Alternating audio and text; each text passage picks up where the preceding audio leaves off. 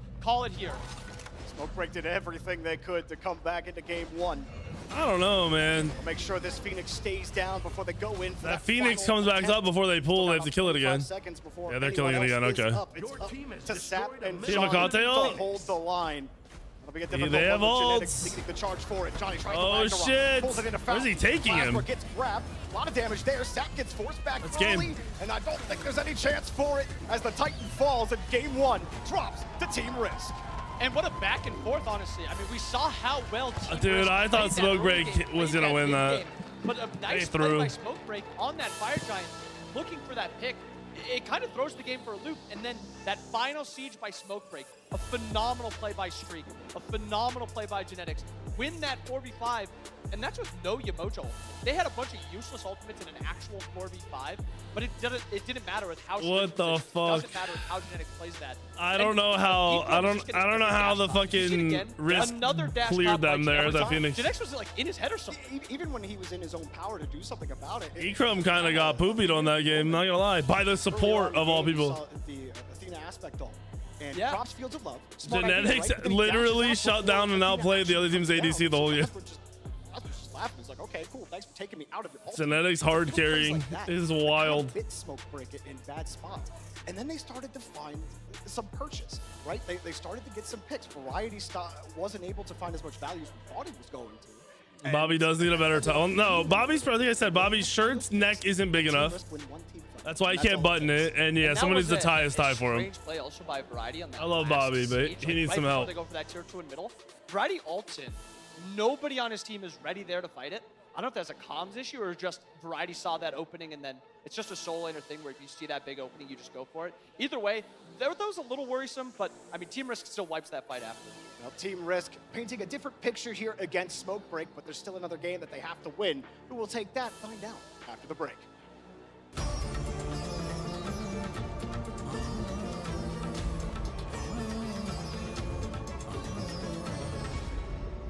The bans that game were like, fuck, I don't even remember. Afro, Sobek, Medusa, something, I think.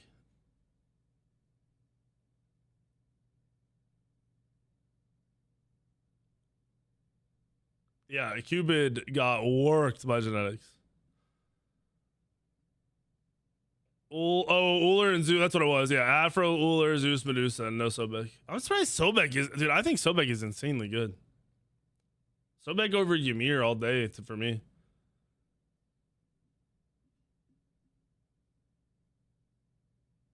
Ul is the highest damaging god in the game next to like Jing Wei and Hekate.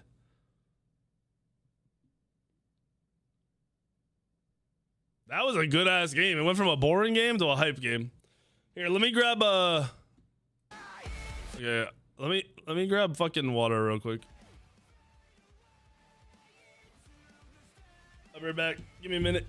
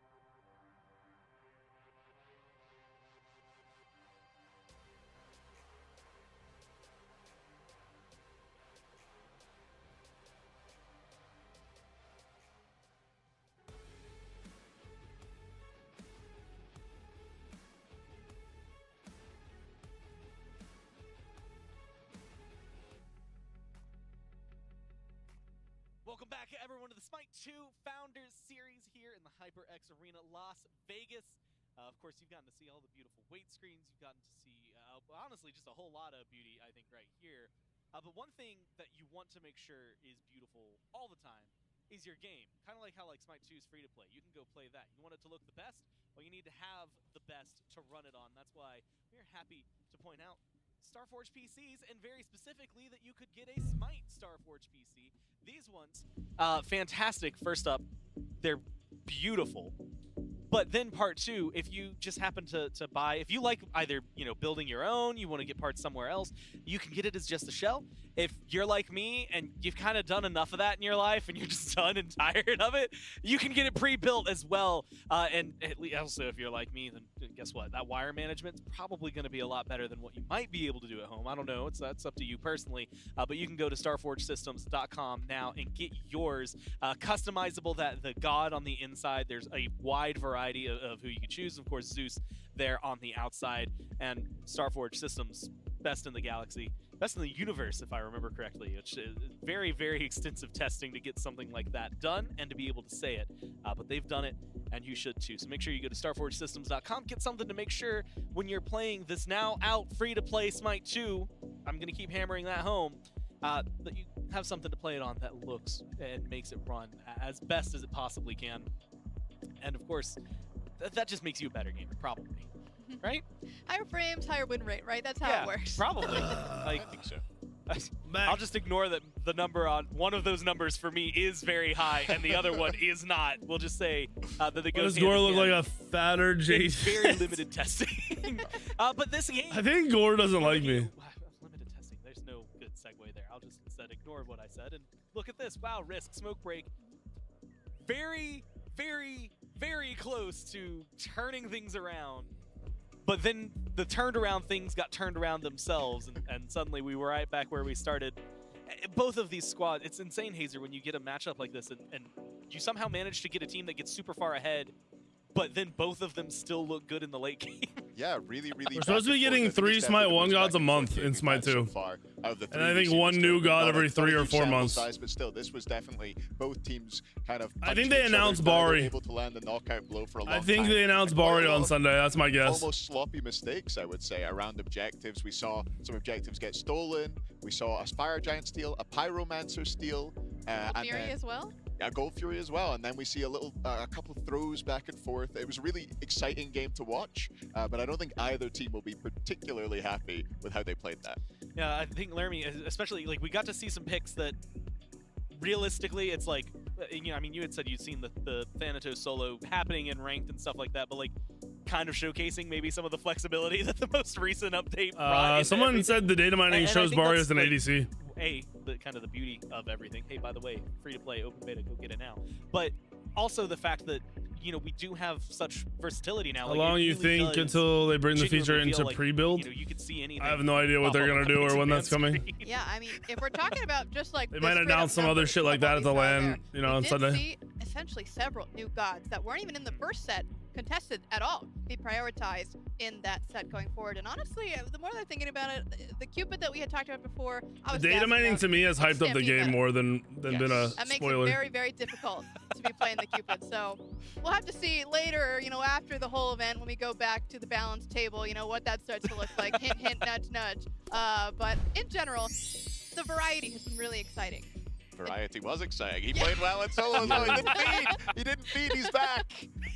It's so back. No, yeah, this move forward as well. The thing I think that's really interesting for these squads, and we've had this discussion, whenever a genetics team is up there, we always talk about Chris Speed, thank you for the primer. Skadoodle Noodle, thank you for the 8 months. Spirited, thank you for the primer. Yexi, what's up, brother? Thank you for the 4 months. And I think that's why you get to that late game stage, and it does feel like this kind of dance around. Everybody knows what they're doing. Thank you, Jayzo. And it doesn't matter if you're 10k gold behind, 5k gold behind. Legacy gems will be used to pay for half of new skins in Smite 2, or all of old Smite 1 skins brought to Smite 2. For 2 seconds, he would have been fine, but suddenly things fall apart. And I feel like, Hazer, that's kind of where this gets played.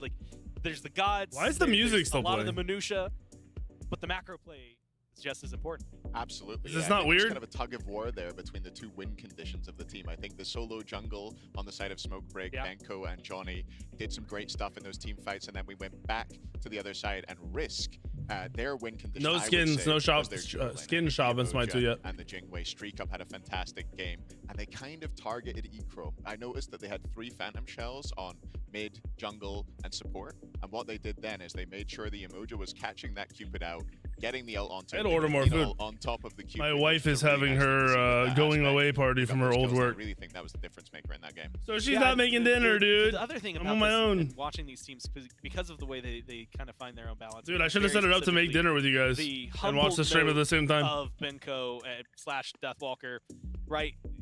Noting maybe tomorrow himself as a very prominent player in this matchup, and pointing out, like, I mean, much like you said, like, if they were going to have a powerhouse duo, it's going to be, from that perspective in that matchup, the right side of the map, as opposed to, you know, as you said, the duo lane on the other side.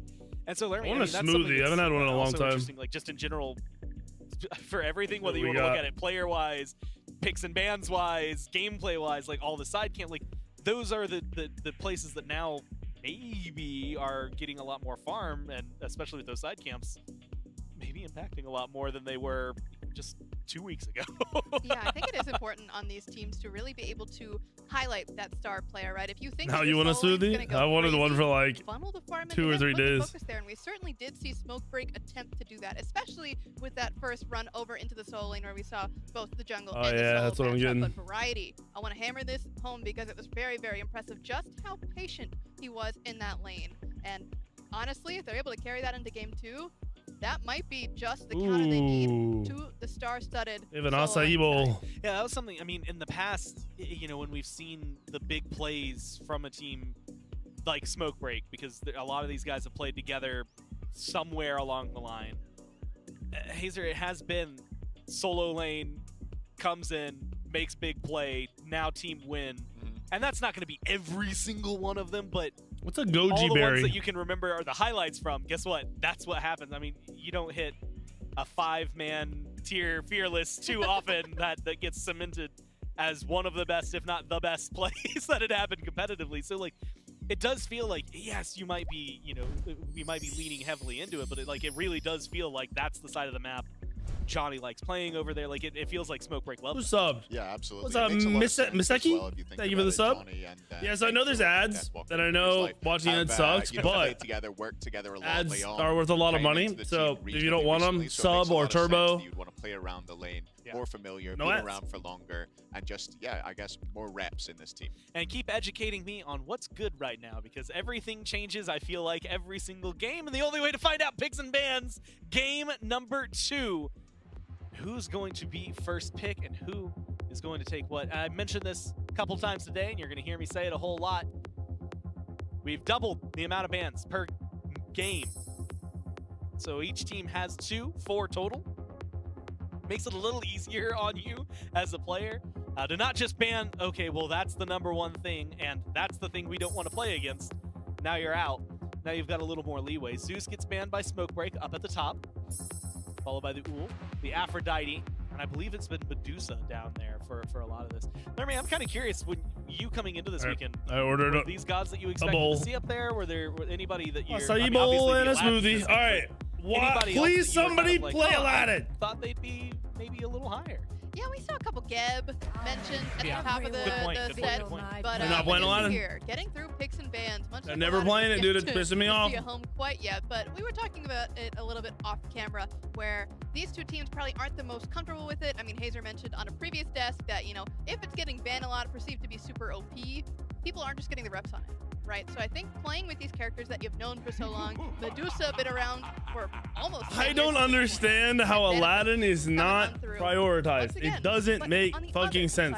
Yeah, this is one, Hazer, and I'm kind of curious about this. We want fucking Fenrir over it. Athena, I see the just saw value in him the Athena solo. for being He everywhere. just did pretty well.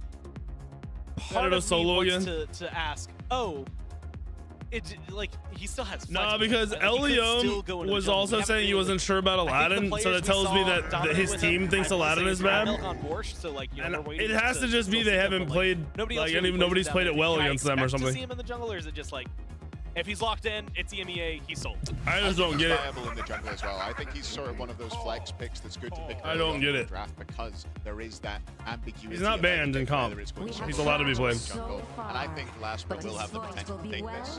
It's interesting because I wouldn't really see Laspra as a particular Thanatos. I put Aspect Athena in S tier on my tier list. Jungler. That Athena that he played last game definitely suits his playstyle. Well, catch up, Pool, Morgan, now Hecate. There's a Raw. Is going to be Aspect or on not? the right side of the screen. Geb and Ra, I mean, Lermy, if you're talking about aspects, one, I mean, Geb, that's kind of in the conversation slightly, sort of, for solo, if that's where it goes. Ra is one that has been, I think, a very heavy conversation, as well as Ra solo specifically. I know Inbound's a huge fan of it. Yeah, Raw solo is very Nah, there's no counterpick to the Aladdin. Is it good in your comp games? That's yet to be seen so far. We saw Benny played earlier in the Next in shop works. but with the Anubis lock-in, I feel like it's pretty solid that this Raw is going solo. I would be almost certain. Sap 7 in the mid lane for Smoke Break, definitely an Anubis enthusiast. He makes that god look really, really, really fantastic. There is battle to be met.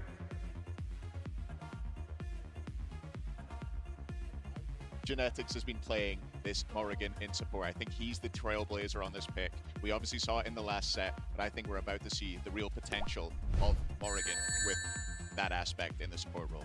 Well, second time. Anonymous, thank you for the tip. No Aladdin ban, no Aladdin pick. It's only happened. Thank you. Use it to buy Smite too. Let's go. 2 sets so far, so we'll have to see and figure out if that's a two-team thing or if that's a continual note throughout all of this. Someone help me out here with Team Risk though. Like, so we've seen the Morrigan support earlier. I've been, whether you want to say fortunately is or it a Kante support or Morrigan support? J-Mac has played Hecate support.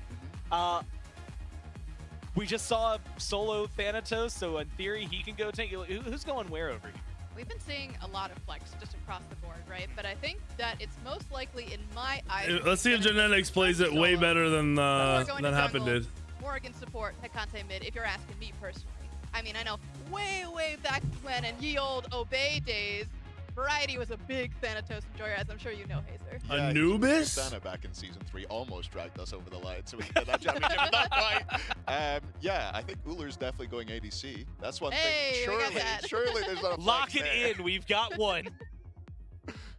But yeah, I like this duo lane. If it is to be Ullr Morrigan, I like it. They both have a stun in their kit. Morrigan getting close with that aspect. TP in, hit the stun. Ullr can follow up. Really heavy poke and heavy pressure out of that lane if that's what the pitch decided to Do go you with. like it? I was going to ask if you like it into the Geb, knowing he can at least cleanse one of them. And I'm assuming if you stagger him out, you've got 2 stuns, so you can only help one.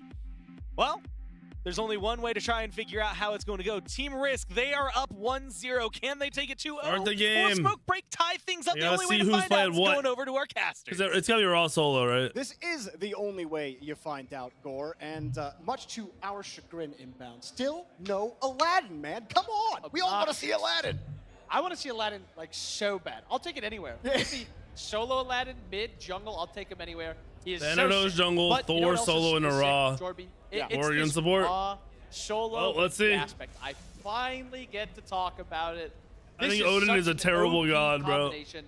Raw solo with this thermotherapy aspect is just a very good combo. Like overall, All right, solo terrible lane, is an there's a lot of exaggeration. push I think potential, he's there's a lot extremely of mediocre. Solo potential, and then it also comes down to when you get to that Not late good. game portion of the game, you have no longer just like one way to play the game where it's just kill the person in front of me. You can play to peel for your team with the healing. You toss your 3 on your diving Loki. You can ult your Loki when he's diving. You can frontline and then ult for a massive heal. And I think you combo this with a lot of what Smoke Break has. They also have this Anubis for a lot of healing. I want to see some anti-heal on the side of team. You really cannot kill Raw at all if you don't build anti-heal. You need anti-heal. So somebody, whether it's Variety, Lasbra, Theeks, one of those 3 needs to fit in a Brawlers or a Divine Rune somewhere. I mean, help my rock brain here a little bit, Inbound, but this comp for Smoke Break, really their only engage seems to be Thor. But outside of that, like where are the wins going to come in when Oregon, the team you fight troll. portion of this game? I think you're 100% right looking at it. You see this comp that they have. Wait, he said and it Smoke plays Break, but then he said heavily Thor. Like a scuffle comp where I'm they confused. just fish and they fish and Raw they is fish. gonna be and then tanky as hopefully balls. when something hits, that's their go button.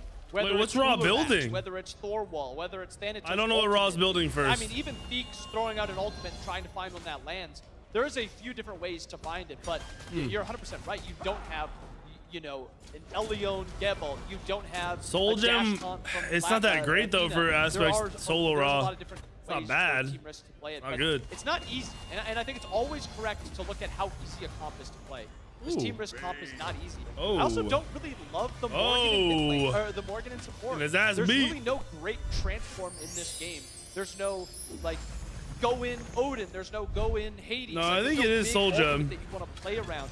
I don't know who Genetics wants to turn into, but I mean, there's an option of Anubis, you know, get gaze maybe. Then you're sitting in the middle of a team fight standing Yeah, still. I mean, he Hades could is go so live good. binder, He's but got I'd be that triple surprised by dash live with binder. that blink. Right. I mean, there are ways to play it. Don't get me wrong. He could turn into the Raw and then play around the Raw. There is capabilities elsewhere. I just don't love it as much as I love the combination with Hades solo. That just feels so much better. Could be a gem of I'm ISO. curious to see what Genetics does. He's obviously got some thought in his brain. Doubt it'd come out this about early, why he's though. playing this Morgan in support. Double in this hit, comp. bolt. But I'm just a little worried about it. That's I mean, Genetics certainly had a lot to say during picks and bans. You saw the camera on him, and he's a yapper. He's talking to his team like he's the coach on the sideline in a football game. He's like, "You need to do this." I'm like expecting the iPad to come out. Like, he's a yapper. He's This is clearly best got of an 3, idea yes, on sir. How to make this work. And you know, Team Risk, they're one of the best teams in EMEA. One of It's the best done. team in EMEA before Smoke Break took top of the group at the knockout land. But they've already proven in game number 1 that they're not to be trifled with. They could easily take it back here. Yeah, against build Smoke. diversity did not exist in Smite 1. You are correct. Yeah, but These builds are also crazy. interested in- They've been pushed back a little bit here early on. Yeah, I mean, Soul Gem procs are good, but it's not like it's not going to keep you alive if you're ganked. A lot of people They think should kill the Raw if he goes to damage item. She does a lot of damage. They should The issue, though, 100% she's kill this not Raw. safe. She is not a safe character. And if you're getting Oh, dove wait, by what? Nana Thor, maybe pause on that. Level 4 Loki, if he goes uninvis. That was very Lasmer's weird. just using that ultimate, trying to find something, get something started. And I guess this goes back to your original point of they really don't have great engage. Lasmer's just going up to try to find something. Nothing's there. He's going to have to call it off. But Medusa, first time we've seen her, not too safe. But boy, does she do a lot of damage. She's got the peel from the Geb also. So I like it as they scale into the late game. Medusa Geb is a really good pairing. Well, it's like that dash that roots, right? Like to have Geb there to give you that safety. I mean, that's got to be huge. I definitely like that combination. And you combo that with also Anubis being a very It you have is to AO. kill this character. Yeah. When you get to the late game, pick your poison. Do you want to kill the Anubis? Do you want to kill the Medusa? I mean, Johnny's on Loki, another pretty hyper carry god. And that's not even talking about how much damage a Raw with this aspect can do. There's a lot of hyper carries, a lot of gods where if you don't shut them down the late game, they will dominate team fights. Yeah, he's You going Soul circle Gem. all those gods with a Geb. I like what Smoke Break has cooked up. Or is going and to go back to our original Brawlers. point, Team Risk, Thanatos they have is a very difficult going. comp. It's not easy. No, You know, last no, game, that's gonna be we were talking Hydras, right? about the issues that Echrome had. He kept getting No, that's caught not Hydras, is it? mid-dash, trying What the to fuck is he escape, building? Trying to be useful on that Cupid, using the ult, but always kept getting picked off. So I feel like this is almost an adjustment to that aspect. Techo doesn't work on Thanatos. From a little bit more survivability. So if he goes Techo, it's gonna be super fucking awkward. Unless they're not playing on the updated patch. He's got to have a And better it does game than he proc. did Because in it game number procced before 1 the most recent for patch. This team to be Oh successful. yeah, maybe No streak Jotuns. on the other Yeah, side. Jotuns. I don't Yeah, like Streak had Jotuns a early though. phenomenal game last game. Feed the He's hot looking hand, for got like the go G-Wing Mirrodin last or game. not This game, Mirrodin. going with that Uller, which I mean we saw. Whatever the fucking other item is called. That's not In Mirrodin. game 1 of this tournament, That's strength. I expect Streak Up to play nearly the exact same, play it very, very well. Techo And his has to cost positioning in that mana to game, proc. Very good. He's not a character, or he's not a player that will make. If the a lot of ability mistakes. doesn't He cost likes to mana, play it really doesn't smart, proc it. But he pushes the envelope. Pendulum. just Yeah, why enough not where Pendulum? Yeah, you he's went not Jotuns. really getting I think threatened, Pendulum is but he's infinitely putting better out than enough Jotuns. damage to be threatening the enemy team. You know, I More will say that strength, more consistent for at as getting much your as first kill. Have not liked the Morgan Jotuns is support, a snowball we only really fucking saw Happen try to item. run it. I am curious how Genetics plays this throughout. I feel that. Because I feel like any support that he plays, he just knows how to work. He's so good at finding a way to seemingly make any god work that he tries to play. 'Cause we've seen people try to steal Ymir from him. We know how good Genetics is. Elion did that. That didn't work. The Yamoja was perfect, so I'm really curious to see that more again, and that might be a huge difference maker for them. But as we keep talking about, like a lot of this focus about the duo lane, so we feel like that's where that. I think this Anubis builds full cooldown and is just an ult bot. The dual lane is very important. Like literally but I also, spams his ult. Looking over in solo I hope.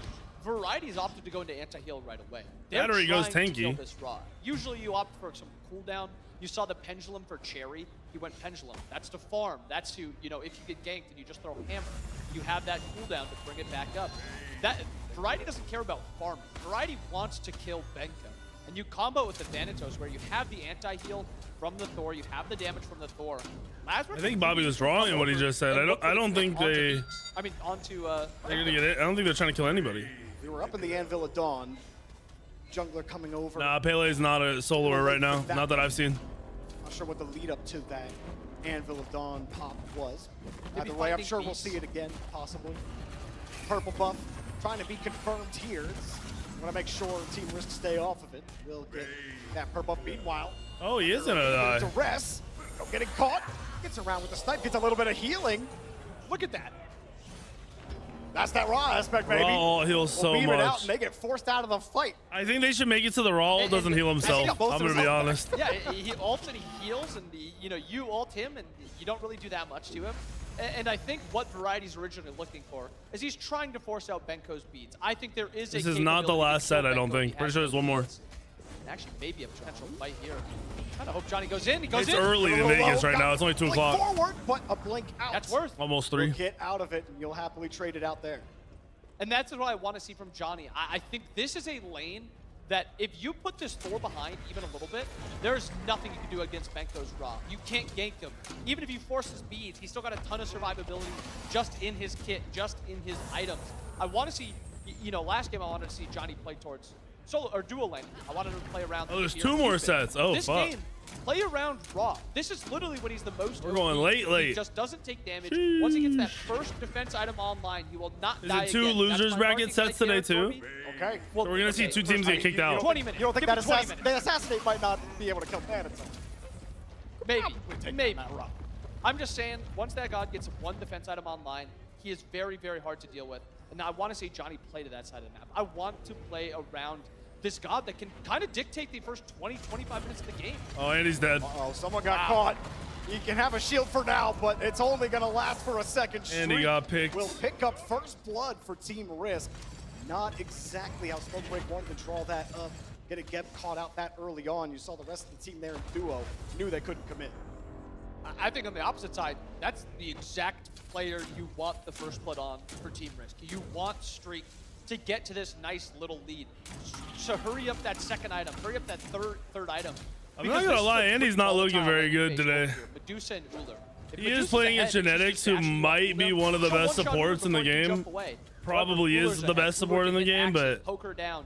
Really no he's return looking kind of damage from rough. Medusa. I think it's very important for Team Risk to get this Uller ahead and to play around the Uller. I think those are the sides that you're deciding. Team Risk, duo lane, solo side for Smoke Break. So you're saying? I mean, I'm not hating. I love Andy, but he's not looking good. Just don't get hit. Yeah, easy. Just don't get hit. You saw how easy that was for anyone against Cyclones. I also don't think Andy was putting in enough time Low-key coming. Take a few down. in the game. Coming shortly.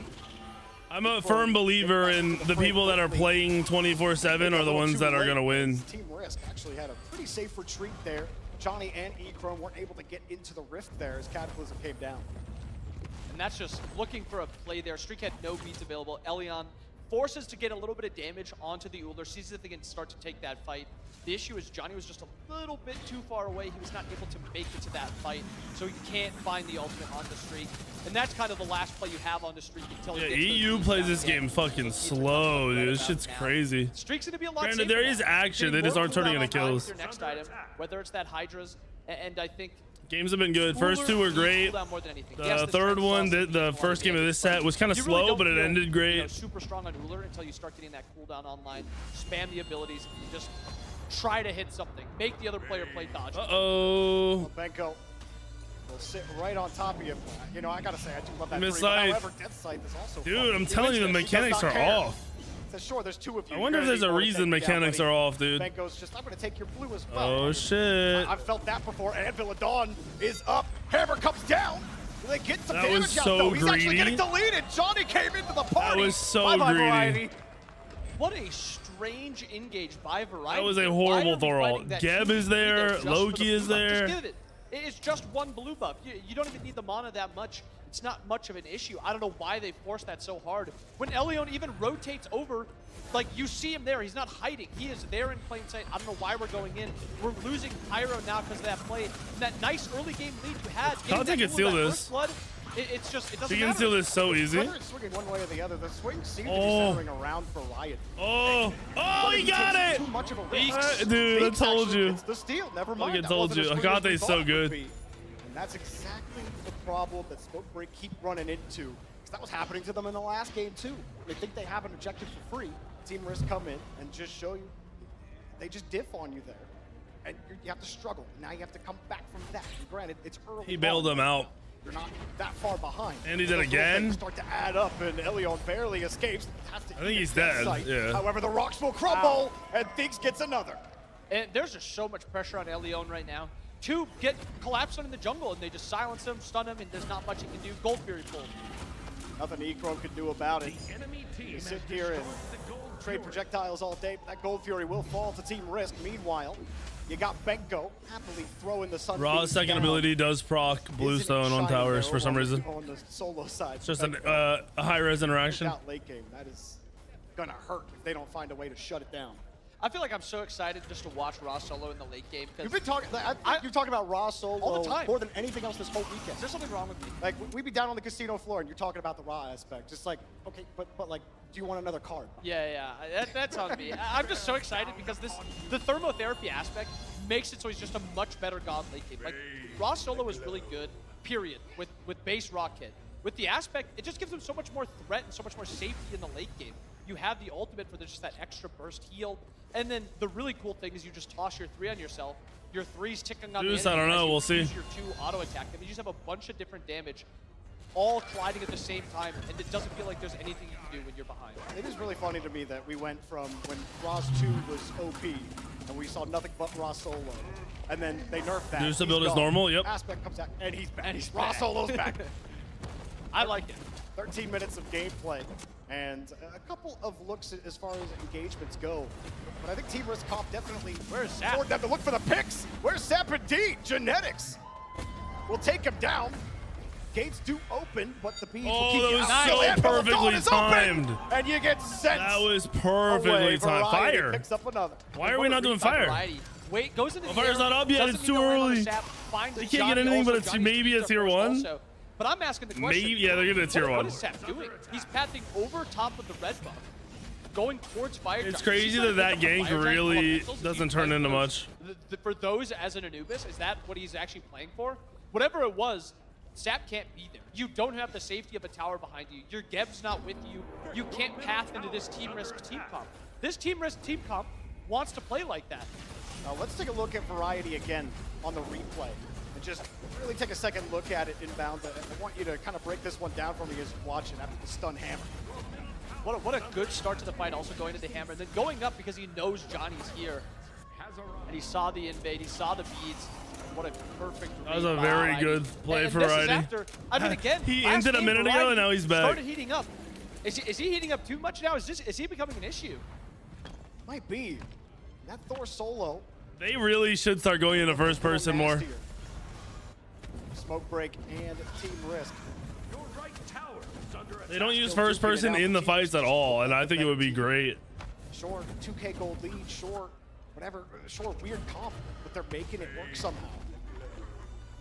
Smoke break, do you think it has to be in that team fight where if you catch Team Risk, we talk about your... Ooh, I don't like Anubis' build. I don't like Anubis' build. He didn't go totem. Yeah, I mean, I think What? it's gotta be. You talk about how these teams are gonna be playing when it comes to the late game, and there's really no engage. I besides do Team not Risk. like They're this just Anubis' fishing. build. That's what their comp is trying to do. And really, a lot of their kills come from they're just fishing, or somebody's really out of position. Like, Elion's been caught in the jungle a couple times. I think he has to be a little bit careful with his pathing because they do have the damage to Or kill. solo has There's always no been a way thing forever. Elion's going into the jungle and not dying if he's getting CC'd. Variety ulting just to get away. Big ult. And meanwhile, the gates have been He's open. dead. Cataclysm goes down. He had a good Streak ult. deletes Elion, and there goes a lot of the front line for Smoke Break. Have to retreat out, and Team Risk keep finding these picks. Anubis has pen. Leon is there defending. He has Ob Shard. I get it. You want to defend that. He goes in. But Ekrom's not rotating. Ekrom is doing the blue buff or doing something in the bottom right. And then we have also Johnny pushing the right wave. The all-in defense there by Leon. It just doesn't The Soul Gem is good on Anubis. It procs multiple times on all of his abilities. So it's actually really good. And it's cooldown. It's not like a 1v4ing. Even the gem isn't terrible, but you just need more cooldown. You need so much cooldown.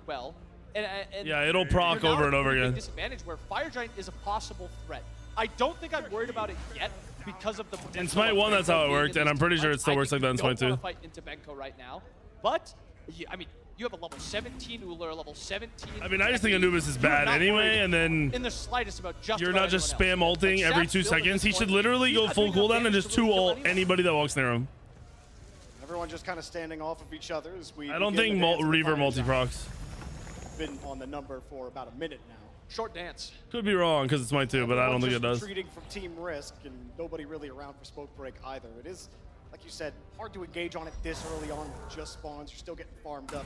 Everybody goes back. Because in Smite 1, the Soul Gem will proc twice on your Anubis ult, I'm pretty sure. Try to keep on farming for the next I'm not really sure how it works, but I'm pretty sure it'll proc twice on just your ult. He's got the cooldown now. He's got the damage. He'll not run out of mana. Once he gets that Plasma hybrid again, yep. Becomes a threat against anyone. That's when Leon walks too far forward and acts into a combo. He's a pen bot for his team. Same thing with Benko. There's going to be a lot of damage thrown onto him. And they've got the and this doesn't surprise me at an SPL level whatsoever. They have that brawler, so they have threat. He literally fucking like Andy has no defense. Leon right now is losing 15% aura defense, and then what is it 15 for binding? What Smoke Break does really well is then he's losing the defense from the player's pen that's hitting him. And the gargoyles, bro. He has no defense. They can make a Geb have 0 fucking procs. Right on the Gold Fury, Leon takes a look. Some support is coming. Sap is getting forward. Can they burn the Death Gaze onto it? It does drop to Team Risk. And he's just using Thana ult to make sure he never gets. Covering Death to escape. Getting a little bit of trouble. Leon pushed too far. Done that a couple times already. And punished for it each time. Actually getting caught. Petrify will give you just a chance. I'm surprised Andy didn't get a Spirit Robe. That's nice. If he wanted Thieves. Genetics gets a big ult. Ekrom lives through the heals. Do they not have anti-heal? Do you survive that one? Genetics is gone. They don't have wait. Well, Smoke Break, you somehow. They don't have enough anti-heal. They only have anti-heal on Akate. Jorby, Ekrom is by himself into 4. Bro, that's insane. And now he puts the Petrify. That's fire. This is fire. He does use the CC immunity really well. He does get healed by no, the Pyro. Law. And now this slows the game down on the side of Team Risk. They look for that play after going for the Gold Fury. They get the Gold Fury, but it doesn't They didn't even do Pyro? Wow. Because they trade out. Yes, it's genetics, but this is just slowing the game down. And you get to these like 15, 20 Oh, they do have Thor brawlers. You're up 5, They need aura anti-heal though. I don't think Thor was on the Medusa. Right? This is a nice lead that if you keep up the pace, you can win with it. But plays like that. Deathwalker's best player in EU. He's pretty fucking beast, but I think Genetics. I honestly think Genetics is in that conversation. He needs a little something to get back into it. Maybe that death slows down the game enough. I mean, I guess. Deathwalker did look good as fuck last game too, though. But so did Genetics. They haven't been able to do anything. They've sent 2. He's like, cool, send more. He literally fought him 1v2 and they had to run away. and they were like, you know what? We don't want to send more than 2. We don't want to see what happens. But Benko's eventually going to bring that to you. He's going to show you himself. My food's here, but I want to see what happens this game, dude. In the fight forward. I want to see the next fight, or if they spread back out to laning, I'm going to go grab it. They've been losing the battle everywhere else. And one of the few things I do like about Raw Solo raw top damage, top healing. Your 3 and your ultimate no longer scale. They have nothing to do with your intelligence. They are just a flat base damage. I know it is, Jordan. That's why. Well, it is cold. Well, 2 of the things are cold. I got an acai bowl and a smoothie, so they'll be fine. But my sandwich won't be fine. Yes, the ultimate of Raw is not intended to do a lot of damage with this aspect. But Bluestone gives it a little bit more, where if you find Plasma in a team fight who has that aspect. Actually, my sandwich might not be hot too, so it might be fine. It might be okay. Same thing with Variety. Not a ton of protection. You'll do a little bit of chunky damage to him. And the movement speed Raw also gets, it makes it really hard to hit these Raw CCs. So I mean, we talked about it at the beginning of the game. Oh, fuck. How is the engage going to happen? Dude, who kills the Raw? If that's what your Thanatos is doing. Hit a speeding chicken. No, especially where the chicken just stands Dude, still for a second. Lasbra is an ult bot. He's a pen bot and an ult bot right now. He doesn't do any damage. Hey, let me grab my food. Wait. If he disengages with this Thor, I'm gonna grab my food. To escape it for now. Wait. Oh, he's actually going to address. They got isolated for a second. That scythe is gonna do 3 damage. Oh, it's low. Oh, almost one-shot him. Loses all of his health. The portal opens up from Hecate. Second Thanatos all. It's Morgan Thanatos all. He's not catching him. Over smoke break. Geb? Yeah, Geb's dead. Taking him down. It's a lot of health off, but turn it back around. Streak gets credit for the kill. The camera works kind of rough. By Benko here, hopes protect the retreat. Still team risk. Dude, Johnny's not looking good today either. A lot of damage off the Juke. Okay, crazy Juke. Hammer, but he wasn't looking for him on the other side. Johnny least damage in the game, bro. So is so is Lasbra. The two junglers aren't doing anything. I'm telling you, these builds are bad. I'm like, well, Loki's build isn't bad. It's just Loki. The Johnny's been playing to not die. He's gonna get out of that fight. And you can tell. And I don't like Lasbra's build. It's really hard to get away from this team risk comp. I mean, yeah, we've talked about it a ton now. They don't have that CC. You know what they do have, Jorby? Chase. They do have a ton of chase. You have the Thor, you have the Thana, you have even Mori transforming into somebody else. And then probably the best chase character on the entire team is the Uller. Spamming those abilities, getting the movement speed, getting the jump. You have the ability to stun the enemy team when you're chasing them out. So there is a lot of chase potential from Team Risk. And I mean, you even look at Smoke Break's comp. That's not a team that's designed to run. They're going to need to stand and fight at some point. Because a lot of times it's Laon getting caught out because he's probably the easiest to catch out. It's really slow, gathering rock as his one. And then that's really all you have for survivability. So at some point, you need to stand and fight if you're Smoke Break. I haven't seen the spot yet, but it's coming up soon. You don't want to let this Team Risk comp go too late game, because then you have, 5 capable gods that Genetics can kind of turn into and do a lot of damage with. That's late game Uller. That's also a worry. I mean, you compare Medusa and Uller late game. I don't think Medusa's late game is that strong, especially in comparison to Uller. I think it's a lot of damage, but you can kill her. Variety, Lasbra, that's a lot of damage, a lot of CC. Genetics can turn into just about anybody to run this Medusa down. And Streak doesn't have that same issue. He's got that beads, and he's just got that spam ability. It's about that burst versus the chase. Which one will end up getting the victory? No straw for my smoothie. Kept it a close one, but slowly Team Risk have extended. I missed nothing, I see. Not a large one. Oh, Benko! Wait, why didn't he ult? Over the gates, the heck of the ult. Why didn't he ult? Smoke Break gets some trouble. Petrify gonna come out as well. But they still don't want to engage too far. Ikram out of this fight, and Smokebreak are losing the health bars. They're losing their gods. Why did he not ult? Streak is taking him down. Variety takes up another game. Benko's dead, so it's game. forced in full retreat, has to shield himself. Where's Loki? The shield splinters, Loki's and in Streak mid. picks up the double. Jorby, what am I watching from the side of Smokebreak? Why are we taking another 4v5 when Johnny's not there? Right. Johnny's pushing middle waves, and we're taking this fight in right lane. It just doesn't make sense. It doesn't. Johnny is playing so selfish in the worst way. I don't know why Deathwalker didn't ult. They fish with the heck of the ult. They find Benko, who, for one, could just ult it. He decides not to ult it. Yeah, why didn't he ult? That's what I'm saying. The fight. It doesn't matter. It's why did he not ult? You can't win that. I mean, Ikram, he casts Petrify, and then he leaves. He goes and retreats back to the blue. He didn't hit anybody with the ult. Is that the reason he just abandoned the play? I mean, Benko is dead the second he didn't ult. It probably comes down to just being a 4v5 anyway. Like, even if you hit that ultimate, I mean, granted, he doesn't hit it, but even if you hit it, you're not winning this fight. Johnny's not close. Benko can ult that. Yeah. Petrify here, he hits one. He hits one. Deathwalker is Benko. And then at this point, it's just over. Leon is too push far forward. Benko has no way to get out. Johnny's not going in. And Sap, whoever shot calls on that team is not shot calling correctly either, because that's how he's caught if he's not going to ult it. To run. But you can't get caught in these fights also. You have to be ready to 5v5. Gold Fury for Team Risk yet again. The fights have not worked out here for Smoke Break for one reason. Yeah, Andy should have. They should have just let him die. Talking about that. Calm for Andy to shield it. Before they threw to us. You were kind of I don't think he can shield a Kate all, right? We'll see how that works. Maybe we give advantage to Smoke Break. I don't think it's possible to shield a Kate ult. No, you can't shield a Kate ult. I've never seen a Geb shield a Kate ult ever. It's an instant CC. It has no. There's no cat channel in between it. And he'll have another one. That's the calm. That it's a terrible calm. Doesn't with that Fire Giant buff. The Team Risk will look to run down as many objectives here as possible. Dude, I could see Andy saying, "I'll shield you," because he doesn't know, because he doesn't play enough. Another hammer as well. Variety will pull off. Standoff here in front of that Phoenix. Team Risk, I don't care, they know they have the advantage in Whoever called it. this year. They have the ability to chase down anybody they might pick. You can't time it. It's impossible. Lurking and waiting as well. It's an as instant all of their CC. towers fall in Smoke Break. You're literally sucked away the second it hits. You can't shield it. And I like what Team Risk is opting to do here. I like that they're splitting. You're not taking that 5v5. That's just sloppy. That's It's first day though. It's first day. They want to 5v5. Oh wait, They have a really strong 5v5 comp. Have they used it this game yet, Jorby? Yeah, they're fine, right? They play again, even if they lose. They're not down a ton out right now. Like this Uller is an issue. So it's fine. Yes, It's Hector's first day. probably a little bit of an issue. But outside of that, Jitters, they have very high nerves, chances all to that win this shit. fight. Anvil of Dawn is up. Variety wants to look. He goes behind. It could be going first. Ulting Genetics, who dies. Variety makes sure Sap goes down. Just kept hammering him in the face. Johnny comes in. Lots of trading. Phoenix. But is anybody going to find the economy?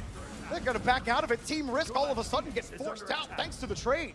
The issue is at this point, Uller's just looking for that poke. He found a lot of poke. Bro, both of these junglers look, they're so worthless, it's not even funny, I'm sorry. Still another pop, they want to force it.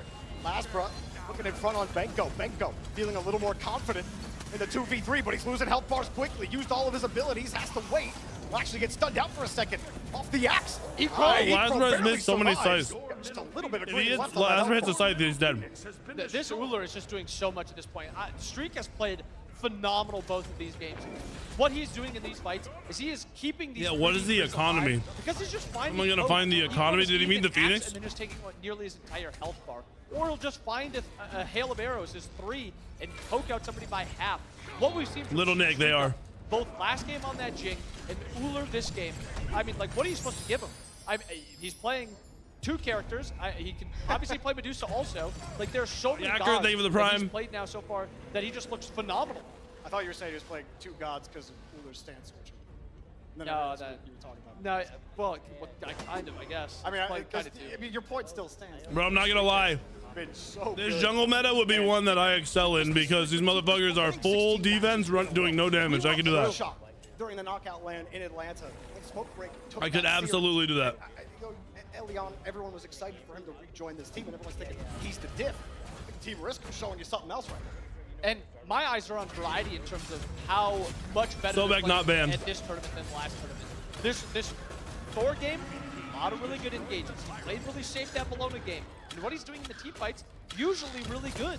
I think once he plays like this, once he gets consistent, I mean, Streak can hyper carry games. We've seen Deeks do it for years that he can hyper carry games. They just needed a little bit of consistency out of Variety. And once you get to Atlanta, there are very few players that are as consistent as Variety. This is pretty much the breaking point for Wait, the Thor players behind. on Smoke Break. Lasbra coming in as Oh, he well. got his dash. And there's Variety. Absolutely powerful. Deeks will get credit for the kill. There ain't no mistake about it. Here's the anvil. Drop the hammer, and you're not going to find the stun, but you Smoke don't Break care. looks You're bad. still going to find the fight. Variety will stand into the Streak. deck, only for Streak to come in and take Johnny's life away. And slowly, that may be what tips the scales into this game. Team Risk are looking for the 2-0. It seems like they're happy Maybe to join live the is fire key, giant at this maybe. point, getting ready to set up for that next siege. They don't have a wave in left, and then right tier 1, right tier 2 are still available. But I mean, at this point, you're going to be giving up Fire Giant. You're going to be losing your towers. Smoke Break is not in a great spot. I will say, though, Johnny's at a point where he just one-shot Variety. There is damage threat there. But you know, we still have not seen a single 5v5 team fight for Smoke Break. Every single time, it's a pick. I don't want to see picks. I don't want to see anyone split. Get ready to 5v5. Maybe you have Elion roll in, jump in, and then It's use a his ultimate 15K gold lead, bro. Do something to These start motherfuckers this about to fight. have 3K I'm tired bots. of It's over. looking at just poke traded by Team Risk. Engage a fight and take a 5v5. You have that Gebalt, you have Cataclysm. That can be such You a have game Blink. changer in any team fight. You have so much utility available to Why you. did Genetics take the fucking dagger? Smoke Break do it. Turn this around. It looked like they were going Hey, to that's do a it lie. in game I number know why. 1. They found a way to turn things around. Because the other team hasn't even gotten anywhere near the 2 carries. Despite all the weight being tipped on one scale here, Team Risk will drop His another carries haven't taken a drop of damage this game. Bide their time as Smoke Break starts to move up here in the mid lane. It's so he can dive in and be an idiot and make the fight start for free. Split out a lane extra. They have now this these Nagas that they can now spawn into tank a little bit. And I want to see, I mean, the side of Team Risk, you should split. That's what you want to do. You don't want to give Smoke Break the opportunity. Yeah, that's to true. get If she gave it to her 5v5. teamate, they could have I had 2 think of them. it's even So it's a little maybe misplay. not worrisome because this is just free. You have the fire or the gold fear, the ancient. Give it Fury. to Thor. Let him start the fight. they still Swap into Thor, you come in after, you have double fucking resets. So the next GG. thing is they either have to back up and go start pushing that now, or they look for an end, which is just slowing the game just maybe a little bit too much. I'd rather have somebody pushing down right to get it set up for everyone else. Yeah, I think that's a misuse of the dagger when you have a Morgan. Smoke break is we're anticipating maybe a barrel down mid.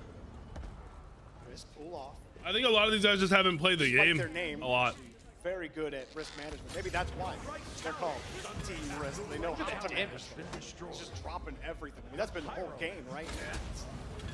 The comp has worked out for them. So many times in this game, it just comes down to execution, especially if you feel like the comp difference is on the other side. You can be confident on your gods. You just hit your Anvil at Dawns. You just hit your axes. It doesn't really matter what Smoke Break have in the kit. You're still going to win all the game. items, Exactly when you swap into somebody, you get all their items, all their actives, all their consumables, everything. I think they're actually You would get two. You would have your version of it, and he would have the original. Pyromancer on the way out, just to get fully statted out. They still have enough time on this Fire Giant to look for one more siege if they hurry it up. I actually think Morgan's support this game has done not been a factor, bro. As you're just saying, despite their name, they do play things very smart a lot of the time, and they don't really give you an opportunity to come back. He could have played like 9 different gods and done what he's done so far. Now spawned again also. I think it's always talked about when you get to these later portions of the game. Are you playing too slow? Are you giving the team an opportunity to farm up and come back into the game? I mean, and you look at the build so far for Smoke Break, you got a 6-slotted rod now. Yeah. You've got 5. Oh, she's not getting aspects? Okay, that's crazy. If you get to that 6 item on the Anubis, on Johnny, I mean, you don't even need your 6-1. That's crazy. What a shitty bug. There is a worry here that Smoke Break taking a 5v5 could win him. You can't stack elixirs now, though, and that's true. Maybe is that enough to actually keep you ahead? Yeah. So, like, that Yo, are you trolling? Strategy a little better, or does it probably really makes it not feel matter? a little better. It probably makes it feel like a little bit better that it's not. If you get to do that 3 K-pots before the other team has 1, you cannot die. You cannot lose. 3 K-pot, you have that active slash. Your tanks are going to be doing more damage than their carries. Get back to the middle Phoenix. We have no qualms taking them down quickly. Benko gets caught a little bit by the Thor wall. The snipe will take all of that damage back as healing. And he'll just keep on chasing Variety down. He's forced to ult out, but you have Thanatos here. Do you choose to engage Johnny? Meanwhile, taking Genetics down. Genetics didn't use his dagger, right? Oh, no. He found the pick. Elion going to move forward as well. Smoke He break. fucked up his dagger. Blood in the water. Do they find GG. any other picks? Team Risk are a little low here. They're forced to retreat. That makes no sense. And we just missed that whole fight. We don't even know what happened. Waves pushed out left. If we're Smoke Break, we go for Fire Giant. There's an opportunity to do this right as Genetics is spawning. It's a 10-second difference between Genetics and Fire Giant. So maybe it's a little too close. But the game is now even. Benko easily pushes out left lane, allows you to then teleport over, defend that Fire Giant. Jorby, were they not playing aggressive enough? They played this maybe a little bit too 200 slow. damage Their raw Fire went Giant was crazy. dropping. They only had one more opportunity to push. And then if Johnny finds that pick, dead even slate now. Now it's a worry. Now we're in a 5v5 for Smoke Break. They're getting those 6 items online. You actually see Bobby's Johnny an idiot. Sap, He's not taking 6 into account items 3 down. K-pots. He's being I'm dumb. worried if I'm Team Risk. We played such a I'm flawless game, and now we're at this point. That burst is still really scary on Smoke Break. We keep talking about they want to engage as 5. And while they get a pick here, I wish we could see the gold differences those picks have so afforded I them could a tell little like bit more if space. somebody has Can you multiple 3 position? K-pots or not. Can you synchronize? That synchronicity will be all important here for Smoke Break. I'm also tired of seeing Ekrom playing forward by himself. He keeps getting walled off, and he keeps taking a ton of damage. Play with your Geb, play with your team. The only one that should be splitting off is Johnny. Yeah, I agree. Smite 1, it would be an even game. We're close to it. It should be far enough Not off with everyone that having he 2 can 3 threaten K-pots. elsewhere. But everybody else needs to be playing around Elion and Benko. I'm tired of seeing Ekrom kind of playing on his own. Somehow this Fire Giant feels super important, despite Team Risk doing everything they can to put this game in their favor. Smoke Break have hung on by a thread, and they can't find the scissors to snip it. Team Risk trying to sharpen the blade and take down Smoke Break. I would bet Ul and Nakate both have 2 3 K-pots or close to it. Pull off. They want to find that engage. We're looking at Johnny over in the mid lane. He is the crux for this team. He's actually going to be backing here as team still dances around that Fire Giant. Benko looking like he wants to engage. Johnny decides to stay in. Maybe got caught. Either way, standoff continues. And with this 5v5, oh, hang on a second. You have to kill him. If you don't kill him, he's just going to sustain up. Beads is out of the portal as well. Oh my god. A little bit of healing, and you don't take him down. Team Risk force everybody out though. 2 ults down for just 1. They can still engage. Elion has everything he wants. He has ult up as well. You have 4 ults on the table. And a spam laugh from Genetics. Or not the spam. I always think it's the spam laugh. It's the clone. I actually don't think Lazaro would die, even if he missed the ult, because he would just blink out. Go in, roll out, trying to isolate them. Echrome can only poke because the wall blocked them out. Fire Giant health is going back up. Andy almost died as wild. They will engage back onto it though, and that health is dropping quickly. Can they get back in there? Smoke break. Don't even contest the Fire Giant. And Team This is so sloppy. Get it for free. And Benko is forced to back to defend that left Phoenix because a Fire Wave was pushing in. But Jorby, that's an already dead Phoenix. I think I'm giving up that Phoenix and I'm trying to defend this Fire Giant, or I'm sending somebody else back. Benko is too much of a linchpin in this team fight for him to be the one resetting. I don't like shit. Lasbra, or not Lasbra, excuse me, Johnny. Did he miss his ult? I was looking at Lasbra coming in to support. Don't have to support much when abandoning the play there. I mean, Team Risk, they get the Fire Giant, even then, just unwilling to really. Oh, the Thor has beads this game? I didn't even know he had beads. There, it felt like that Fire Giant right there felt like, okay, this is the game ender no matter what happens, but because you don't kill anybody on Smoke Break, you don't really feel confident that you could do anything. Yeah, now we're just setting up for another Gold Fury into Siege. These games are boring compared to the last games. The first 2 games were great. They were like a lot of kills early. It was like now you're fighting almost a kill a minute. With Ancient Fury, and you have 2 weakened Phoenixes. It's EU gameplay, brother. It's always like this in like every game. I feel like slow. Fury. It's gonna be a very hard siege defense by Smoke Break. You could pretty easily just walk in here and do these very easily. Slow and sloppy. I want to see no 5v5 even possible for Team Risk. I don't want to give that opportunity even, because if a blink get ball happens and hit 3-4 people, they could lose the game there. And Veil of Dawn up. Where does the hammer He's go? just diving. Just missing the mark. You get wrapped by Sap. Death Gaze does not kill. Hammer got it. Johnny got him. Streak. Make sure Sap dies for his effort. Team Risk like that. Streak picks up 2. Johnny, Johnny's like crazy. Keeping it even, but he finally goes down to Lasbra. And this may be near the end, but Benko is still alive. Echrome is still alive. That's a lot of damage and sustainability on the table. Team Risk don't like it. They want to make sure these Phoenixes go down. This game. With 3 versus 2. You think they even try here? I think Streak's just a little bit too low, but maybe a little bit more time. If he heals up to full, I think they can look for the end. Like they might want to try. Moving it forward quickly. How come no ADCs? That front line, and you got no sustain. Streak picks up another. Echrome, good night. Team Risk staying in the upper bracket, taking down Smoke Break 2-0. And maybe it takes them a little bit longer than they would have wanted, but they still got to it in the end. They really didn't lose too many fights through the entire game. It just seemed like it took them a little bit too much time to end that game. I think they could have ended it a lot earlier, but overall, still very impressive by Team Risk overall. I think this is what we expected to see at the last tournament. We expected to see them play more consistently. We expected to see a variety who plays like this. Because if this is the Team Risk you're seeing, whoever predicted them might be right. Ooh, I wonder who that was. He's probably pretty smart. A singular caster. Couldn't have been Jorby. But either way, Team Risk, you know, I just liked what I saw from them during Founders Series. Didn't look like anybody from EMEA. That game was at 35 minutes, I think. And I think a giant question mark was put on this team at the knockout land. Nobody expected them to lose to Smoke Break, even with Elion coming onto the team. You keep talking about it, variety being the huge difference maker at this LAN. He's a big reason why they stay in that. Lasbra did nothing, Streak, correct? He did not do anything that game. He didn't even execute anybody that game. I hope you guys realize that. Like they could take that FiveM's team.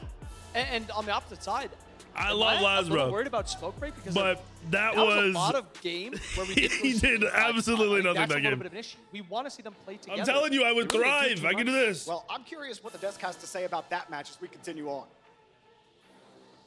Well, honestly, 39 minutes? Up front, Yeah, close. and maybe I'll steal thunder. I feel like Team Risk, too early to say they're back. I don't know. They're looking pretty clean, which is saying, I mean, again, a lot because of what this team has been able to do in the past. The fact that they're coming back and I would say return to form must be Weekend would handle all these guys. This is getting smoked. Okay, yeah, that's a Very troll. solid throughout. I can do what Lasbra did, though. As well. As we've known EMEA to be generally the more patient side of the regions, you know, but I think overall it really makes a lot of sense that they were able to just really bring it home, especially after so many FG engagements. Just a lot of really If I was a player playing boring means I win, yeah, but that won't work against the good teams.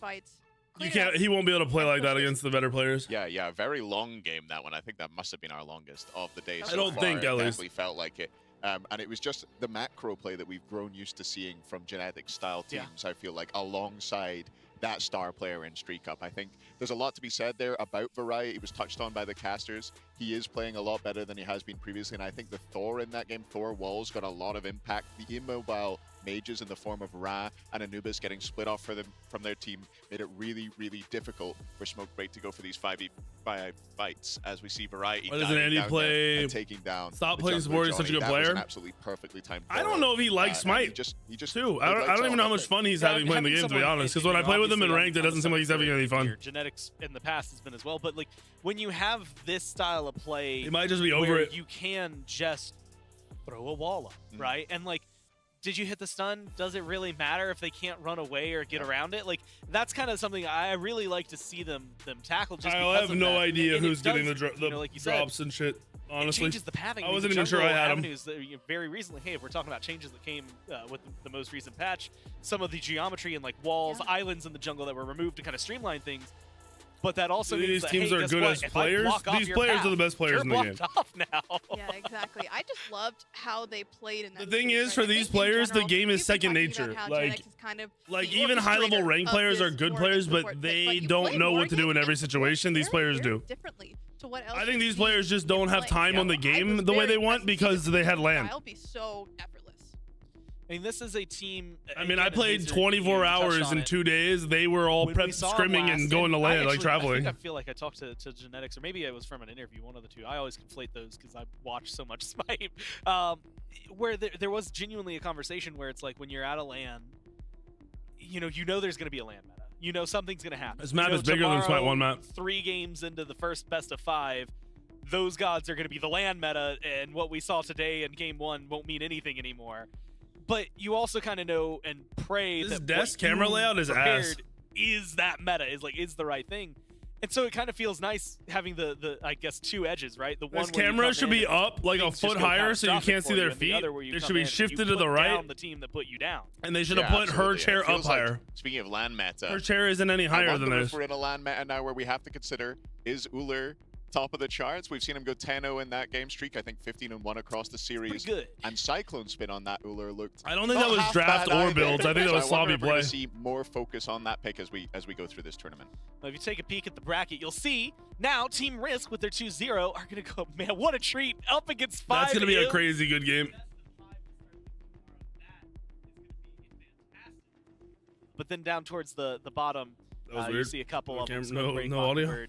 Now Food Drive and Borscht, I believe, which is next. Smoke Break, Mockingbird. So today, and I sometimes love when brackets work out. Sim, for them to do really well together, they'd have to be some of the best. When you've got so much that went into seeding, so much that went into how things are going to be placed, who's going to even be here, the groups prior to that and knockouts. And yet somehow we managed to get an NA, EMEA, NA, EMEA day lineup. So very, very, I think, well done, appropriate, fun, and that means that we're going to get some cross-regional play that we've already gotten a hint of, right? Those groups were definitely cross-regional that we saw, but it's going to be fun. Of course, for FiveMs now, they know their opponent. Wouldn't it be smart to purposely lose to enter losers bracket? They're feeling pretty good after their first win. You know how to take. If you win all the way to finals, you have an advantage. On the stage. Yeah, Streak with me here after a big 2-0 win in their first match here at the Smite 2 Founder Series. Also worth mentioning, your first time playing on stage in front of a crowd. Bro, it's a double elimination tournament, so if you win the whole thing, you still have to be eliminated twice. Or you get an advantage in the finals. I don't know which they're doing. Or the nerves high the entire time? I was definitely a little bit nervous at the start, but once the game we got into the game, it was fine. Well, they're in game 2. Again, 10-0. It's not easy to do, and you make it look really good. Talk me through what works well for your team here. Again, this team goes on a 4-month win streak, lose to these guys on the opposite side, now back to your winning ways. What did you guys get back to? It's a bracket reset from best of 5 set to best of 1. Wait, really? Helped us a lot. just realizing what we did wrong before. So that helped us a lot of prep coming into this tournament to like change a lot of stuff. So if they beat them in a best of 5, they then play a best of 1. Is the LAN meta, from what you saw this morning, what you see in your set, about what you expected? Do you expect some changes as the weekend goes on, or did you guys have a good read? I think it's. I mean, the same as it was, it's so basically anything so far. you know, you're gonna a get second Uber chance. ban You get a thrown your second way life once or still. twice? I assume so. If that happens, I'd be Are you pissed. the MVP of this set for your squad, or is somebody else on the team you want to give some love to? The whole team. The entire team. That's a good team player right there. I realize they don't want to play a ton of games, but I'm pretty sure you don't do that. Goes on to the grand finals, going up against FiveMs. You got to watch them earlier on today. Yeah, why not do 2 best of 3s? Tomorrow? Looking forward to playing against all of them. I think I have a lot of nice friends over there as well, so it's going to be interesting. Well, I'm excited to see you guys get it done. Welcome to LAN. Welcome to fans. Congrats. We'll go to the break. When we come back, we got a knockout match.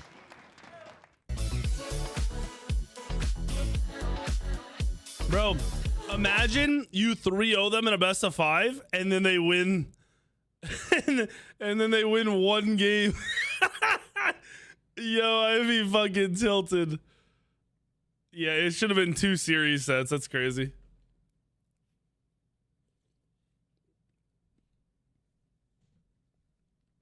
To be fair, if they win all the way through, they definitely deserve the second chance. That's fucking weird. I assume the next games are food drive versus Final Case team. So it's the Happen Valo team we watched lose earlier play against Final K and Jake and that team. The Final Case team was looking good at the last LAN, so let's see if they still got it.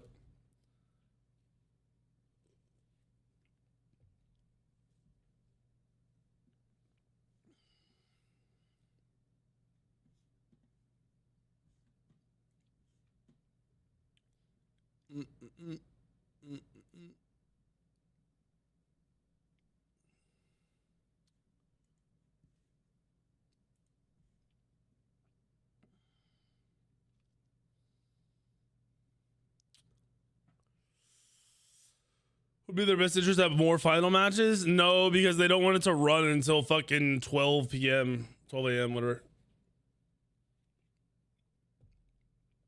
Really? I think Final Case team could stomp out this shit. Granted, the other team has experience now on the stage, so they should be at an advantage just with that. I mean, their drafts were shit. They were also doing wacky shit with their starts, so they might do some crazy starts again. Will we see a lot in this lane? I don't know. It was banned the first couple games, and then I don't know what's going on now.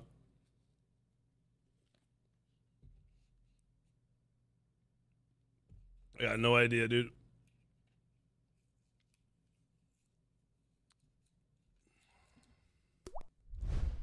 What's up, Bappo Clapper? Thank you for the sub. Thank you, thank you, thank you. Bappo Clapper.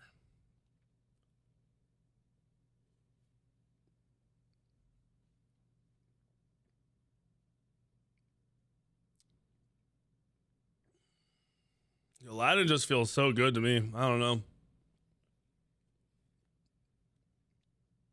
I also think if on Aladdin you went 1 defensive item, like a Pharaoh's Curse or even like a Gargoyles or something, you'd probably just never ever be touched. Like probably Gargoyles, so people couldn't turn on you.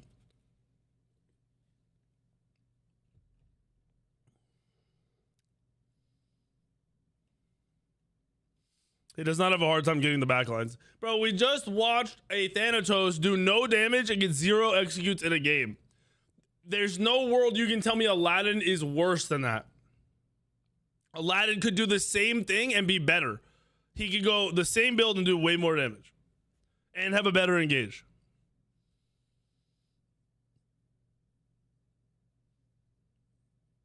From best of 5 to best of 7. Ah, that'd be a good, yeah. Yeah, I agree. That would be pretty hype. So they'd have to actually win multiple games.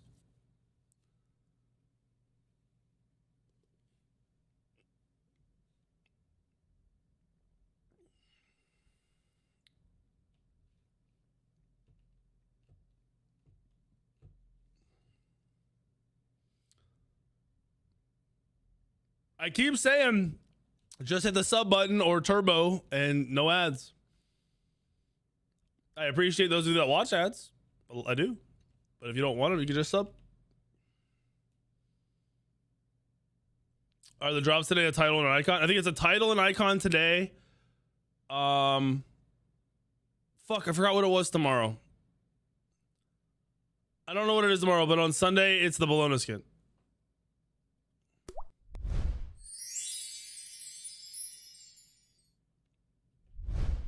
Hello, how's life? Hello, Razy Tazy, the real Razy, the better Razy. Thank you for the 54 months.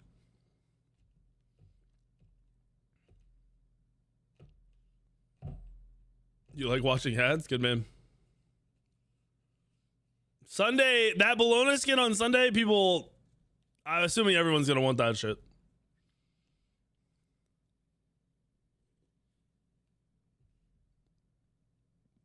Badge and emo tomorrow. Yeah, that makes sense.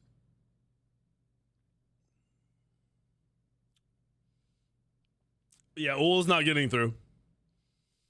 I don't think Ul gets through against any of the NA teams anymore. I'd be surprised.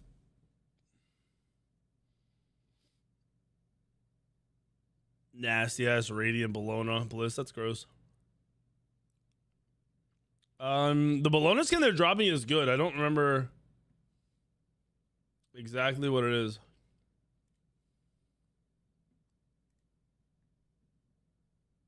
That's rough.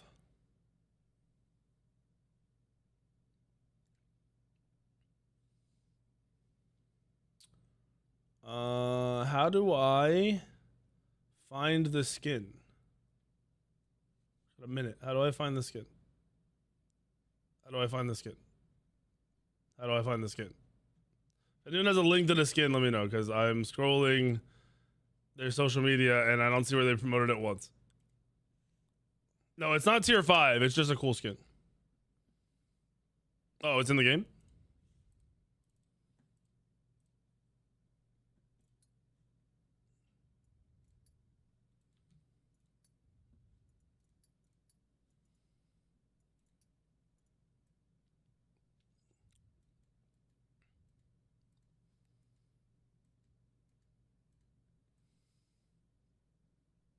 Bro, they got toes.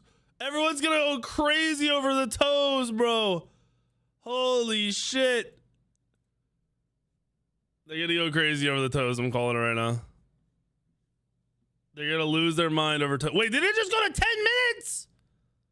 Wasn't it just 1 minute?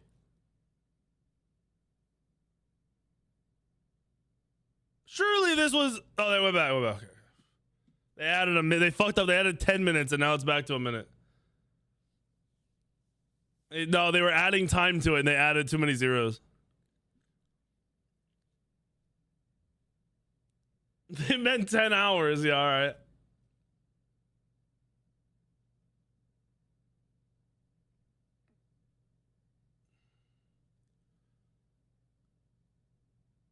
What do you mean, Ryan? If you're watching for drops, you cannot mute the stream or pause the stream. If you do either of those things, you don't get credit.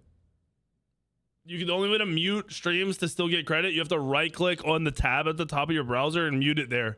You can't actually mute the player or it doesn't count because you're not watching.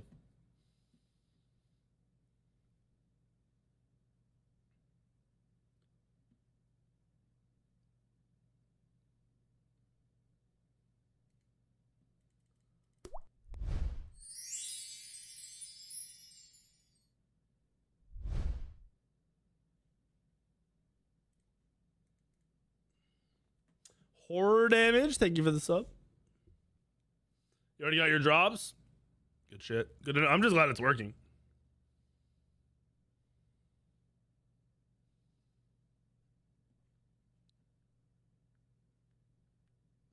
Felice, all you learned was how to not win. These are pretty close, no? Well, I've been enjoying it. It's been a really fun just even walking around the balcony area, getting to watch the games. We got even more games today. We got 2 more going, and I think everyone's really excited for this one. I know that I am, so I want you guys to get loud for both of these teams. I know you know this team. So I know they got tons of fans. So give it up for Borscht.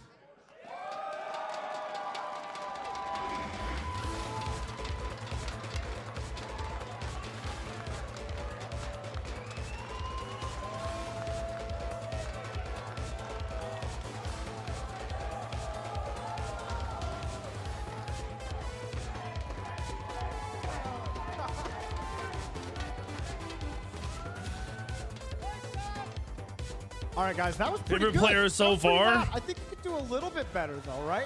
What do you think? Probably We got another genetics. team. We saw them earlier today. Will they survive in the lower bracket? Give it up for Food Drive!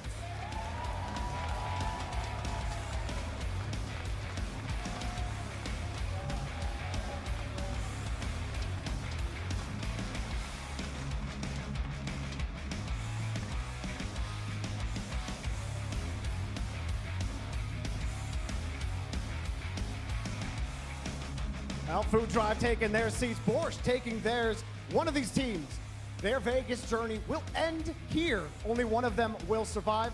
I'm excited to see how it pans out. Let's go to Gore's There's only Company like on the 500 desk to get seats in this thing venue. started.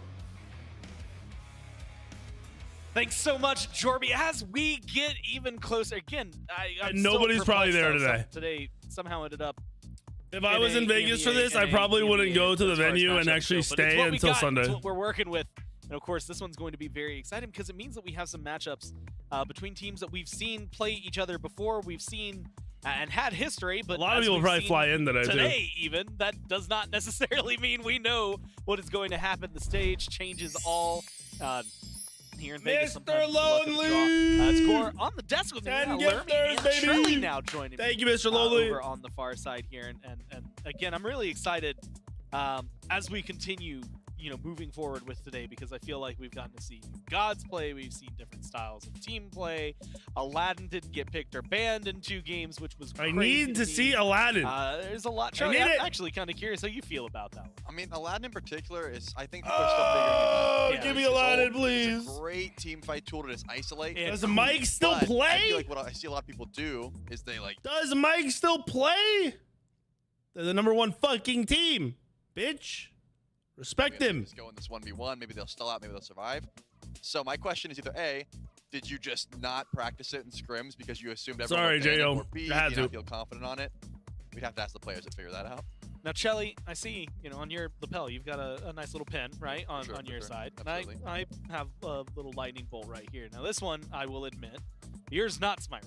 Unless, the flowers are in Smite, so there's somewhere to maybe connect. It could be, yeah. This one, I will admit, kind of old, dated Smite lightning bolt. But maybe you want something new, fresh, and hot. And actually, you probably saw it just now during the break screen, but you can see it here better with more information. You can go to youtube.com. There's a Smite 2 collection where you can get these pins. Andy's team did not You've do got very arms good, that move sadly. on your flat friend is nice. Flat friend. Very and nice. I want you to know, Open active volume censoring on mixer that one. just mute me. Coins that Whatever bounce browser over you there are for using, the dance. that's the Soul safest bouncing, way of to course, glow in the mute. dark there. BTW, what's up weekend? We played 2 weeks ago in the public youtube.com. test. These Say are you're the man, say it would. fantastic. I loved that they were emotes. I loved when we started to use them for team logos, and I'm gonna love them probably 8 times more when I can have a little physical guy whose arms I wiggle around. Yeah. It is, He said a high amazing. They're key. up, for pre-order God now. damn. So make sure that you go to youtube.com and pick those up while you I can. want them to get rid of his And laptop. I guess it what we have it is just 1, 2, throws us 2 off so teams much. in those that are represented. So if like FiveM's wins, you gotta have. I think Gotta you're be legally getting that. obligated if you're watching to then buy a Dance of Burrow pin. I'm not a lawyer, so I don't know how that works, but I'm pretty sure I said it correctly. Bracket.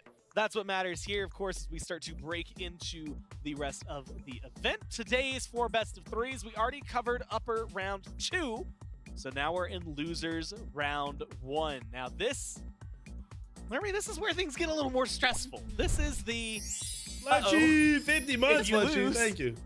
You're done. There's no winning. Bro, Good luck, wait, sir. I didn't even Good think day. about this.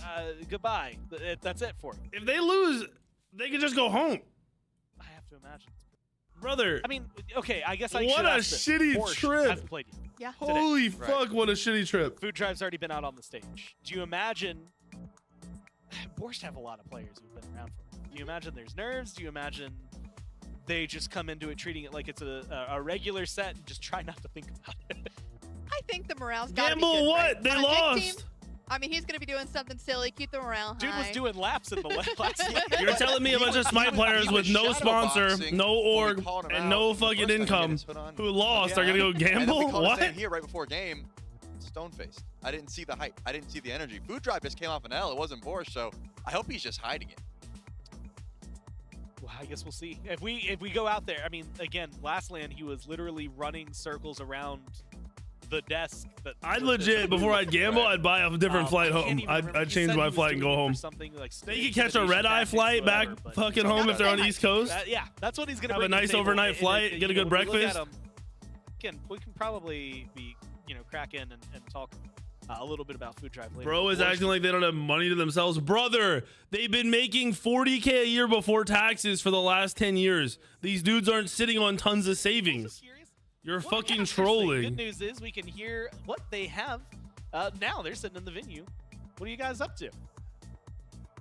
Yeah, thanks, Score. I had to recenter myself a little bit there because a second ago you said we have something hot and fresh and new, and I thought the camera was going to come to us in that moment. Instead, we saw the U2s. Free alcohol in the casinos? Hot and Yeah. fresh and new. We are... If they're gambling. One, or maybe two of those things, and I'll let you, Aggro, think about which one or two of those things we are. We're not fresh. Really, yeah. We're not new. No part of me feels particularly fresh right now, I'll say. You do feel fresh? No, I just said the opposite of that. The exact opposite, even, that I don't. But you look fresh. Thank you, sir. Pity, maybe. Maybe that's a You're strat. pretty good looking, Aggro. You're pretty hot. My man. No, I'm also, I have one note written, and that's Dave is a fat egg. Who do you think Someone's wrote it? got to remind him, like at this it's always point, Aggro's back. It's just to the point. I mean, this is the classic suit with the F dot is a fat egg on the inside. And then it was here, you. So, and then it, Yeah, but I can't. That's not my bit. Someone's got to hold the mantle, and currently it's you, Dave. Quick thoughts, though, Aggro. We now are in our knockout matches.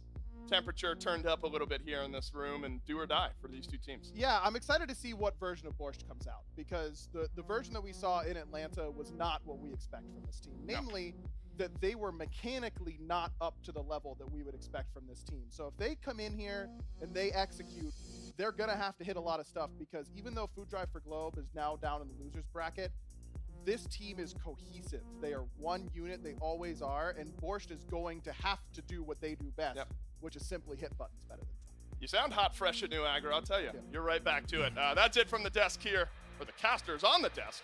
Back to Gore and the others on the desk to take us through it. He just can't help himself with a lot of that. I know, we know. We've got the notes. It's a fat egg. I miss those guys. Did you? Yeah, for sure. The thing I'm curious, and it might have been a couple years before either of you joined, really. Somebody still, it might be in the office, but we gotta have the paddle that had Aggro as a fat egg on it. Wherever that is, we should have brought it. And I'm gonna consider it a personal failing that it's not here. That's what I'll say. It's on me. Write that one down. But if you're looking at these teams and you're trying to figure out who's who and what's what, again, we've seen a little bit of Food Drive for Globe, but Borscht, the kind of, I don't even want to say new on the block, not new on the block, new to today. And so let's learn a little bit more about how they're feeling about Vegas.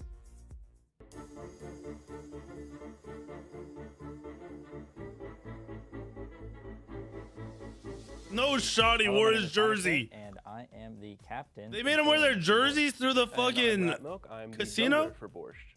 How long have we been playing together as a team? I think. So it's been like, what, 4 months now? Yeah. But the iteration of our team has been a little bit different over those months. I think everybody else was together through PandaCat, and then FiveM reached out to me on Twitter asking if I was on a team or not. And yeah, I just joined the roster through that, and the rest is history. Yeah. We sort of formed the team together because we're all friends, we're all familiar with each other. We wanted to play together, mainly for fun, because I just thought it'd be fun to play with each other again. I honestly think our standout player is FiveM. If you look back to our qualifications for this tournament, he uses Locking Baron and literally looked like Thanos on that pick. Like, I don't know, he was just doing stuff on that character. Like, he carried us to victory. Him and Jake, there was really like a big Thank you, Afro Life.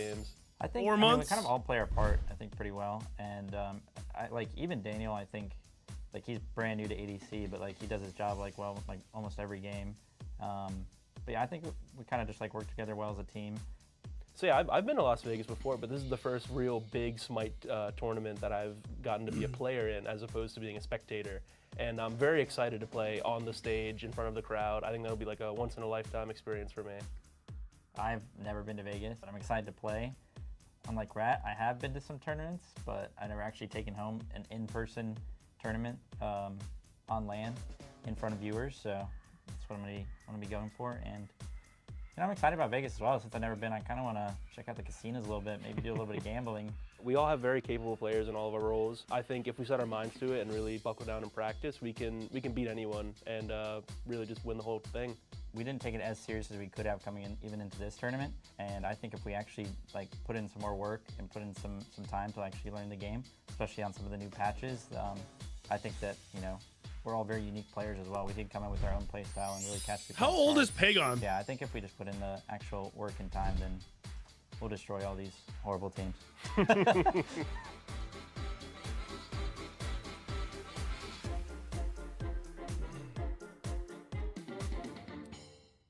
Tyler, if you think all of these dudes are gambling when they get done, you're trolling. Yeah, I mean, most of them are going to be like wondering what food to buy so they're not spending too much money. We're like chaperones in a way. You're trolling. Filming some of this. And I got to go around and hang with them. The thing that was funniest was when we were like, okay, we need Do you know how I know this, by the way, since you're talking out of your ass? At Texas, there were players that weren't ordering food when we went places because they didn't have the money to fucking pay for it. I'm delusional from reality. I've played with these people for 12 years. I know these people in real fucking life. You're talking out of your ass. You're a dumb bitch. They weren't eating with me. Their team resilience, but again, the fuck? I'm just offering an outside. You said it. You didn't offer to pay for them. Yap about a lot and you know, wax poetic. It's better to hear it from themselves. People that go out to eat with me we have them standing are not gonna have to worry about it. Edgar, you can yap, but we are here with longtime Smite. This is in a casino, you dumbass. They're playing in a casino. Of course they're going to the casino. It's the only way to get to the venue. Holy shit, you're a moron. Stage. How's the experience been in Vegas for you guys so far? It's been pretty fun. Most of us are new to Vegas, so it's been pretty interesting, like exploring around and stuff like that. Did some gambling. You dumb bitch. Yeah, who won the most out of the five of you? I think Alec won the most, but yeah, I don't know. I think Jake definitely lost the most, but yeah. Other than that, it's kind of. Of course, I argue with my chat. They're dumbasses. They should know. Not all of you guys. Sorry. The dumbasses need to know that they're dumbasses. I love Bastion, by the way. Bastion's so nice. What's the stress like coming in, playing through the lower bracket, knowing that every single game could be your last? Yeah, I guess it's definitely it's definitely a little more stressful not having two lives, but. He's not rage baiting. That guy's an idiot. Be the best team to Just look at his chat. Look at his chat log. So what do you think gives you the edge against Food Drive? I guess we have more experience than them. I've been to Vegas 5 times. Guess what? I only went and gambled one of those 5 times. Well, experience can certainly make all the difference. You're a dumbass. I do have to ask, out of everybody that you have to like room with, you got to hang out with your team, who's your favorite on the team to hang out with outside of the stage? I would probably say Jake, just because he's a very passionate guy. You know, he kind of. Hi-Rez needs to add me to the team as the lead programmer so we can implement an FT wallet into the skin system. I like I Passion truly Juggernaut. believe We that should would get that as bring a the title player in base game. Well, back here. Baskin, good luck to The you, man. ones who are soured Good about luck in the your old matches. skins Go they can't back to you. keep. They are playing in HyperX Passion Arena, Juggernaut which is is inside a actually casino. maybe one of the coolest titles that you could be given. Like, I don't know. It just sounds cool. Anything Juggernaut. Feed for food. But Laramie, again, these guys, like, you can kind of hear it. Like, there's a little bit of, hey, I'll poke fun at you, but, like, the trust is there and the gameplay is behind it. Yeah, really. I think one of the biggest things that comes down It's a cringe argument in the first place, because like I said, if I lost here, I'd be going home before I'd be gambling all weekend. Fun is a very, very underrated. And I definitely could gamble. Like, it would not be a money thing. You're talking about, again, Then you're talking about people that don't have the money. What are they gonna do? This is the loser's A bracket. lot of them are gonna go home. Yeah. One wrong step and you're out. Gotta make sure that you're still taking it at face value and saying, we're in Vegas. Let's have some This fun. guy doesn't understand that they don't have a salary. They have no income. I guess a serious fund. Is that a thing? It sounds like an oxymoron. They just said they played for 6 months with no income. And you're like, yeah, they're going to gamble. Enjoy your time, which All of them are going to gamble with all the money that they didn't get for the last 6 months. Really enjoying it, Jake. TBD, based on Baskin's interview. But the other side of this has already Tyson's cracked Casino? the stage overall. They've The been fuck out is there. Tyson's They Casino, know Jordan? what the feeling is like. They've got the vibe of the crowd behind them. And so you're looking at Food Drive for Globe, and admittedly, you're looking at a team that in North America has been incredibly dominant, literally except for FiveMs. Like every other team, it's usually Food Drive for Globe. It's just FiveMs that stands in their way, Trelly. And so this is going to be an interesting matchup. Please no chalk this game, please. At least not mid, please. From this morning. I mean, I already brought it up, the fact that I'm not sure how. Oh, I didn't know they were trying to get a casino in Tyson's. The first time playing in front We of have one on at the fucking what's it called? At the pier. What? Not the pier. The what's it called? What the fuck is it called, dude? That's the question. You know what I mean? We have one like 10 minutes away. Why? Why anyone there? Because again, they didn't really have beads in their first 2 games. They got blown out. It was closer than it seemed. It was a 2-0, but a very back and forth, very decisive 2-0. I'm assuming they don't want VA people spending money. Yeah, and then they just open that one in Danville, which is nobody from fucking VA is going to. That's unfortunate for him, but you got to at least understand that there was a lot that they could do. I'm not a huge casino guy. And you can't rely solely on Valor. I don't like losing money. Even though I've never lost money out of all my gambling, I haven't I'm not down, I'm up, but I don't like it. I don't like the feeling. That's what really did them in the bad feeling. It also, I think, it really got to highlight, and you know, we're going to talk Norfolk about this has one? Did not know that. pretty much through anything, but like where I don't care if it passes, to be honest, but because it's just gonna be more jobs for people. After 4 games, I'm starting to think I know at least 2 high priority guys. It'd be easier to go to than West Virginia. But like you said, Trelly, I think trying to figure out nicer. That new one in Maryland is nice as fuck. That first set, what they're learning, how they're changing it. Maybe how their mentality has shifted after playing on the stage already, now getting back on there. Right. And again, we can just speculate. We can hear it straight from the horse's mouth and go down to Food Drive for Globe, who are standing by for an interview. Well, thank you, Gore. I am here with Globe, the namesake of Food Drive for Globe. Ended up falling against FiveMs in the upper bracket. Globe, obviously not the result you guys wanted, but what are some of the lessons you're taking away from that upper bracket match as you guys get ready to play Boars? You know, we were pretty confident going in, but first match of the day, there was some things to iron out, you know, mistakes made. We just got to clean it up, and I think we're pretty confident moving forward. You know, we were standing here in the front row. People are creating food drives for you. Do you find that's something that happens everywhere you go? I mean, the food kind of follows me. That's kind of how I see it. I think that's the most relatable thing you might have ever said. I mean, I like food. I respect it. You guys have you played FiveMs really tightly. There's a lot of fans out there. You guys come up. You're a little newer compared to a lot of the other pros that have played in Smite. Do you think that kind of... What's up with people having really nice beards and then super long, like, rocker hair? Continuing to work on and gather experience. He would actually look... He'd probably be a beautiful fucking human being with a short haircut. Or like a styled haircut. He probably doesn't give a fuck, but... Seen it and watching you guys interact, I know we talked about how come everyone does you it? guys are as a unit, but who's your favorite to hang out with here in Vegas so far? Gotta be Big H. I love Happen. We hang out, we hit the tables, we talk. It's a good combo. I don't agree, bro. You should see the look in Globe's eyes like right his now. hair is clearly clean and like Globe, good luck to doesn't you guys look in bad, your match but it still gives off like fun, greasy man. vibes. Back to you, Gore. Well, I'd say a little bit of confidence. Food follows him. Shelly's. Do you feel like Jorby's trying to pit them against each other? Why does he keep asking teams to pick favorites? Maybe, you know what? There might be a little I could bit. never grow my fucking beard out like that guy. Caused the infighting before. I do love that everyone's so chill about it. That they're like, yeah, that's my favorite. Yeah, I've got one. Of course I do. I'm pretty quick on the draw, guys. I'm going to be real. Admittedly, coming with the answers a lot faster than most. But they both. I think it's maybe that the hair is laid down rather than up. Maybe that's what it is. Yeah. And that has been a moment. Now that I think about it, maybe I just can't trust a guy who, and I can't see his ears. It does, I mean, sports uplifting. I actually think this is always really interesting. And that might be my problem. As we go into Picks and Bans, game number 1 here. I've never thought about it, but that might actually be my problem. Up at the top, 2 bans per team. That's something that is new here coming into this event. Well, I mean, think about it. Like, it's going to be there for your everything. Food Drive. I don't look at their ears, but I'm saying, like, if I can't see your ears, I don't know if I can trust you. Priority. You can see my ears.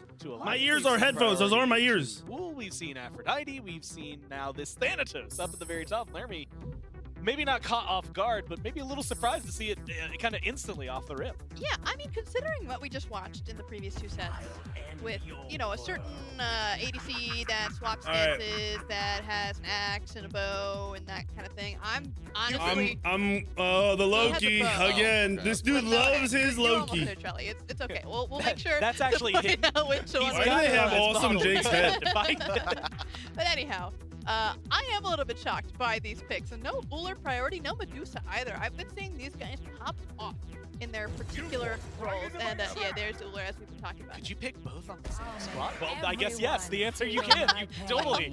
Aladdin is not auto banned. Where does one?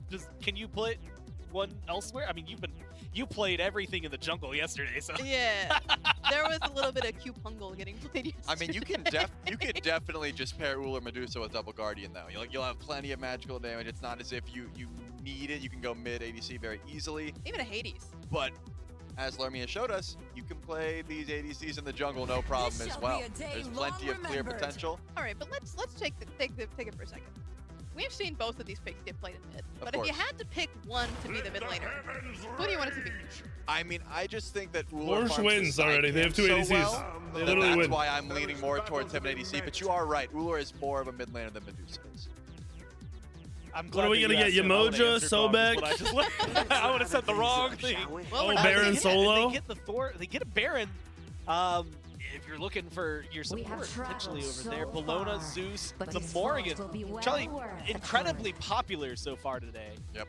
The Zeus as well, which admittedly for Food Drive means I'm waiting for something that's probably going mid, which I'm gonna assume is this Chalk, because normally they like throw in that Zeus over the technique. Wow. Interesting composition here as well for Boris, just because what the Final fuck? K loves that Baron. Is it raw support? The allocation of gods that we have in front of us, you gotta think that. No. Or unless Rat Milk wants it. I mean, there's not really any other jungle picks, right? I think Thor has to go to Rat Milk. Bro, what the fuck is this? It's gotta be raw support. It's gotta be raw. No. Yeah, Rat Milk can take the Thor. I don't know what this is. Just because he's going in the jungle does not necessarily mean you have to build him full damage. But it could be Ul jungle, but I don't know if I've ever seen Rat Milk play Ul jungle. Straight line. You look down at the ground, you see the target of Anvil of Dawn. I mean, raw solo is nuts, but he also plays Baron solo a lot. It's easy to predict nowadays, so you get a lot more I'm value. gonna guess raw basic bitch shit, which would be raw support, Baron solo, Thor jungle. Together and sort of live in the back. Probably regardless, Medusa mid, Ul ADC. Actually, no. Yeah. Medusa mid, Ul ADC. Late game, you're trying to let these gods sort of flourish where they are best, and that's at level 20. That's my guess. Does Food Drive have the damage to try and slow that down? They've been playing early game this entire event. I say the event, they played 2 games, but this has been their style of composition, right? The Morgan support has not changed. What is this? There is no Hades this time around. That's a big difference, but besides that, they Thor solo? Yeah, to me this says that they more or less think that, hey, you know what? We were knocking on the right meta. It's just FiveM's was the team we played against. So let's run it back and see if it's the things. Why don't you and Solo double play tourneys anymore, bro? I love watching you two cook. I'm really excited. Double J retired from content and playing Smite mostly. He plays a little. Double J was never a pro level. Not shitting on him. He was just. That's not Double J's thing. I don't want to scrim every day. That's right. My name is Dolson. His name is Aggro, and we've got game number 1. It's Thor jungle. It's Baron support. Sheesh, I had the ADC mid right though.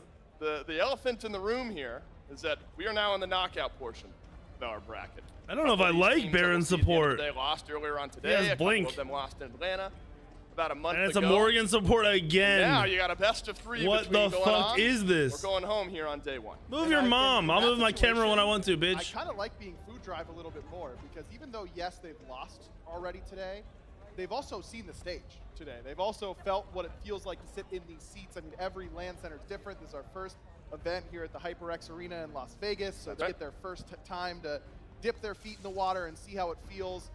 And I like what they decided to do here, which is just in the spirit of Vegas, double down on what they did up against FiveM. Yeah, well, we'll fight you. Really, the only difference is Karmic on Bologna. We're about to, they're about to not be mods anymore, Tempo. Still a dive-centric solo lane pick that is going to create space for you. And if Valo just gets a little bit of help in comparison to what he did, 7 go. Wait, it's the same comp. That first set, they just dropped Hades. Be in a really, really good position. It's the if same you're comp. Watched What? a lot of Smite 1 and you're now I want to know if he goes damage Bologna and Serraldo. And you're seeing a Morrigan support. You're probably a little bit confused, but aggro, we've now seen it in a handful of games, and the one concern has been, what did Final K do to get fully out cleared like that? Utility, and Happen does have some options here in this game. The Morrigan support's been really intriguing to watch because it completely changes. Bologna's also good in a raw, is the thing. Normally you play front to back in team fights, right? Where you hit the front line, which is the support or solo laner typically in front of you. Wait. And then you move on to the back line once you. Does Bologna's 3 stop Raw from using his 2? But the Morrigan completely changes that dynamic, particularly with this aspect that allows her to kind of go over the top. Oh, so that is also the counter, yeah. That's a great Raw pick.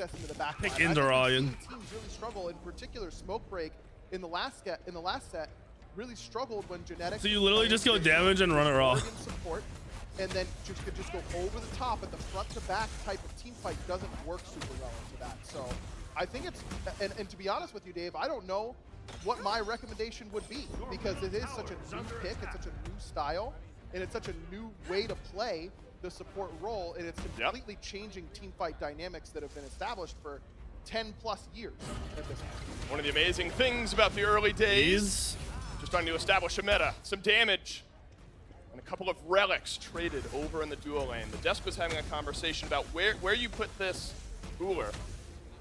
Talked about maybe it, as a pick, it maybe feels better in mid. I'm looking at the player who's piloting the pick though, and I'm thinking back to Pagon on the world stage a couple years ago. I cast nobody goes first item on Raw.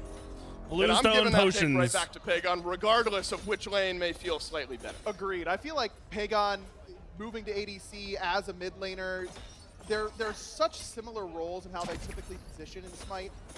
And I like him getting on a god that he's more comfortable on, because at the LAN, where they ended up dropping into this loser side, it ends up being that it didn't look comfortable. He played Kernanos, it didn't look really great. Put him on a pick that he's good on, and he's great on. Oh my, if that bounces, he does. As on him, but on the if that one bounce to Jake, he does. Slightly here over in duo. I don't like the Baron. I don't think it's terrible. I just don't like it. We call it ADC. Zeus carry, probably to be more specific, started to rise in popularity a little bit here. In aggro, I'm used to seeing some great early game potential. Get some good burst damage. What happens after that? It's really, really good with sustained uptime on the DPS, and it's a total shift. The Morrigan support is being used because you can kind of walk at people and engage with a stun, and then just teleport back and be safe. Where God and supports right now are dying. Like you saw Andy on Geb, he's dying. You saw a lot of shit. It's basically like, hey, I can engage and not die. And then I can also swap in and be useful with a better ult. I think it's more of they don't think Guardians are good or as good. Like what are there Guardian ults that are worth? Are there tank ults that are worth more? Now is kind of just 250 to 350 damage, and that's about it. It's all about the basic attacks. As a Zeus purist, I'm still... You? I know, I'm more of an intelligent Zeus guy just because I get my dopamine from hitting a big chain lightning, but say love you. It's a blink away for Globe over in mid. That's the first bit of jungle pressure we've seen. Not the first Thor we've seen here this weekend. Life of the party out on a transformation from Happen, and the Baron will wander on away. So early pressure aggro going against Borscht here in duo.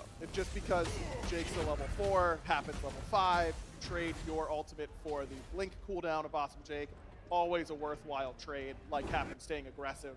And that's something that we didn't see a lot of from Food Drive in set 1 of today, right? They lost their aggressiveness at times. And they got it 600 back. gold lead off nothing is pretty good. That is set up for success, that they don't need to be in the lead to identify that, hey, we need to get more aggressive in this game. So I can appreciate that they were able to do that, but I like the fact that they didn't hesitate when they get their first small window of opportunity here in the first parts here of this set. Mentioned Rat Milk on the Thor versus the Loki, maybe a jungle matchup we're gonna have to get used to here this weekend. There's nothing else to play in a Loki right now. Thor and how he's playing here in Smite 2. Scream had some great moments. Would have preferred to have hit a few more ultimates in the first set that we saw today. Kins on Bologna. But still a character Phoenix Shield aggro on Raw. that can supply for the team, the ultimate ever important, but a lot in that kid outside of that. Yeah, the wall is just very, very Double LM, yep. Having any type of blocking volume is really, really valuable. So even when the ults aren't landing, it's still okay. You should probably hit your ult if you wanna get maximum value. I'm trying to be nice. I know, but I don't need to be. So that's true. The thing is that yes, freehanding the ultimate and using it as your initiation, it does seem to be a little bit harder right now in Smite 2, just based on what we saw in both the first 2 sets. But when you have other CC that can Karmic got that right, for it, I think. like say in Cooler Axe, you don't have to worry. That's really unlucky for Rat Milk. We're talking about hitting. It's not unlucky at all. You don't have CC. It shows early, bro. Over here on the solo side of the map, so The Thor ult shows up on the ground, and you have forever to react. Love when a plan comes together. A microscope at exactly what we are talking about. We have talked a bit, Aggro, He went Kins because he knew Raw was going to build HP right off the bat. Exactly, and I think this Borscht composition is not surprising to me because this is what they've done throughout the Founders series. Final K is not played. He's not going to kill Final K, though, I don't think. It's been Baron on the run in order to eliminate Aurora's stack. And he plays after this, again after this. To come to Vegas. Whoever loses this game is out. Whoever loses the next set is out. Everyone's partying over in duo, but nobody's actually attending. Everyone trading out with one another. Oh, but there's a Thor here over in duo. Happen just makes it out alive, but Pagon hit just about everything he needed to. Simply not enough damage early on in the game. However, I want to play more Morgan and get good with the more aspects. food drive, but no meat left on the bone, and Valo will head I elsewhere. think that's one of the only things in the game right now I'm not did use ultimate good at because I haven't tried to get good at it yet. Catch Jake. Don't know exactly what he saw. Maybe he was trying to keep up with Pagon and get those purification beads. I don't know. A little overly aggressive, in my opinion, there for Happen. But with how set 1 went, maybe in between sets they went and sat down and talked and said, hey, we want to get on the board a little bit more. Yeah, if all these games went to game 3, we wouldn't even be done with the other set yet. He does do good damage already now that he has the bracer. I mean, they can go to 12 though, easy, because they're in West Coast. So if it's 12 here, it's only 9 there. That's nothing. We've had some sets go to 12 before it lands, like 12 Eastern. I just spent 10 minutes talking about something that's completely irrelevant. Awesome. The joys of casting a Morrigan. I'm so He back, fucked you up, baby. Spider? You are. Yeah. Well, it's been what, 3 or 4 years for us? No, we cast it in December. Yeah. No Mordred yet. But a real fan. Which I also don't It's understand. been a little while. Yeah. For you and I. Yes. Actually, It might just be a better ranked pick in general in front of because of what it does, How but special is I don't that? know. We got 2 good teams battling it out. Now, the slightly slower paced game aggro, maybe not all that surprising. I can think of based one on how gamer who wasn't valuable that, Jordan. Farm is on the map. Exactly. One you've been teammate paying attention that so didn't far, stay up late. The first 2 sets of today, Lost this me is a land. exactly what you've seen, and I believe you will continue to see it, and it's because of the side jungles here on the side lanes. Normally, early game I picks wonder, happen possibly because the guy who picking up started to fall invades, asleep you're mid-match not at 8 p.m. someone as they walk into the jungle, but Not Bobby. when these side camps are up, but as often as they are, Bobby's smart then enough to it's chug worth energy so much drinks if he's in that scenario. It's not really worth it for you to go try and make a play when you just have guaranteed farm on your side. Now, sometimes you will see some skirmishes break out when you try and invade the side camps, but because they die so quickly, invades don't last that long either. So for most early games, I He's expect chunking Karmic. Holy fuck. He's got Glad I Shield. wonder how the picks are going to change because you can't just go pure scaling because you need to be able to I got clear Chia those Seeds sides. on this acai bowl. Oh, he's dead. Karmic, He's low, dead. fine, okay. Could you go back in and find Lock first in, blood? Vino, lock Does not in. have Searing Pain. Karmic still has the ultimate. I won't to find jump out away. to solo We have his seen some ass. Real low health bars in the first 9 or so Yeah, I minutes. got So an not acai without bowl fighting. as No, chia just seeds, no peanut Vader. butter, chocolate Not just drizzle. yet. I've seen Cocoa something. some jungle presence over here towards left. Valo lurking over on the left side of the jungle. Purple buff. About to come back up, so could be an invade. Keeping that pressure on Awesome Jake, on Pagon, has been the name of the game and seeming like not too difficult for Happen and Tegveer. It happens making all the space happen. I mean, Tegveer's just been on wave clearing duty. It's just been this Morrigan. And you don't want your Ullr to be falling super far behind. You know, that's not what you're looking for, but the late game build for Ullr in Smite 2 is strong enough that it doesn't feel like you've wasted the pick if you don't get that lead early. It doesn't feel good. You know, you want that kill pressure. Oh, he's but fucking even him though he up. doesn't have it. Once Pagon gets things like Heartseeker and Crusher up in the build, he's going to be a threat no matter what. I mean, look at Streak Up in that set. He popped it like this. Fine, okay, this He didn't attach it to himself. Had some sneaky damage, and I played it against Gore in a playtest yesterday. I won't tell you how it went, but things were looking good for Dave in that landing phase, I'll tell you what. But this seems like that 2-item power spike that you're really rushing towards when you're playing the raw aspect. There's two ways to play it. Final K is going the way that I've seen it more. Rule change is irrelevant, bro. Inbound stream, I feel like he's playing raw solo. Rule change doesn't make you play the god any different or do anything different. Shield or Shield of the Phoenix and Glad Shield, and it's just that it's impossible to kill. It feels like, especially in the early game. I did kind of prefer what Benko was doing though in the last set, where he went first item Soul Gem, max the 1 as if you would in mid lane, and then just started to get tankier after that. Max the 2. The problem with just maxing the 2 and foregoing the 1 entirely is the 1, if you're not putting points in it early when your base damage will matter, and not when, because you're not going to be contributing a bunch of scaling to it no matter what. The 1 is just a useless ability. You don't need it. It's just there to stack your passive. Your 3 gives you 30 prots. He does a lot of damage and healing. Your 2 does a ton of damage. Well, you don't need the 1. You got a Medusa. You got 1 you can also miss. Magic damage out of the Baron. You're going to need Final K to deal a little bit more to diversify. Maybe. I mean, I think that there's enough. There are a lot of really great physical defense items. Right. Spike 2. You know, Stampede being the premier one right now. Pharaoh's Curse is also excellent. Ooh, Habit could be first blood, but no, makes it out safely. That was a good swap. Globe was here on security detail as well. There's a Thor wall. Stopping Valo from hacking away over in mid. Blona's not 10 out. ultimate still on the map. Make it 9. Make it 8. As life of the party, hoping to find somebody on food drive out, and it's Baskin grabbing first blood for Borscht. First blood at 12 minutes. And it's the team who's down slightly in gold, finding that extra boost with the first kill. There's just so much AoE there from Borscht. I mean, yes, Tegvir comes in with the Lightning Storm, but the amount of space control in that lane is excellent from Borscht. The Petrify from Baskin. Jake got in there with the life of the party and the blink. And Happen just took too much poke on that top left side when we tried to get the flank in there. Ended up being a little bit too weak to fully fight out that skirmish. And how important would this Gold Fury be for Borscht? Call it a 1,000 gold lead now for Food Drive. But tentative on the call. There was a grouping over here towards left, and it still may be. Their stream quality is pretty shit. But this is given time for Food Drive to respawn and Their get stream back. quality is not good right now. Take a look back. Hasn't been all day.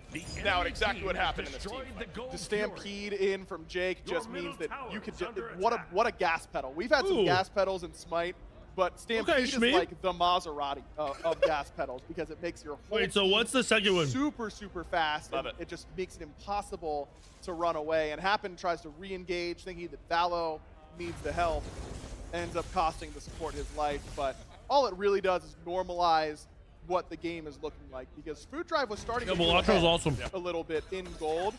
Just brings it back. Then they get a couple of objectives. They're looking like they're in a good spot now if you're on Borsch's side. But going back to how I figured it was, I just didn't know what. I don't know enough about logic for that. Playing these mages in solo, whether it's the Ra, the Baron, the Poseidon, and I feel like I have noticed Borscht missing that true tank frontline presence in the later stages of the game. And Ra solo with this build that Final K is going is a tank, right? He's going to absorb a lot of damage.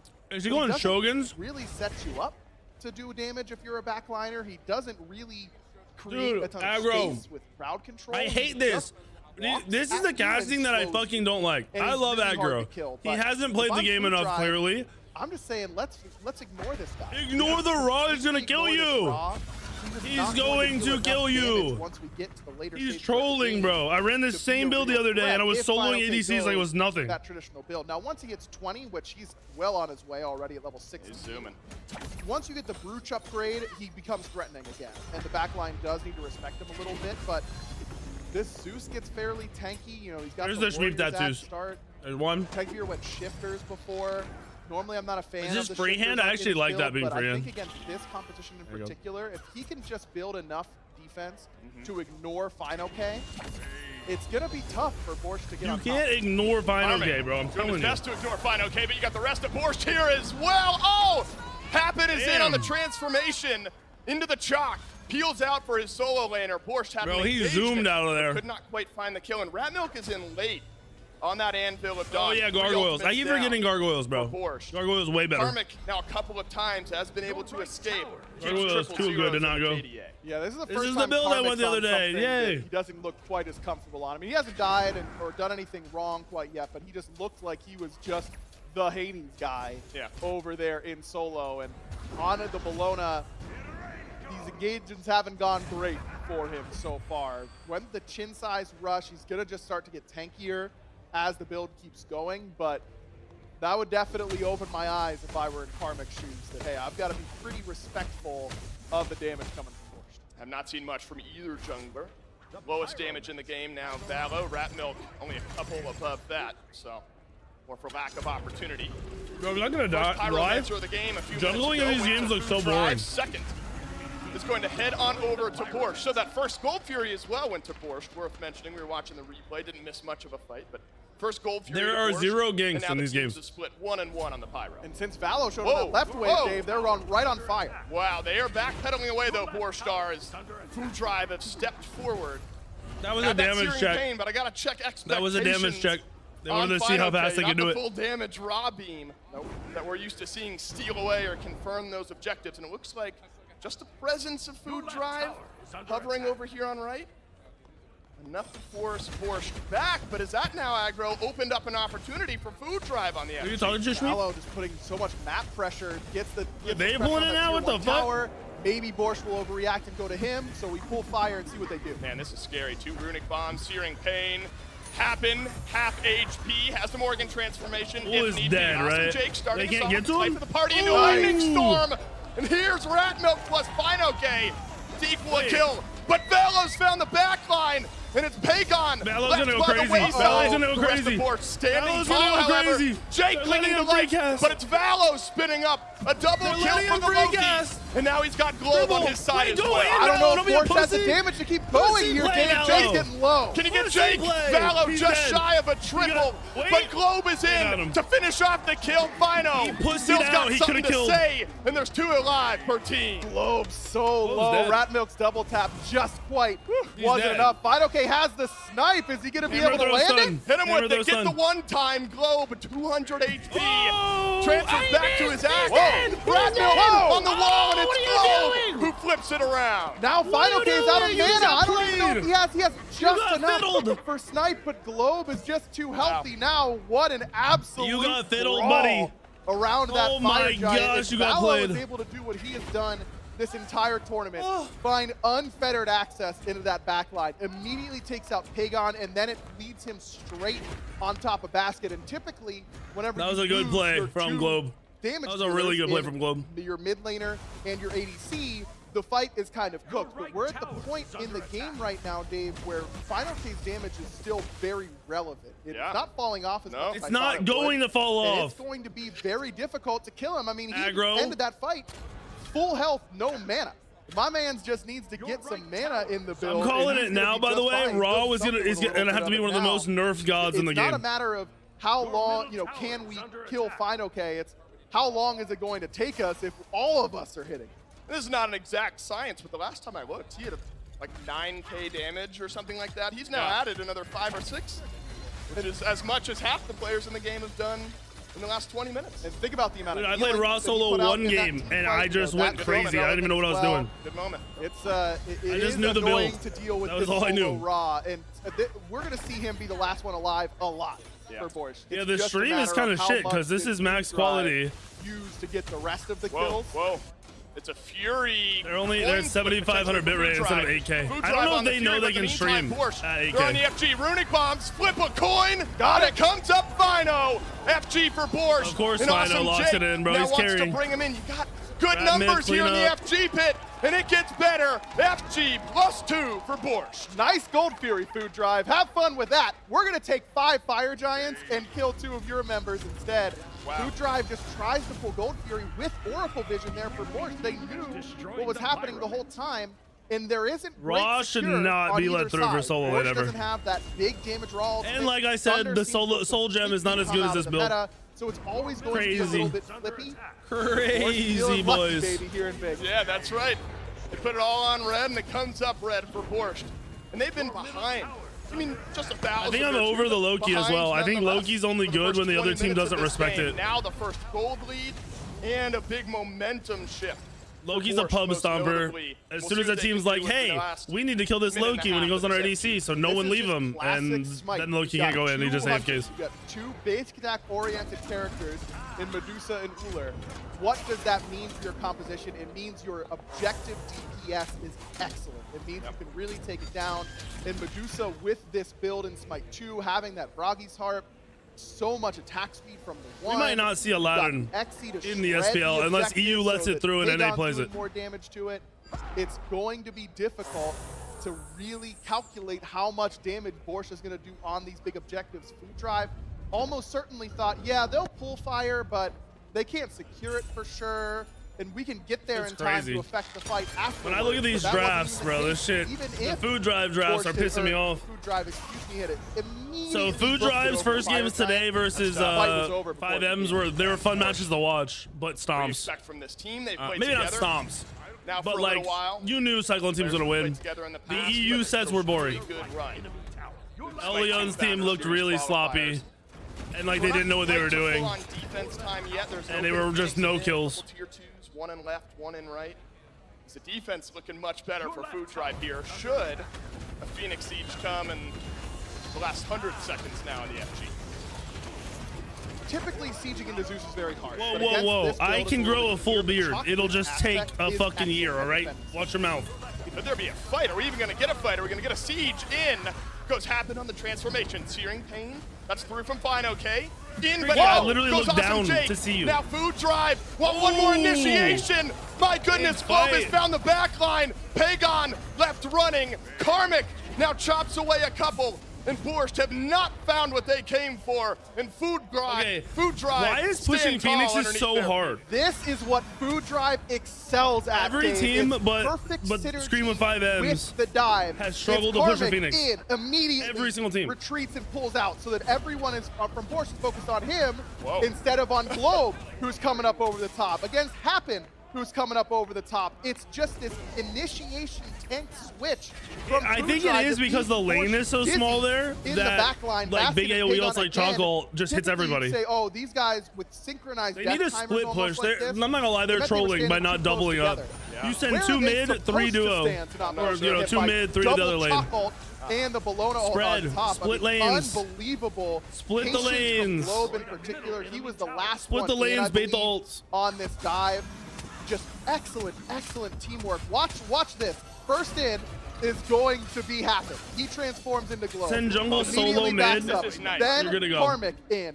Then Globe in. Wow. How do you defend against this if you're Borscht, man? It's massive AoE. It's massive damage. That was one cleanse away from a triple knockup from Globe on the fight. And this is what Food Drive have brought for months now. This team in the early portions of the Smite. I can't hype up. They're defending the Phoenix as well, but I can't hype it up because it just looks so easy with the way that the teams are just walking into the Phoenix. Split the lanes, dude. Consistently team fighting well against the top end teams. And that's why I was concerned about this same style of composition from Borscht, because Final K is raw solo. How can he protect his team against that? He can't. If he's playing something like a Bologna on his side and he can get on top of Globe and stop him from going in, then it becomes a lot easier. No These patience. solos feel really strong in lane, and they feel very difficult to kill, but what they actually bring to your team comp is a little bit more nebulous. It's a little bit harder to play as a backliner when your frontliner is next to you in the backline. So I really feel like there's, and look, Final K's had a great game. No matter, this is what he does. But think about when Final K's playing the King Arthurs in Smite. How much damage did Chalk do in that last fight? And just getting he's at 19,000 now, and he was not at 19. Could be in trouble, no way. sure is. But it's a beads and an ult away. Oh. So Jake still has something to say about this fight. Can you avoid Jake's gonna die. the big initiation? You sure can. Where's Rat Milk? gonna go. You gotta help out the rest of your team. This is Globe good. somehow makes it out of the fight. Pagon flips a kill right back. And it's both supports Oh, dropping he into came the over. middle. He jumped But in on him. Takefear from range has gotten his second. He finds Pagon. He gets a third. Takefear, you madman, keeps your team in it. And he does it all, baby. Valo comes in and cleans Pagon up missed his 3 hard autos, work. bro. But now it's only Baskin alive and No way. very Turn on him, healthy Baskin. members Turn on of him. Food Drive chase. Turn on It's him. going to be a deicide Turn on him. out of nowhere. Nice Valo try. and Takefear go huge. It's a triple for one, a double for the other. And there might still be enough damage to start up this FG. That was a big Borscht Zeus play. wiped from the map. Man, that honestly, fight a choke looks so from much Pagon. better for Borscht because Globe goes in and Happen goes in. But you saw Pagon and Baskin be able to take much farther apart stances. Now that we're in the jungle, you can make them choose, and that looked really good for Borscht. But Takefear, man, just gets in there and mans up and plants his feet and fights. And that's exactly what this Zeus build is all about. How many gods can go blow for blow? Food Drive now with in the a cooler lead. in the late game? It's very few. This build for Takefear was able to do it. The crits came out, maybe got a little lucky, but again, what are you doing in Vegas if not rolling the dice? Rolling the dice. Low-key, most kills on his team, bottom damage in the game. Food Drive for Globe. Now get one for themselves. These junglers, More FG buffs for Food maybe not Drive. rat milk this game, but This all game these is now low-key flipped players look like right shitters, back. bro. I'm I sorry. asked you what the defense They literally for wait Food for their Drive team to looked do like. everything, Apparently and then they it was just pretty clean good. up. That double And if shot. their team can't do Yeah, everything, they just difficult run to away do and it. hide in the fucking corner Now and Borscht split push. likely giving up this goal. I hate it. And only tier 2s left on the map. We're wondering what the Borscht I mean, if your defense team looks like has to maybe win the fight for you to Not go in, great then you're without playing a a shitty traditional god. mage that can clear the wave. Yes, I know Final K is playing Rob, but his abilities don't really clear the wave. You've got Uller, but again, The thing is, this is why he wasn't played at a comp level in Smite 1. There's the same play style. It doesn't work in competitive. You're not helping your team win the game.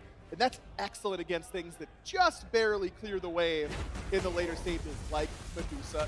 Your team has to actually outplay the other team for you to play the game. Both of them going to the jungle starters, which is very common, but does mean that they end up dealing less Why damage would Medusa go to lane Transcendence? minions until they upgrade them. Looks like they could both upgrade them now, so they should be A-okay in that department, but Borscht has great Medusa's going AA build. CC when they're getting Medusa walked doesn't in, feel right? like a good ability god in Force Smite 2. gun, Baron abilities, all of that does a good amount of work. But the way that Food Drive is playing, they just go over the top of you, right? They just use Happen's clone and switch places and immediately transform into the chalk. Yep. Karmic is in. Green and leaf, then thank he you for the rotates 32. out, and Karmic's actually the one that picked up that Obsidian Dagger. We've seen a lot of backliners pick this up because, of course, your Hunter is the most important character in the late game. Why wouldn't you give him a second chance at life? But getting it on a frontliner, when they revive at full HP, if they use it at the right time, that's just more effective HP, right? It's just more damage that they would have to do. I really like Karmic with it, and I wonder how his fight is going to change now that he has that Obsidian Dagger. Now I'm going to reset the stage for you. No, and these teams did not even get close to winning. Ah, look, they're splitting. Almost like what I said was right. Crazy, dude. They're going to W key him. Here we go. They're going to W key him while he splits. Borscht, and you kind of split up Food Drive. Where is Valo? Big Because dunk, he's big going to dunk, change up this big fight dunk. massively. Jake with the first.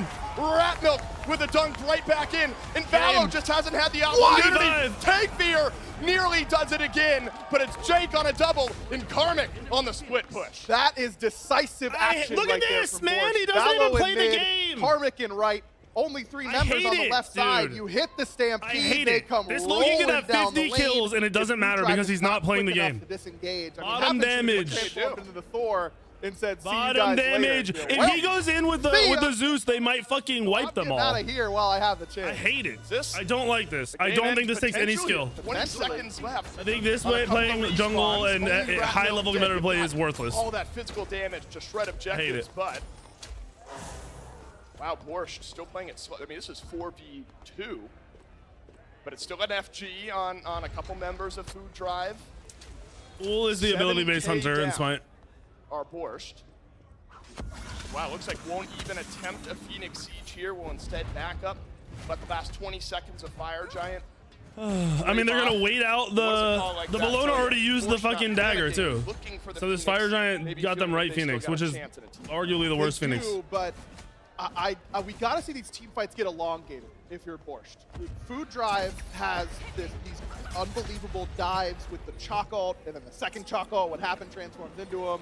The Loki ultimate, the Bologna ultimate, these are big burst initiations. Rollers has 5% pen, bro. It's fine. Overall DPS has a lot of power on it, a lot of strength. Great. It's almost all burst. Tegfear is the only one. Hello, Riley. Thank you for the 82. Borscht has significant sustain on their team. They've got great sustained DPS with the Medusa and with the Cooler. Yep. They want these fights to get elongated. And that was the only fight that they've won in the last 10 minutes. And it's because they were outnumbered. It was still really fast. And this number, this low healing done number by Jake, it tells me that these fights are happening quickly because he's not getting multiple rotations. There's a good Phoenix to get. The one farthest away from the Fire Giant is always the best one to get. Healing to the whole team around him. If you're death balled up like Borscht has been, and you hit a 2, you're going to get significant healing from that. And he got a lot of healing in that last fight. Convoluted, thank you for the sub. The fight before this. So the fact that his healing number is low tells me that these fights have been quick and they have been bursty. And that's why Borscht has been struggling. Their composition is much better in a longer fight.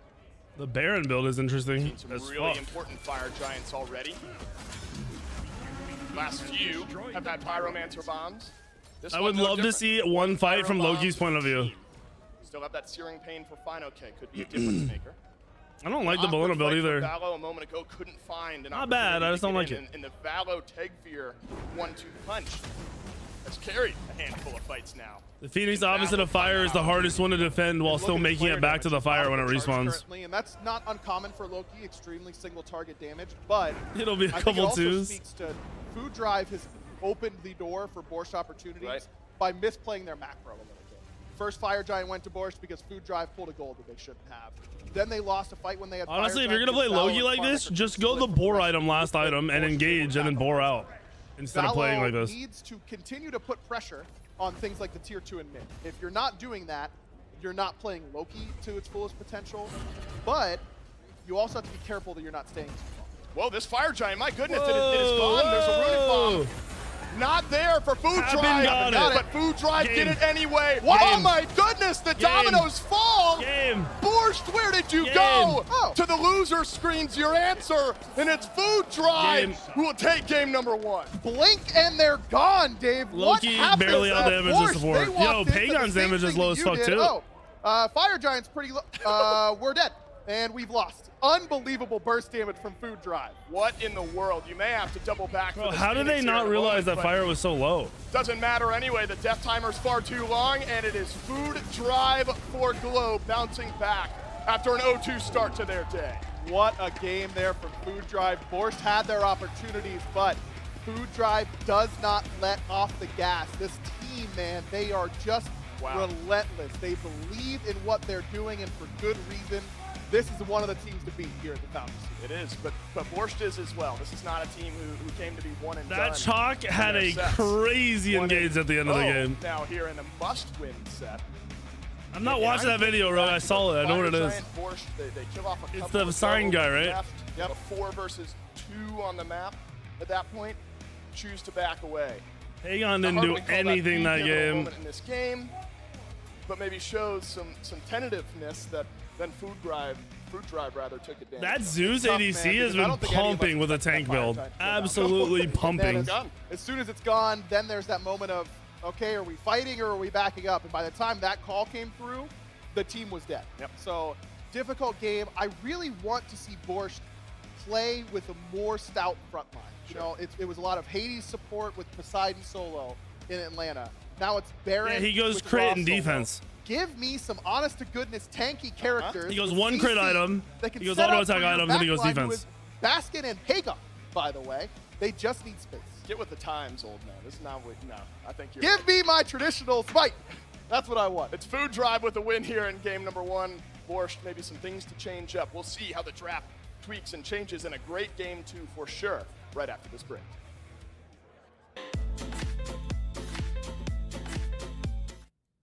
Wait.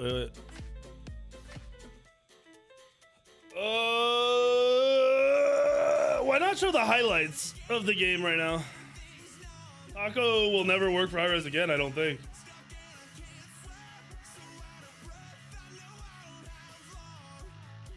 They burned a lot of bridges at high res.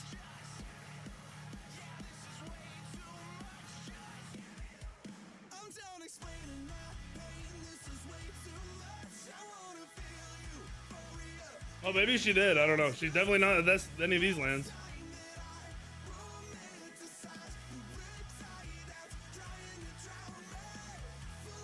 Oh my gosh.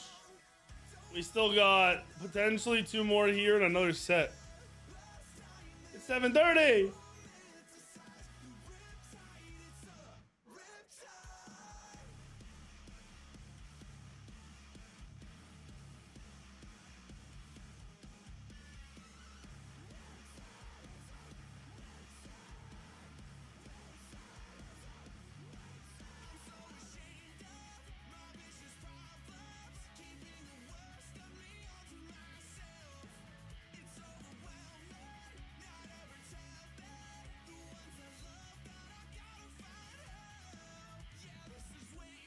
Already done that, Hizinga, but we do it with, we put a high-level player in a shitter game, and you try to guess who the high-level player is.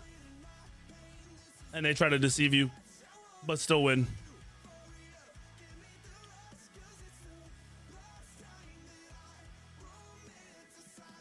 Why would we peak today? The LAN just started.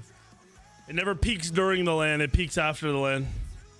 Usually, Smite's peak is the week, during the week, right after the LAN. So Sunday, Monday, Tuesday, I'd expect higher numbers if we are going to see a higher peak. Yep, think about it. I'm not playing. A lot of people in stream aren't playing. So a lot of people in the Smite game aren't playing. No. I'm talking about a crazy peak. After the LAN, we usually gain like insane numbers. It's different though this year because you've got the free to play on top of the LAN, so you know who knows how big, if it was even going to be bigger or not. That's what we're gonna find out. Can you not get a godlike anymore? I have no idea. I'd assume you could. Thank you, Vibes. How is it still going? It's 4 sets. What do you mean? They also started at 2 p.m., which didn't actually start till 2:40. So they haven't even been playing for 5 hours yet. I'm glad I didn't get on at 1. I was going to get on at 1 to be on beforehand. Then we would have been waiting 2 hours to see a game.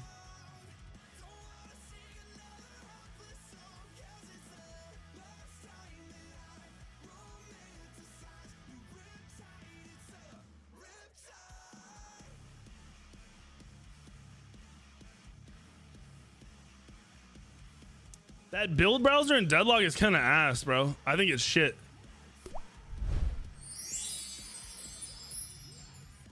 I'm gonna be honest, I actually think it's shit. I think it was a cool idea at first, but since everyone can make builds and then they have to be voted on and then they have to be updated regularly on their in-game, I think that builder shit in Deadlock had many flaws. I think high-res should set it up so you can like copy builds that people have saved. But I think that builder shit is bad. I mean, I knew the game and I knew the items and I still did not like I'd play a new character or try to want to do like the right build that someone else was running, and it was just hard to follow and hard to do.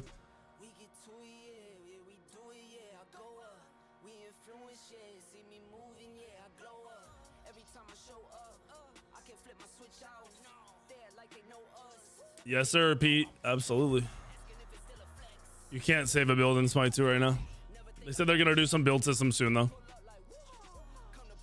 No, I agree. The pre-saves and like something else would be dope, and I think they're working on it. I bet you it comes pretty soon.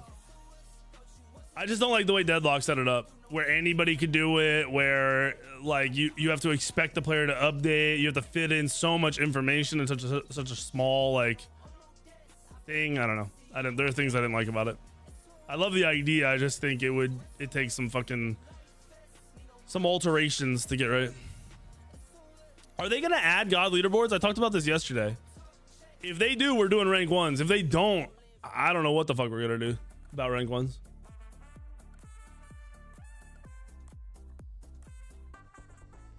They gotta adjust that too. The God leaders boards before were ass. They weren't done right. Welcome back, everyone, to the Smite 2 Founders Series here in the HyperX Arena, Las Vegas.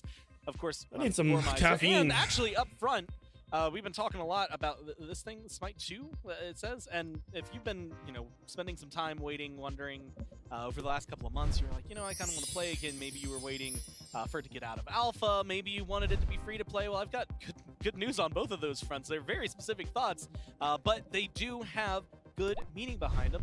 It's free to play. Jar Jar, thank you for the 10. Big Perk, thank you for the 11. KD, thank you for the 50. Smite 2 is hitting on. Glad to see her doing well, Smite. Thank you, KD. Looks incredible. Dude, we needed this, bro. Incredible. It plays being at incredible. 400 and 500 viewers incredible. And realistically, for what's fucking crazy months, is all dude. of We those needed things, this all bad. of it is true. It is incredible. And it's still the beta release, but you no longer need to pay to play. You can just go in and get it on all of your major platforms. Of course, if you then end up having a blast, the Founders Edition is still available, still out there for you. So you can go to smite2.com and pick one of those up if you so please. But it's free. Just get out there, play the game. You will not regret it. It is absolutely a blast. It's such a good time. But I'm not alone here. I got Lermy, I got Trelly, and we got a whole game to talk about. And what a game it was. I mean, Lermy, it was back and forth. It felt like for a while there, every time somebody took a step forward, the other team, somebody just yanked them right back. So, just a vicious race. Oh, yeah, totally. Throughout the really early stage of the game, right, kind of slow, not too much going on, but both these teams knew that once they were getting to those later Gold Furies, that Fire Giant period, it was about to explode into some crazy brawls. And honestly, both teams had a solid grasp of what they needed to do to win with their comps. Just one comp felt like it was a little bit stronger, had a little bit more to offer than the other. And I've got to say, that Morgan pick still continues to amaze me. I agree with you, and that's the thing. I was very harsh on Happen the first time I saw it, probably because it wasn't playing to the best of its ability. When you are playing the Morgan with that aspect, again, you have to be thinking ahead. You can't say, oh, I'm in trouble, I'm going to send the clone out. Everyone can see the clone. You have to send the clone out before there's trouble, and I think Happen locked in on that, and night and day difference here for this set. The Zeus ADC was clean. Like that's surprising. I was worried about Techbeer. He gets big damage off, but the crits were reigning true as well, which I was, very impressed with. Just because sometimes you don't expect that level of crit to come through from the Zeus build. Sometimes it's things like Kins. Double Chockle once you're full build, I guess, is just the crit Zeus, man. Unstoppable. That one definitely took me by if surprise. You can blink out, get Chockle off on 2-3 people on a blink, 2-3 carries, it's just unstoppable. Pretty consistently, but the chalk mid once again. I mean, I can't believe that they prioritized it so much. This game showed me why then. Globe, I thought, looked fantastic. Not to mention, Happen needed a good transformation. 2 chalk mids. Never gonna be upset about that one. And I feel like they did move the camera. You were talking a little bit about the fact that the idea behind it. First off, I remember you saying that you liked chalk mid more than you prefer the jungle because you can still build a lot of damage. They made it worse than they can't hear me. Was that, you want these huge impactful ults. So they definitely can't hear me. We didn't really Never see it from either the chalk or the Morgan. I said raise it up a foot. In those games earlier. Move it to the right, raise it up a foot. That transition, that was a really, really big deal. That shit was nuts. So he almost killed the Medusa too. Look, at home, have your opinions about Crit Zeus. I think it's deserved. You can have. Tally, you're beating that ass. I don't know that anybody that is not named Techbeer is going to make it look like this. No, he's actually so wrong. You like it or this not, Zeus build, I've seen like every other game. Choice, right? I'm a little in my funky matches, bro. Crit is almost unanimously on early game. You're unkillable because of the defense. Items. Zeus, only in scaling. Yep. They did move it to the right. They just didn't lift it up. There's been times he needed that in. There's times I need to raise the camera up because of that. When you do opt into it, though, it has moments like we saw earlier.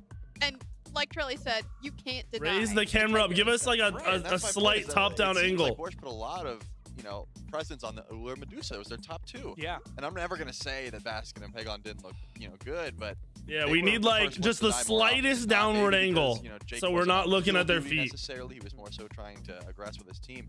But that last fight was just W key. Food Driver Glove didn't do anything special. They just slammed the W key. And once you see what that, a Biro, thank you for the 9. You gotta adapt, right? Your hunters can't just like backpedal and auto attack. They just got completely deleted. It was a watch. So now Borscht is on the backhand. They have to try and find their adaptations. And I think it starts with maybe we don't prioritize the 2 hunters right away. Maybe we try and get some strong front line. Knock them off the rhythm because Food Drive, they've shown their comp. They've played three games. It's hardly changed in those 3 Hello, games. Dead Wizard. Even the 55. Actually, realistically, kind of impressive now that you pointed it out because they really haven't. It's been the same. But then the question's like, I mean, what are you gonna do about it? Like, are you gonna look at me and tell me you're gonna ban the crit Zeus? I mean, no. hear me out. Some teams have been banning him. There's a reason that Food Drive for Globe is in our lower bracket, right? Yeah. I don't think it's too out of the question here to take what FiveM did and do the same thing. Yeah, true. Think you saw what beat him. Draft that. Try to get something similar. Well, that'll be the question. Can Borscht do it? They'll need to. This is the lower bracket. When you're down a game, whoa, Deacon, whoa. Gotta pay for that, buddy. 30-minute game potentially from getting knocked out. It is do or die, and it is time for picks and bans. Game 2. This one, heavy on the shoulders of the players out there. And something different. Food Drive. I want to see a different comp from Food Drive. I'm so tired of this A little more shit. comfortable. I mean, it's not like the end of the, like, you recognize that you have slightly more wiggle room, but you've got something. They banned the chop. Yeah, I mean, you had to take now the Morgan is less valuable. You don't want to let Aphrodite through, or sorry, Aphrodite, Gular let Ular through. What do they do? So we're going to see Hades, Loki, and Zeus, and what else? Put a wrench in that composition. I would have thought the Morgan, but I guess if you pick the Morgan here, then that kills 2 birds, right? So let's see. Does Borscht prioritize the Mori? Do they just want to get something like the Ula the Medusa again? I wouldn't hate just Depends how late it goes, Jake. Like, oh, that's even better. I didn't even think about that. Yeah, Valo. They took the He's only Loki. played Loki, right? Yeah, I think so far. 3 games, 3 Lokis. That does it even better. I love this game plan coming out of Borscht. Just get these guys off of the stuff that they've been playing, make them show something else. I really think that this style is going to work out great. And like you were talking about earlier, the Morgan is a great pickup for them as well because Baskin has been playing a lot of it throughout the regular season. So I wouldn't be surprised to see him pick it up once again. But the Uller is the priority here for Food Drive. And that doesn't surprise me. Dude, all these guys are the same god pools. Up at the top, I guess maybe taking a note from what just happened for Borscht and not locking it in with Medusa alongside it. The Gab being banned as well means that we get to see some variety, I think, in the support. We saw Yamoja earlier, but again, it was Genetics. And Genetics is notoriously great at that god, so maybe something different here. Borscht. This is gonna be fun. Lock in the Jing Wei. I mean, and realistically, Trelly, how many times have we talked about her over the last 6 months of this? It feels like she has been at the top. Sobek as well after his addition. Just 2 dominant forces in the dueling. That's a great top 3 there for Borscht. I mean, you have the aggression, you have the late game, you have overwhelming safety. Aladdin has not gotten played yet. You know, dashes, etc. NA players have banned it. EU players didn't want it. Is showing us something different, as you mentioned. The Yamoja. Smoke Break already lost earlier. They have a game after this. They have a set after this match. I want to see this Uller played to great effect, right? You gotta try and let Tagbeer cook. I was gonna see where. Not because there's a lot of junglers that are good that they aren't even like. It looks like they probably just don't play. I think Nuwa is just so much better. Like Mordred jungle is fucking nuts. I feel like this gives a. I mean, Aladdin. Right? We just talked about the fact that when you're Athena was played, which did really well. I like pretty Athena. Much the same comp all day, and yes, there's been like small changes here or there, but now pushing things in a different direction. I'm always really interested when you see a Yamoja because it feels like lately, you know, the starts are a little slower for her. But a lot of the things that were true before are still true. Can you find good ults? Can your Riptides knock people into uncomfortable positions?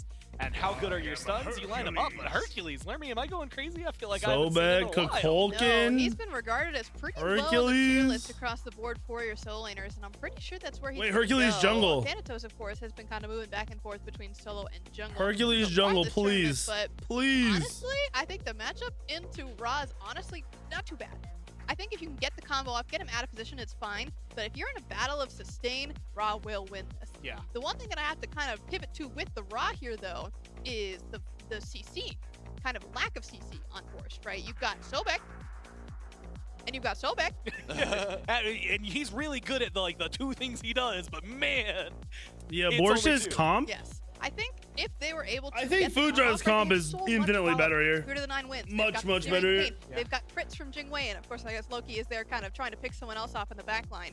But if they get these blocks, it's going to look great. The problem is that how do you even get to that point if you've got no one else disrupting them? Right, and I'd be remiss if I didn't mention that I've seen Herc jungle kind of wrecking the streets in ranked as well. So there is a possibility for the swap. Like Thanatos could very easily. You're welcome, boys. You're welcome. Hey, Griffin, thank you for the gifted. It just depends on how you're trying to. Dragon, thank you for the 37. Laon specifically has been going kind of full damage or nothing, at least for this tournament, because he's only been on Loki. But now he's got to switch it up. Both Thanatos Cuckoo is actually unkillable if you're good with Cuckoo. Blaster, or you can go with Kukulkan, right? Once you get to mid game, you have to realize your 1 is where all your damage comes from. Your 3 is a self peel and a disengage, because that's how you dash. You just spam 1 with poly. And all. You already have the range with the Uller, with the Nuwa who can hit everyone What's up, across Wolfman? the map. Why not add a boulder into the Titan Talk is on Sunday. It's 3 hours apparently. Going into that, more specifically, because it's got a good matchup into Loki, right? What yeah, does Cuckoo Loki do 1 poly. It's really poly that's doing all the damage. That's a 1v1 you almost can never win. But yeah, the 1 poly combo is doing like 1,000 plus damage. Herc bullies Loki. He follows him around. Herc bullies. Yeah. Only 3 if you know you're He's gonna safe. try and find you in the jungle. He's like, oh, you're using your flurry strikes. Thank you. I'm just gonna punch you in the face and stun you out of that ability. Now you have to run. So I wouldn't This hate land that has at been all. good so Valor far. said, It's a good "Give me the start. Herc so I can follow the Loki around." And he would know because We are, he's the Loki Tempo, guy. we're back. He plays it more than anyone. Now, the question I have comes to one of Secure, which is, you mentioned like Boulder doing a lot of damage. It's kind of what got my mind thinking about it. I see Kukulkan, I see Ra. Yep. I think, man, we're going to have to win so many fights to get those objectives. That's what someone said. It was a 3-hour Titan Talk on Sunday. Whether they're behind and looking for a steal, or maybe even the Secure. I mean, you get a Jingwei in Did there he get and unbanned, the damage done. You've just got that going for you already. Yeah, it's a tough one, right? Because Did the Supreme Court cancel it? I assume is what we're going to be seeing here over in the solo lane. Does take the magical scaling off of that. No int is going to help you out there, so it does lower down that potential for some damage in the burst. Well, we'll have to see how well it works out. Now, game number 2, Borscht need to win. Will they do it? The Tomorrow's only way to probably out, 2 sets of 5, right? And then the finals are Sunday. And aggro before we go into game number 2. Aggro, the desk. Yeah, they were talking about it in chat yesterday, Jordan. As we go into game number 2 here, brought up a lot of what you and I. Only 1 hour? That's what it should be. What are Borscht going to pivot to? What are things going to look like here in game 2 in picks and bans? No. They stick with some of the same. Dave, I was going to say, I mean, yes, we got knocked in the losers bracket playing these comps, and yes, we did lose game 1. But what if we? Yes, we've already doubled down, but what if we triple down? Now, a rare move in these parts, but the city, I don't know. Just crazy enough to work, potentially. Yeah, I mean, I'm in agreement with what Lermy was saying on the desk. The draft is shaping up beautifully. All right. You've got Loki to dive the backline. You've got Pagon. I don't know. I like Food Drive's comp better. You've got Sobek. Great CC. Great setup. And then we get Ra in the solo lane. And again, it is very hard to deal with the Ra in solo. It wins lane.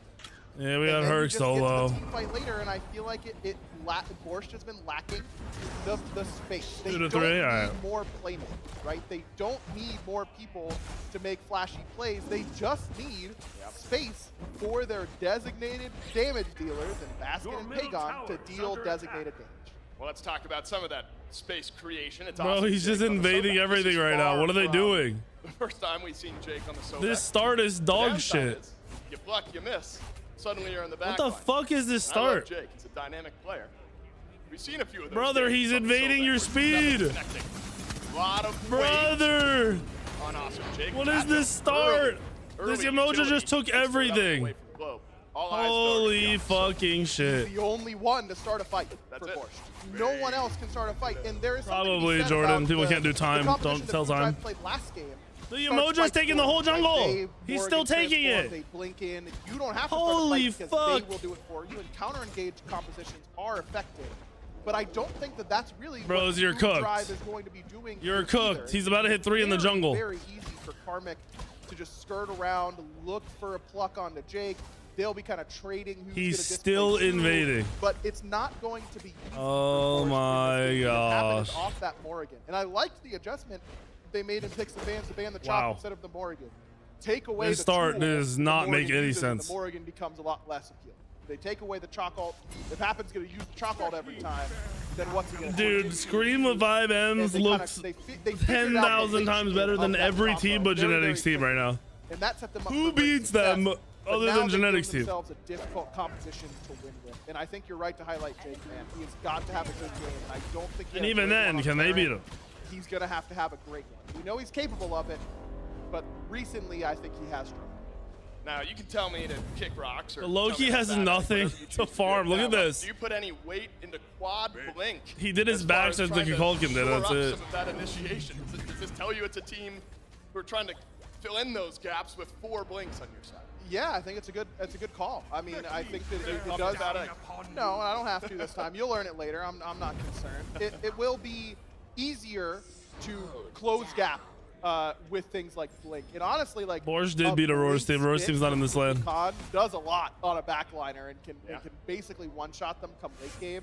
So it's not bad, but I think it's also just that you've got to run from this Hercules more than anything else. And sometimes beads isn't enough to save you. Jake's going to get Talisman of Purification, I'm sure. They also played on a different patch. Like the game was completely different with the last time they played. Remember that.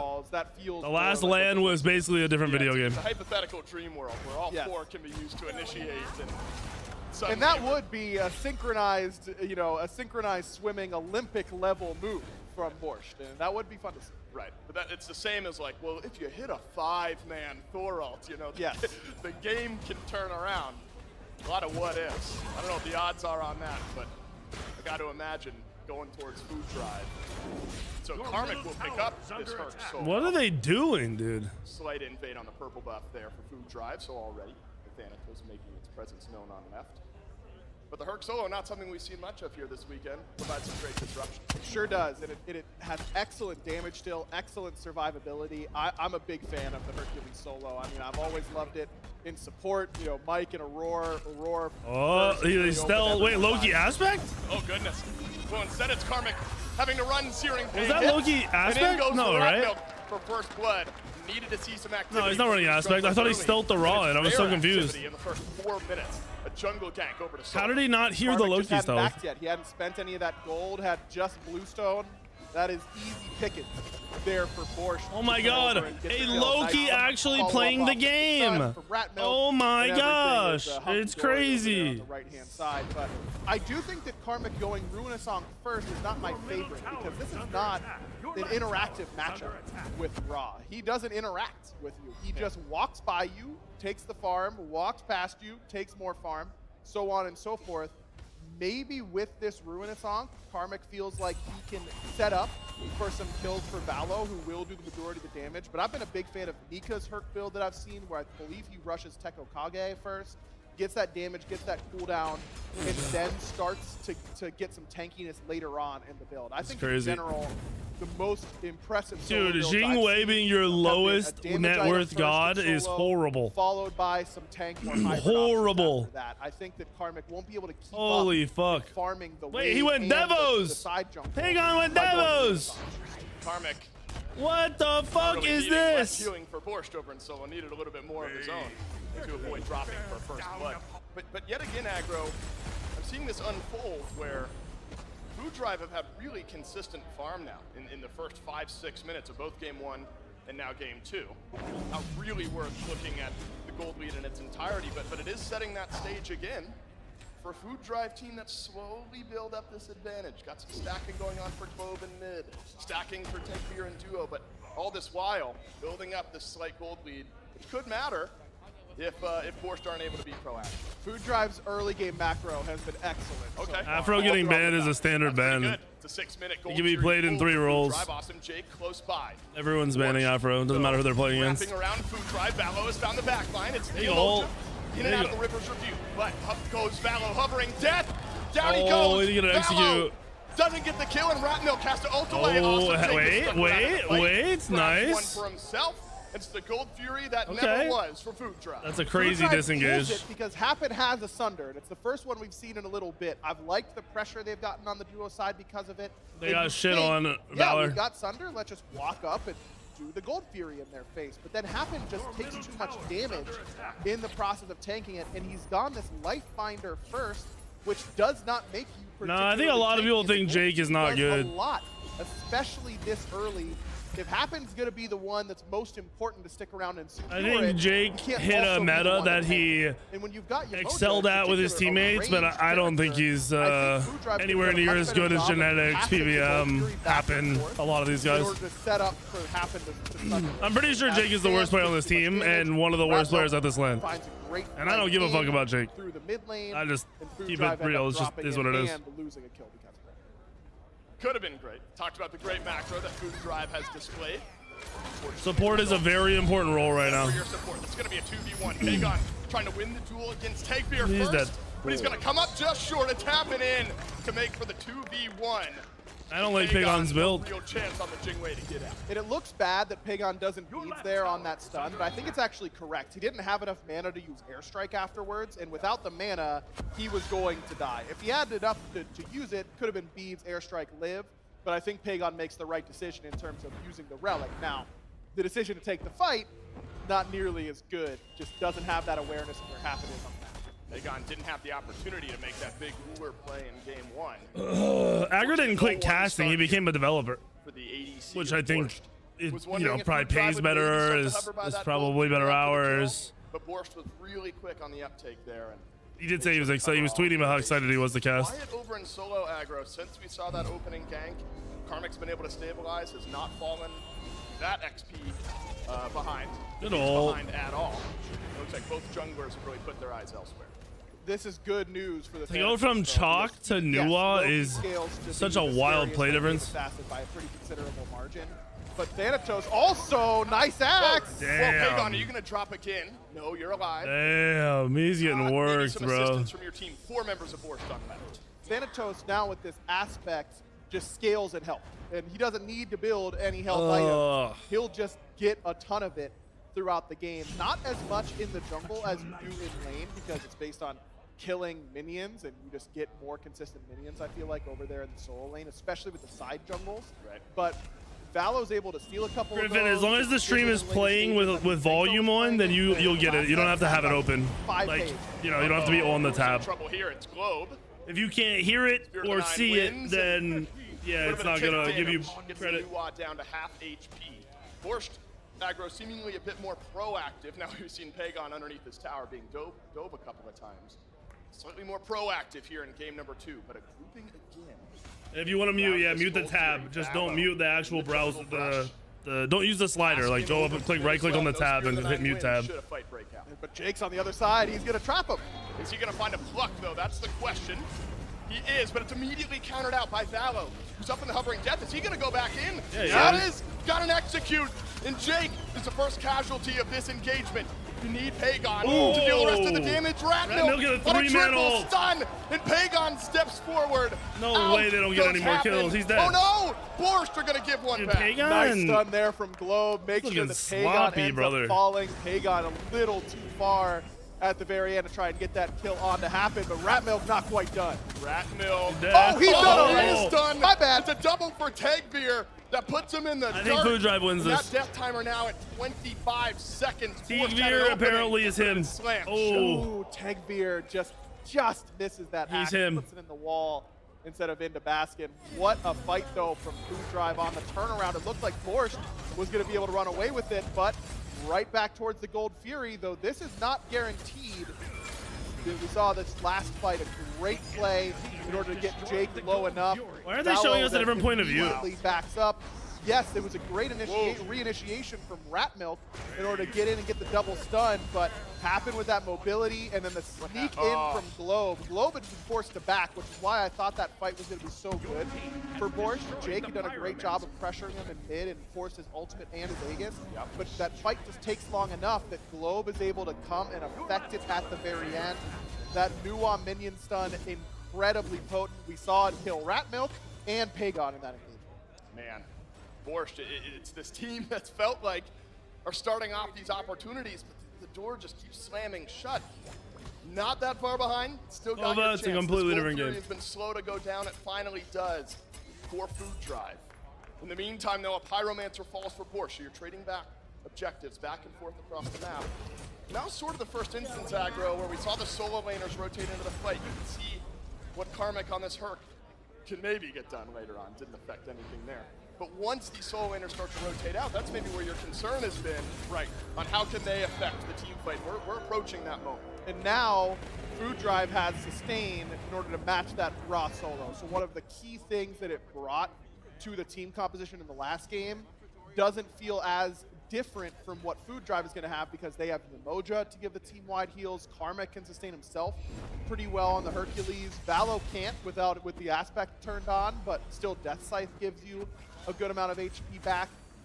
I still feel like when it comes down to these late game fights, what's going to happen is Basket is going to have to freehand a big ultimate. Pagon is going to have to get in there and do all the work himself, but there will be a lot of time bought by FiveM. I don't want it to seem like the pick does nothing in the team fight stage. It just doesn't do as much as something like that. Well, if you hit a 5-man Spirit of the Night. Oh, right! How did I forget already? Suddenly, the team fight looks a lot better. Yep. Not quite there. No. Approaching that territory, though, if these next couple of fights don't go your way. Valo over and right, but Rat Milk here as well. It's a 2v2 for now. Everyone else over in mid. Well, he's fine. From Karmic. Health bar is just fine for everyone. Not enough damage to make a big difference. Ultimate through from Globe. What a fight. This one will just fizzle out over and right, but all this time it's a split push for Tegvir and Happen. And the first tower of the game goes down, some good team gold, and again, good macro play from Food Drive. Jingwei, kind of a weird case where she's good on her own in the duo lane because it's very hard to kill her. But she's not great on her own because she can't clear the wave safely and defend the tower. So yes, Pagon doesn't die, but he does have to give up a tower on that side of the map. What's the spectator ends bug? up being okay, but Tegvir's lead. Dude, aggro has been hating on the Raw. I don't get it. On this Uller. It's so Pagon good. Had a tough early game on the Uller. I've got a feeling we might see what Uller from ahead can do. Already 3 items completed for Tegvir, working on that 4th. I've not seen the best of Pagon, not yet. Tough to find those openings in game 1, and really feels like in back-to-back games. Oh, we can't see the minions. More often than not. GG. GG. Borscht grabbed one a moment ago. They have the runic bomb. You'd love a second in case Food Drive start to threaten a fire giant. But we're going to get a real good idea of where Borscht feel their strength is here, aggro. How do they group up? Where we see a minion. Jake here around maybe an imminent fight, but Pyro's already down to half. You can't see side lane. Block onto Valo. Valo blinks away. He has hovering death, remember? That's how he got out and then back into a previous fight. Yo, what's happening in the back over there? Loki getting worked. And that's Rat Milk. Right back into range. It's awesome. Jake's ultimate down, and that's it over in mid. I mean, it's a trade of blinks, Jake's blink for Valo's blink, but as we've highlighted, Jake's blink is necessary for Borscht to function. Wow, Pyromancer, easy for Food Drive. Is there a fight now after the fact? What a Rivers rebuke from Happen. Yeah, he totally separates out Borscht, and it's a Pyro for Food Drive. Yeah, not gonna happen when Happen has an ultimate like that. Didn't even intentionally do it, but sometimes it just happens by accident. This is a great position for Food Drive to be in because Borscht, a lot of times low CC compositions don't feel it. That's a terrible name, Jordan. Get out of here. These low CC gods often just have more damage. Pick on a Karmic would feel great, but Valo hovering death. Oh, it's a double knock-up, and maybe now an execute. It sure is. The damage is perfect, and Rat Milk the recipient. Valo still has something to say here. What can FiveM really do? It's another tank Thanatos.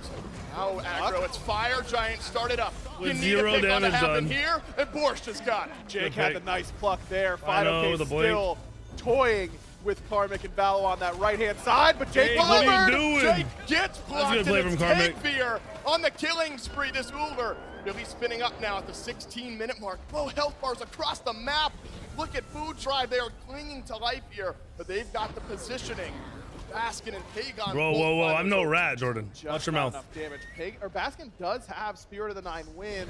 Let it fly. Everyone's so low. Globe! Whoa, Globe See ya. uses the Aegis, and it's Baskin who pulls one back.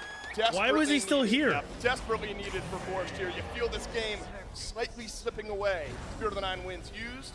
Baskin feeling himself a bit. It's only 2K gold lead. The game is fun. Now if they're going to pull fire, losing Spirit of the 9 wins there for nothing is really rough. Yeah, how do you secure this? Up on the way with Sunder. That's the best secure. FiveM has Runic Bomb and Searing Pain. Nice. Rat Milk holds the back line. Tegvir lives. That 3 does 0 damage. What a set this guy's having. The Uller has looked near unstoppable. What an ult from Karmic as Oh, well. Karmic just Execute around the corner, but the sustain from the back, Final up the back. Pagon needs help in the back. in the middle of all of the Pagon action. to take Thanatos. Take Thanatos does no the damage. backline and Oh, somehow no. lives. Grabs the opening kill Happened and with a Happen fat trades ult. out. Finally, Pagon goes down, but is it too little, too late? Techfear's out as well. This Thanatos does zero damage. Fallow still alive. Oh, the Loki didn't open. Remember, Pagon The Loki is dead. afraid to You die. need the damage from Baskin to finish off think it this was fight. Noah. Beneath the tower, go food drive. And we'll call it a 2-for-1. Man, what a decision Okay, there Sammy, have from fun. Borscht to pull the Fire Giant. I think they knew that they weren't going to be able to stand and do it, especially with Happen on the way back. But it was Rat Milk who No Aladdin felt like games. he had Ban a great most games. opportunity to spring a trap onto Tegveer.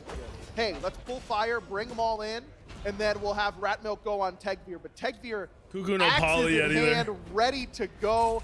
He gets hit by Assassinate, beads, axe right in the mouth for Rat Milk, turned that whole fight around very, very quickly.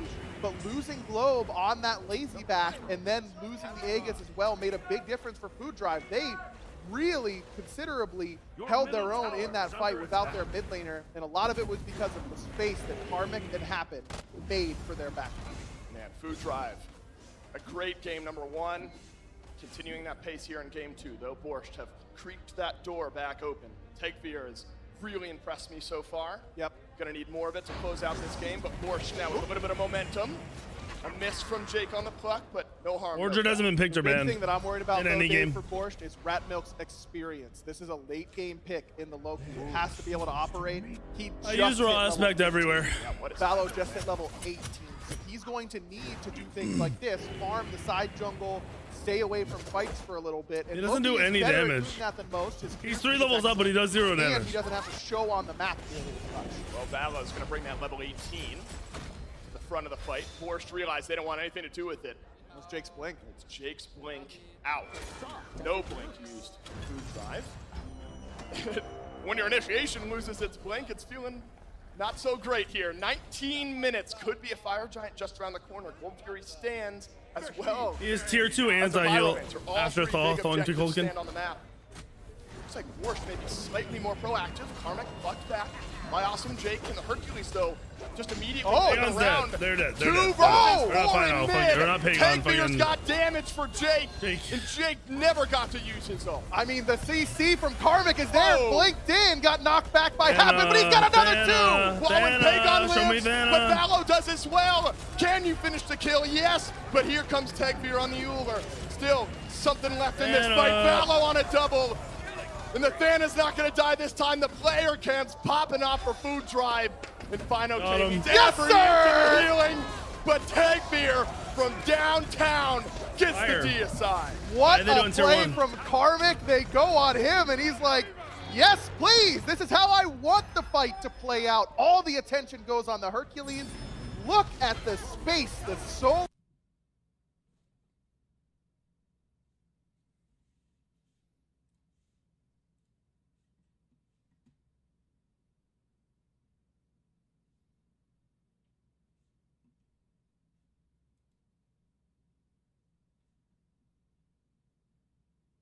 Someone are still super impactful on picks like Hades.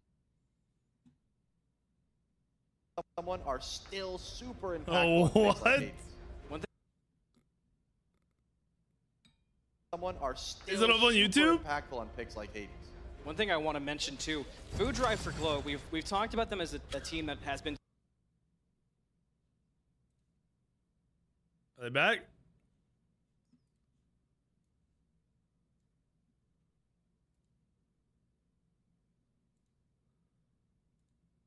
Get rid of the ads. And he's like, yes, please. This is how I Yo, want YouTube the is fight to so play far out. behind. All the Holy fuck. Wait, this isn't playing either. The whole stream went down. Still super impactful. That's because he's dead. Someone are No way. and he's No Someone are shot. still super impactful on picks. Brother. Still super impactful on picks like Hades. One thing I want to mention too, Food Drive for Glow, we've talked about them as a team that has been so consistent 90% of the time. Right. They've had this kind of 10% Micro tendency Toth. to Smite implode has 40K during people games. So concurrent one right thing I now. feel Not under 10K. Tanky build now. Onk We're plus back. Void Shield plus Screeching Gargoyle. He's not an easy. Oh, Pagon needs to dash away and use the beads. Spirit of the Nine Winds with the uprights, but there's nearly enough damage to kill off Karmic. But Karmic escapes, still out of the fight. However, oh my God! Shit. Hello, Valo, and goodbye, Borscht. That is unreal from the Thanatos. But Borscht, still some legs in this fight. Old It's defense Valo Thanatos. wagging his finger. And he's not done yet. Looking for Baskin, but no Death Scythe means it's going to be tough for him to make it happen. Pagon's back. Pagon. Oh, the dagger. Oh, he relives. He's back. Pagon. No way. Oh, good knockup. Valo misses the last bit. Pagon stands tall. Unbelievable play from Valo. No way he does it to him. No, Baskin finally is able to put down Valo, but a heroic effort from the jungler from Food Drive. Man, what a play. If he would have been able to kill them both there off the dagger, we could have packed up the event, man. We wouldn't have seen anything cooler than that the whole weekend. That is unreal. Not only the dagger, rewind, if you will. Oh, just a little triple stun off your ultimate. Casual Not triple a stun. No biggie. Food Drive has impressed.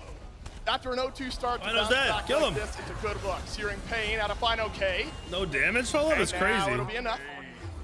It's what you get with the Raw, right? You're tanky enough to It's live. hard to kill him. There's no doubt. He's 1-1-4. It's hard to kill him, but you just see, I think, the difference in team fight impact between the Hercules and the Raw so far. Wait, how did they get no towers off of that? Thanatos was just in the base and they didn't get the tier 2. I What the thought fuck? for sure once he got plucked underneath that tier 2 that there was no way he could walk out of there. But between his own healing and Happens healing as well with the Mending Waters, Raw held it versus 3. That's crazy. For a great fight. And this is tough for Borscht. You're 7 or so thousand down. You got the 3 top damage dealers in this game. Pagon no crit items hurts. Pagon and Baskin and Fino K are all near 20k damage. Nobody else is past 17. We must be doing something right. Food Drive have just been able to sustain and live through it. Now they get a Pyromancer, a Runic Bomb, again, still one aside. Keeping our eyes on the Sunder for Happens. Searing Pain from Fino K. Borscht really in that pivotal moment. I mean, Jing is top damage with Raw, so he's doing damage, but how much more could he be doing? And it's got to be a good pluck from Jake that starts it. But now, as if Loki Karmic with has another a no feeling damage about game. As a pluck target, he's just finished his Hussar's Wings. And this item is phenomenal in the moments where it's going to be useful. This passive. This Hercules should be unkillable. The rest of the game. I love the just short. You are period. You are immune to slows. Period. And this is a very expensive item. You know, we're talking over 3K gold. But look at all the slows it's going to immune. The Raw 2, who cares? The Cuckoo 1, which is really devastating a lot of the time, who cares? Brutal. The Sobek ultimate, yeah, I'll just walk out. All of that makes it that much more difficult now to kill Karmic. That is a brilliant pickup, and it's going to be difficult, I think, for Borscht to lock him down. Shed some hope for me, though. Borscht has their opportunities. See, all Baskin has to do is hit a 5-man Spirit of the Nine Winds. I might even take 4 at this point. You know, we could do it. And is Pagon far enough in his build? He's getting there. He's got the dominance now. I don't like this build. It does, and he's going to have to be the one to kill Karmic because Karmic has a lot of utility in his 3 active items, but that dominance shouldn't even do shit to Hercules, right? Super high. I feel like now with Xe, Chins, and dominance, Pagon could shred him. Here's your pivotal moment. Food Drive for Globe, aggressive around the Fire Giant, a Runic Bomb per side, a Sunder, a Searing Pain, all of it available. Fino K catches a Scythe from Valo. Blinks, 3 of them ready to go for Borscht as well. Fino K, plenty of damage, plenty of sustain. And that aspect is infinitely scaling health off of kills and minion kills. In your favor. All Phoenixes alive for Borscht, both teams, needless to say. So no fire minions to make a difference here at the moment. It's all about who overextends. Valo, that hovering death. Rat Milk. Assassinate. Still, Food Drive slightly more aggressive. And you have a game in hand. You don't want to lose this one, but remember, you can play a bit more aggressively, not only ahead in this game, but in the set as well. Half HP on the Fire Giant. And it looks like maybe Food Drive are going to stick on this one. Karmic wanders forward. They've separated out Pagon! Pagon, the target for Karmic. Karmic tail whipped off to the side, though. And it appears like Fire Giant has been dropped. Assume OJ heal, dude. GG back to full. There's no talisman of purification in that, so now he's in a lot of trouble. He can reset and League of Fight, David the 62, Frosty, David the 39. Pagon's gonna have to Holy fuck. His positioning. And Valo's done such a good job of marking Ratmilk. Ratmilk's trying to flank around the right-hand side, Valo follows. Ratmilk's then forced to come underneath the fight, way worse. This positioning looks a lot better for Food Drive than it did a moment ago. Full health. Man, yeah, just a great separator in the jungle. Getting shredded. There's committing. Feel the damage back. Fire Giant low. Tank Beer confirms it for Food Drive. Now you gotta get out if you're awesome, Jake. But maybe you can turn the fight. No, you can't. Karmic cleans up Ratmilk. It's a block back in onto FiveM. And Borscht looking for some damage. He's not getting good heals. Jake's not going to get the X. Down. He's going to go. Just 2 members left for Borscht. It's the damage dealer, so maybe you can clean up the engagement. Pagon and Baskin group up with one another. Boom! Tournament is over as it starts. Food Drive, get the D aside, get the FG, and they stay alive. And there was nothing charity about it, Dave. They earned this one, no doubt about it. An unbelievable set from Food Drive. Best Obsidian Dagger users in the league, as far as I'm concerned. They were killing it with that. Just the separation. Wait, Jake died with Dagger? Karmic actually forced Baskin to try and blink past him. He blinked nothing, just to try and get in range. No way. And I appreciate the Dagger shout out because I'm like, what is going on? Did the game end? what happened? Did somebody get the Titan? The game did end just now, and it's Food Drive for Globe from the losers bracket. Aggro, they start. They off look much better those games, but might just be a team really diff. Convinced. Here they are in the losers bracket. They sort of dominate Borscht here in back-to-back games. I just think they had a better handle on how they wanted to play and what the team comps were going to end up doing for them. I mean, Borscht is just a conglomeration of unbelievable players. There's no questioning their pedigree. Their chances of succeeding in the future of Smite 2 is extremely high. I just feel like they really refused to move off of how they wanted to draft these team comps, and I think it really cost them. I mean, you look at what they're doing a Titan toggle on Sunday, yeah. That game, the displacement, the time buying, you know, the threatening, the space created, it was all because he's just this threatening front liner who you can't ignore. Yeah, you step forward as a does Elion's team back. Live really or die? To pull back in. Opposite. Nope. On the Hercules. So maybe lives and dies there from Borscht. Unfortunately, their tournament comes to an end. The first knockout here this weekend at the Smite 2 Founder Series live in Las Vegas. A very, very easy team to root for in Food Drive for Globe. What a story, and their story continues. And the desk will break down how we got there. That's right, Food Drive for Globe. Keep on marching forward.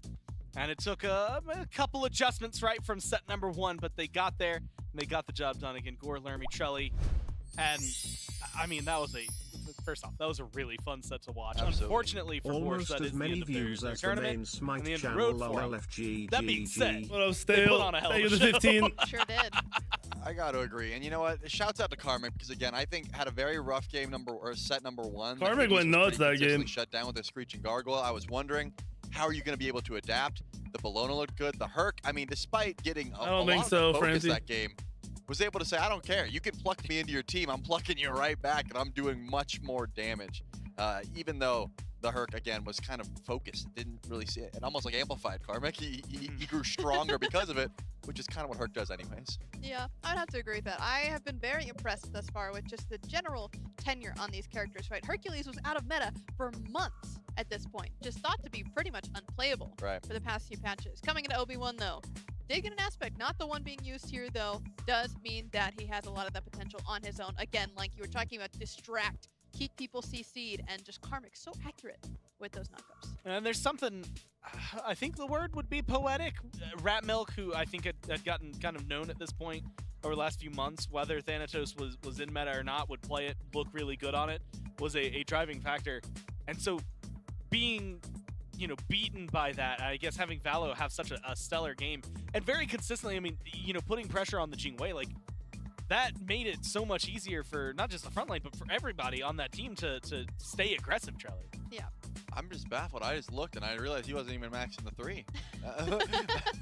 That's kind of crazy, right? I mean, if you're going the aspect, don't you want to max the 3? Maybe that's just me. Maybe I've been playing him wrong the whole time. The Soul Reap does so much more damage when you have the HP, but hey, you know what? Who am I to question? This play was crazy. That guy just won. It worked out clearly, so yeah. Me and Hazer were chatting about this, as well as This Bobby. moment.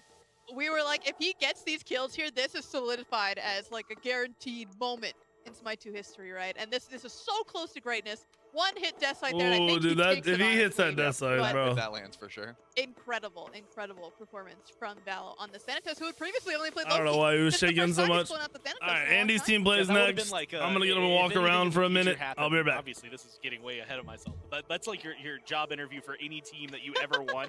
If you get the double kill right there, you're like, yeah, by the way, I won that game for everybody. Here's the Twitch involved.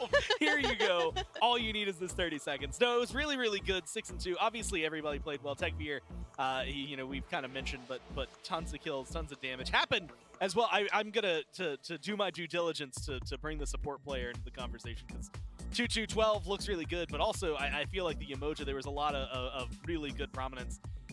Just all around, I feel like, Lermy, coming into this, you had mentioned like the CC, how much of it was on one side, how little of it was on the other side. Yeah.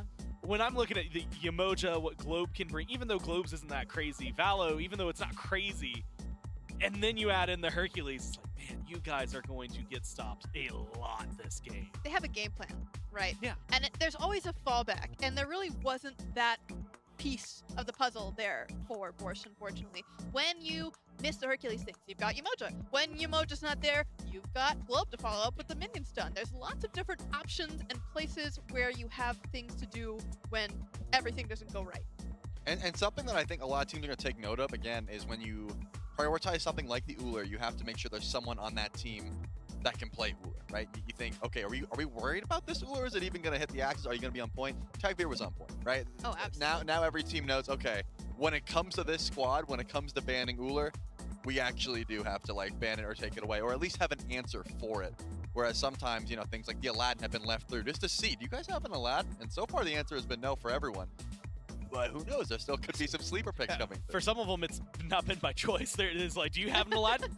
We don't want to find out. We'll Not gonna find out. risk it. And so I'm really excited. What's weird is when we do events like these, I always say there's going to be one team that lets through the pick that everybody's saying that's the best pick. And we had it already happen twice, and nobody picked it. So I'm like, does that count as letting the pick through? It is, but I mean, I would argue because I gotta see him. I gotta see him. Because Afro has the stats to back it up. She's got to be the best pick right now, Yeah, right? you're right. Came in, won, and then got banned. Yeah, so she's 100% pick ban, whereas Aladdin's not. So until we see more, I'm leaning more on Afro. You can see Food Drive again move forward. Borscht knocked out. Smoking Bird. No, Mockingbird, Smoke Break. They're going to be the ones that come up a little bit later. Again, best of 3. That's going to winner. Goes on to fight Food Drive. Not really a fate I would wish on anybody at this rate. Feels like they're doing great. Loser gets knocked. I can't believe we're going to be out of one of those two teams. And just in general, by the end of today, which this is still in Eastern time. Nice little laptop joined me. For some of you, it's getting late. Anonymous by the time you go to bed, though, code Weekend in Smite. somebody else, I guess another 5 players, the road's going to be in. And that's kind of crazy to think about. So instead, I'll think about the other stuff. Food Drive for Globe. They're still going. Yep. FiveM's Risk. They're up on the top of the bracket. They're feeling really good. But of course, I think getting the dichotomy. Now, if you're Food Drive, you've experienced a loss. You've experienced a win. You know where you're at. You're kind of cemented on this stage. I feel like that's a good vibe going forward. For sure. And again, you don't have to take it from me. We've got them standing by on stage ready for an interview. All right, thank you, Gore. I'm over here with Karmic from Food Drive for Globe. The crowd's loving it right now, and they were loving the gameplay out there from everybody involved. Karmic, I really got to ask you, man, you were telling me right before the interview, you're like, man, I didn't really play that well. I just saw 60K mitigated up there. You want to tell me what that's all about? Yeah, I was kind of running it down. If the top down was in my lane, you wouldn't know I played horribly. But, we got the W. We were never losing to those guys, IMO. He said all good. Well, I mean, it certainly was all good. I was watching Valo play NASCAR around the Phoenixes. What were you guys saying while that was happening? We were just doing our own thing while he was just running around in the base. He was owning. So. True. Yeah. So yeah, absolutely. Wise words from Karmic, but another question I have for you. You guys are going to be playing hear? the winner of Mockingbird versus Smoke You wanna Break. hear? Who do you want to knock down? I don't know. Either way, we're gonna win. I think so. It doesn't matter. I don't care. I love talking to you, Karmic. Love the confidence for you. That's Food Drive for Globe. That's Karmic. Give it up one more time for Karmic and Food Drive. Thank you so much, Karmic. Good luck in the rest of your matches, man. Back to you, or actually, no, it's not back to you. Instead, crowd chat at home. We got one more match for today. So if you're here in the crowd in Vegas, you don't want to go anywhere. If you're in chat, get up, go take a bathroom break or whatever. But we'll be back with more Smite 2 action here after the break. I do.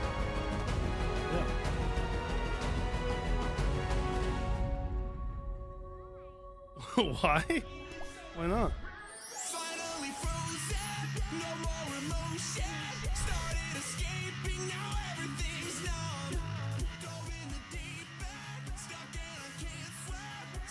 It's coming? Yeah, in 6 minutes. Yeah.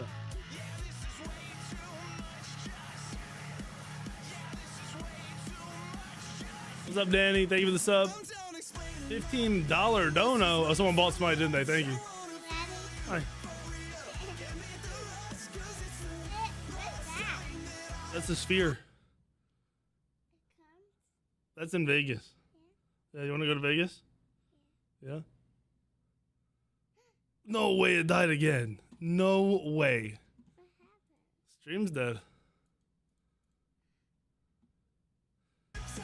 They're struggling, bro. You want to say hi to everybody? Say hi, stream. You gotta look to there. Look to the camera. Say hi. They can't talk back. They're typing here. Look. You see? See the wave? They're waving.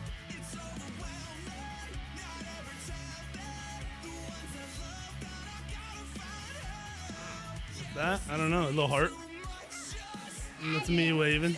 My daddy. Yeah, me waving. Oh, you daddy. Yeah, I know. It's a lot, daddy. Is it fun for me? Is there a lot? Daddy.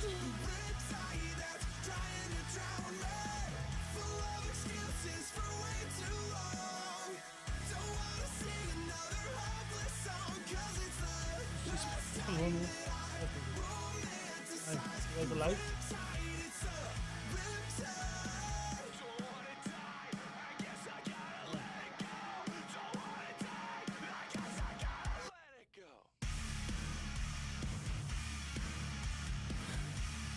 Is that you? Is that you? Look, I'm right there too. See the little faces, little me's?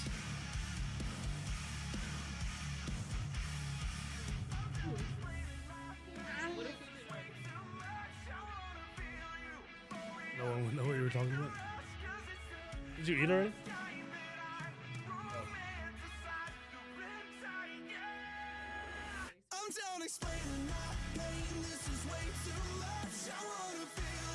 Are you yelling or was it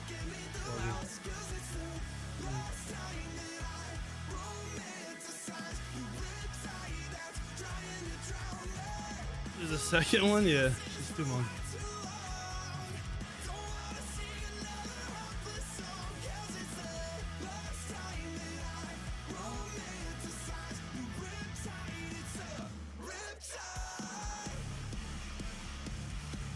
Thank you, Jake.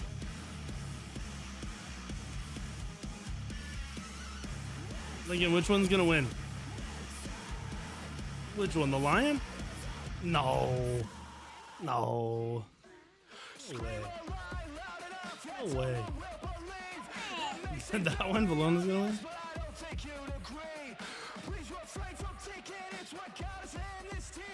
You wanna go back to watching?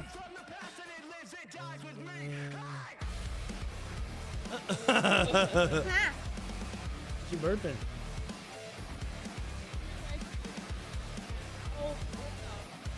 What? What?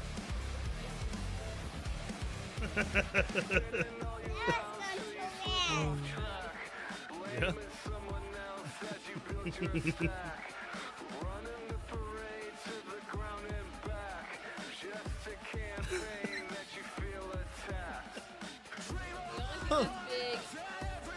don't know what that means. You hit your hand? You mean high fives? Yeah. You have fun at grandma's today? Yeah. What'd you do? Play with grandma? What else did you do? The track? Play with grandpa? Did Buster have a cone on his head? No? No? Did you play with Buster? Yeah. Did he chase you? Was he?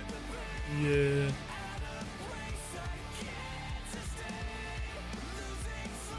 Oh, she's grabbing my hair. Ow! Ow! That's like the best grip of it. Ow! She's got like a really good ow. Ow! Ow! You suck.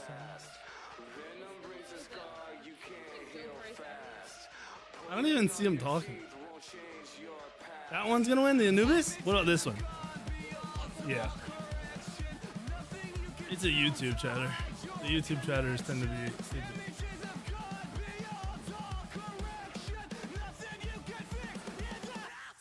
Event's been good. We got 2 minutes for this one to start. This is the last game of the night.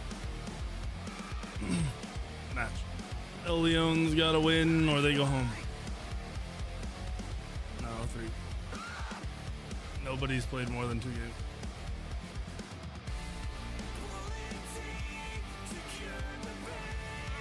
You like that one?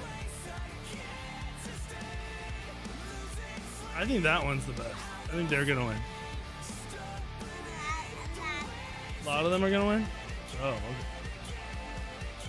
okay. Yeah, final gaze team lost already.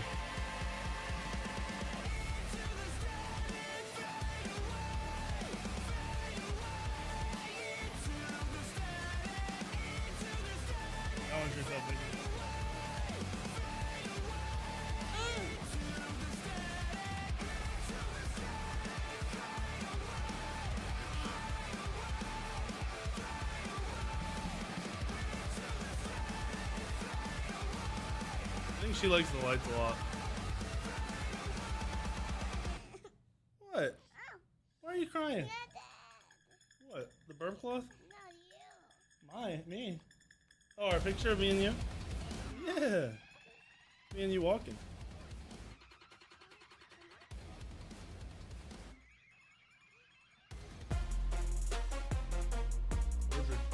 Mordred?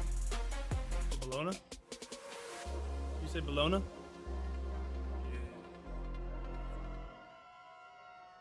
Hello, guys. Welcome back. There's like 40K concurrent playing today, Smite but 2 still right a now, good one across all left to go. Are platforms. we still ready? We still up? Still active? All right. That's exactly what I wanted to hear. Still a couple great teams left to go. They had a long grind to get here in the games today. They've set them up in a good spot, and I'm pretty excited to see them as well. Just a matter of, who we got. We got 2 great teams out here for you that going through Mockingbird, heck of a battle to get here. They had struggles throughout the entirety of the Founder Series. They started to lock in. Tough land, but great This 90 players. monther is for the future New York Giants great having to Lincoln. switch up, bring a sub in last second, but still looking good. They're fighting for survival in the losers bracket, just trying to keep it going. And with those 2 teams, Mockingbird and Smokebreak, let's go ahead and introduce them here momentarily and see who we've got. First stop in those purple jerseys, you've got Smokebreak. Alright,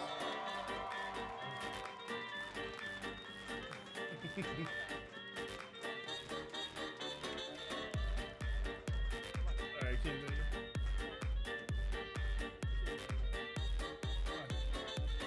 It's not just Smokebreak out here. No. Of course, you cannot forget the team with the confused concoction.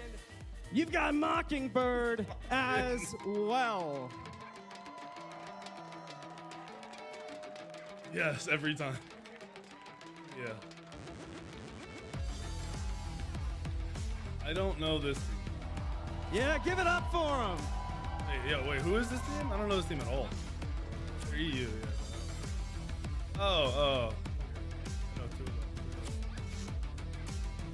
Mockingbird getting ready to do battle with season, Smoke Break. It's going to be a hotly contest one. Remember, the loser of this one's going home. They're done with the Smite 2 Founders Series Championship, and we know how badly they want that prize pool and that prize money. And the winner of this game, they take on Food Drive for Globe. Not going to be an easy task and a heck of a game to live up to as well.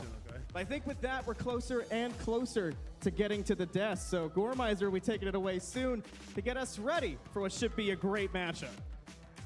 Thanks so much, Malum. And again, what an exciting time as we get to tackle now what is about to be our fourth and final set of the day. But you might know and realize it says it's the Smite 2's Founders Series. And if you're wondering who are the founders, well, I've got great news for you.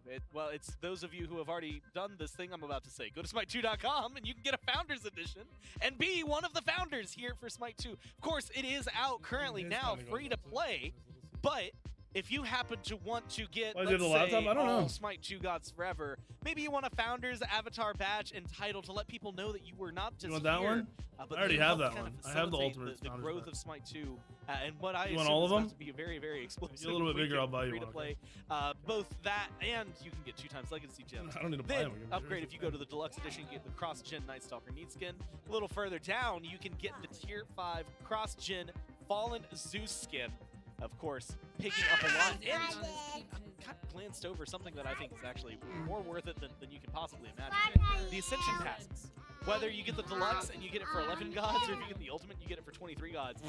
Those things What are you are so poking me for? good. You get diamonds, you get in-game currency. You farted on me. It does, again, kind of pay you back You think that's for funny? what you put into it. And it gives you good That's incentives, Mike. good You're things you're to talking do. to everybody I here. gotta tell you, grinding those, you get the emotes, you get so It much feels fun. good. It feels real good. And He's it's casting. just great. So become a founder today, smite2.com. Alright, you're gonna have to go up, okay, bud? Right there. Nice, easy, quick to get to. I think I even have the link for it open, so I can You want me to probably take you up? But You don't need to more cry. It's important, okay.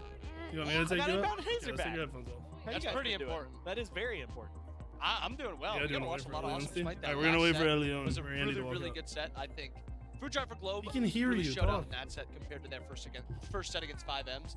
And now I want to see the same thing from both Mockingbird and Smoke Break. I think Smoke Break had a What are you talking to? That's Bobby. bad-ish. You talked to him the other day. I think first set, I think that's fair to say against Team Risk, where I think they definitely left a lot to be desired. We've not seen Mockingbird yet, but I want to see them both play to their potential. Yeah, first time for a lot of these Mockingbird guys in front of a crowd as well. I think nobody on this team except Spud has ever played in front of a crowd before. So 4 newbies to play in front of a crowd. That crowd's going wild out there. So we'll see how they deal with the pressure and the expectation. Now, Hazer, this one gets interesting, and I doubt we have it queued up, but we, on our predictions, one of us is about to be wrong. Yeah, I'm quite nervous, to be honest. I picked Mockingbird as my team to win. We haven't seen much of them since the LAN out in Georgia.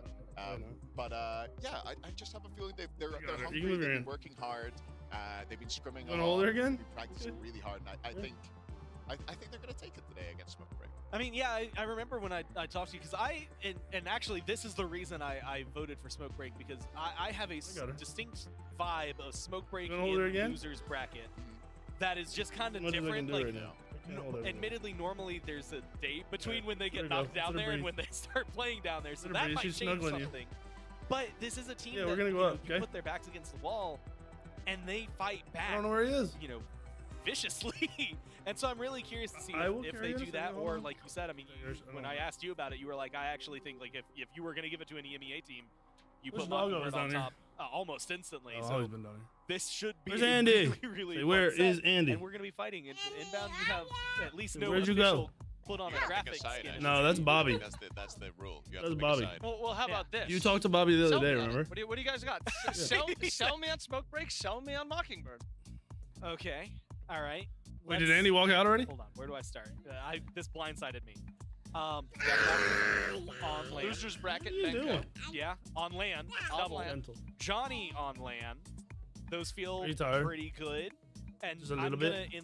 enlist help. Yeah, a little bit. Because Oh, you walked out already. Got All two right. other dudes Let's I'm go. gonna bring in. I'm gonna pull the casters All right, into you the ready? audio here, All because I want you guys to help me sell Smoke Break. Okay, listen, Gore, I'm just saying. And they're gonna like, disagree with Bobby, me. you can't do that. Gore's the host. He's supposed to ask you the question. But he chose them. I didn't. I just want to say that roasting Bobby on these has been, a staple, just because he always does something roast-worthy, right? As we do that. Yeah. However, if you had to pick a side between if Hazer's spitting or if Bobby's spitting, I am leaning, unfortunately, a little bit. Or sorry, Gore in this case, but I know that Bobby would take. I side. spit a lot. I know.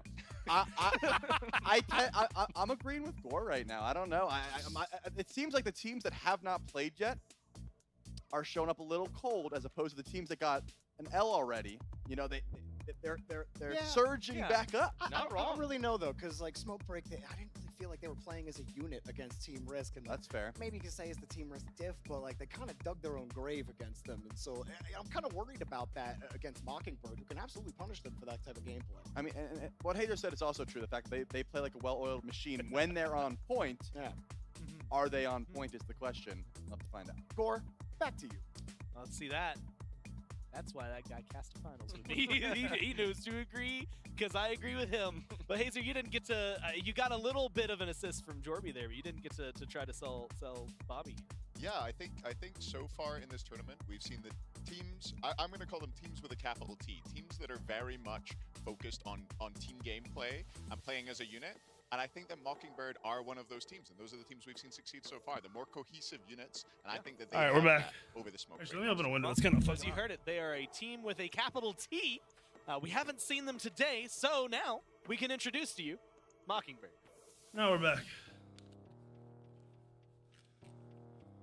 What'd I miss? Anything? My name is Hawk. I'm the mid laner for Mockingbird, and I'm also team captain. And my name is Calvin. I'm actually the support for Mockingbird. The main goal of the team was honestly to beat other teams that we didn't like. So I mean, we did, and then we were like, okay, what's next? And we just kept playing, and then we would play against Team Risk and Scrims quite a bit, and we would perform pretty well. And then I was like, okay, maybe we're not just like a for fun team or whatever. How about we actually try and do something? I mean, we are all learning Smite too, obviously. We are lacking of experience compared like to Team Risk or even Smoke Break team. And so far, even with this line, we learned like a lot of things. I mean, we had a lot of preparation, and like day after day, we are just like. Where's the energy? I got energy. Where's your energy? We've never been to Vegas, and none of us have ever been to Vegas. It's such an exciting place to be. Lots of like lights, things to see, look at. It's gonna be exciting. It's crazy to think that we would also play in front of a crowd. Playing in front of a crowd, maybe like. I hope my teammates will not get like too much pressure on their shoulders, because like right now on the line, as we can see, Aerox has a bit of pressure. He doesn't really perform as well as he shown on. Dude, I need to slam an energy drink. Fuck. And probably same for Dudu, probably same for me as well. What but do I got? otherwise, yeah, pretty excited to go to Vegas, meet people, play over there, play with the crowd, talk with people, talk about Smite, and play Aphrodite as well. People might not think it because of how we played at this LAN. I don't like expect us to win, and I would be really upset if we don't win. These are recommendations or sins. Make a run at the very least. My prediction on this one? Actually win the tournament. I hope they exist. Andy's team can at least beat this team. Compared to I hope. Team Risk, Smoke Break, FiveM, etc. We played pretty well against FiveM and Borscht. A close set. I think, as he said, we should have won those sets as well. With the new meta, new gods will coming up for the LAN, I think we're gonna be like even more prepared with new stuff, and we're gonna show them that we can be like easily a top contender for the tournament. This is a Celsius powder. And you can hear. It's like these realistic expectations that underdogs always end up having. This which shit is tastes like so good. Like that. Yeah, I think we could win, but we are not the strong team. Like, we're not the ones that people consider the contender.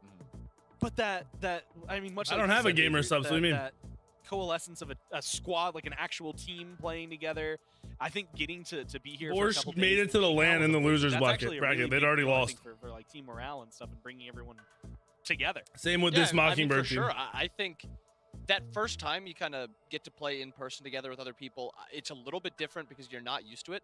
They've gotten that out of the way now. This is their second time playing on LAN, playing as a team. Somebody's Now they get got to play in tell front of Hazer other to put people. his headset back Honestly, farther. I really liked how both Calvin and Spud have played in the duo lane. I think Calvin does make a few mistakes here or there, but I like his aggression and I like how he pairs with Spud. Does Bobby And have it's the same thing sneakers the opposite on? side with Dedu and Herox. I think they pair very well together, and I think there are positives with this team.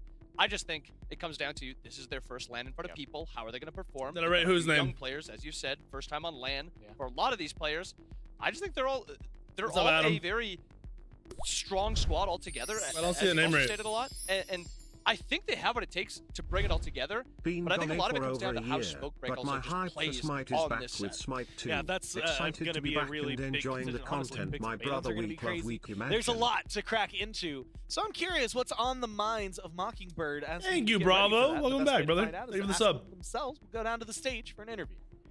It's funny you say it, Gore, because I too am curious, and I'm standing with the team captain of Team Mockingbird, Hawk. Hawk, you guys had a battle in Georgia, and I got to talk to you a couple of times, and there was one thing that was so consistent with you and your team. You Yo, guys are Hawk has the passionate. shoes, How bro. are the vibes coming in? I thought you were gonna mention the no breakfast thing, but I thought about it.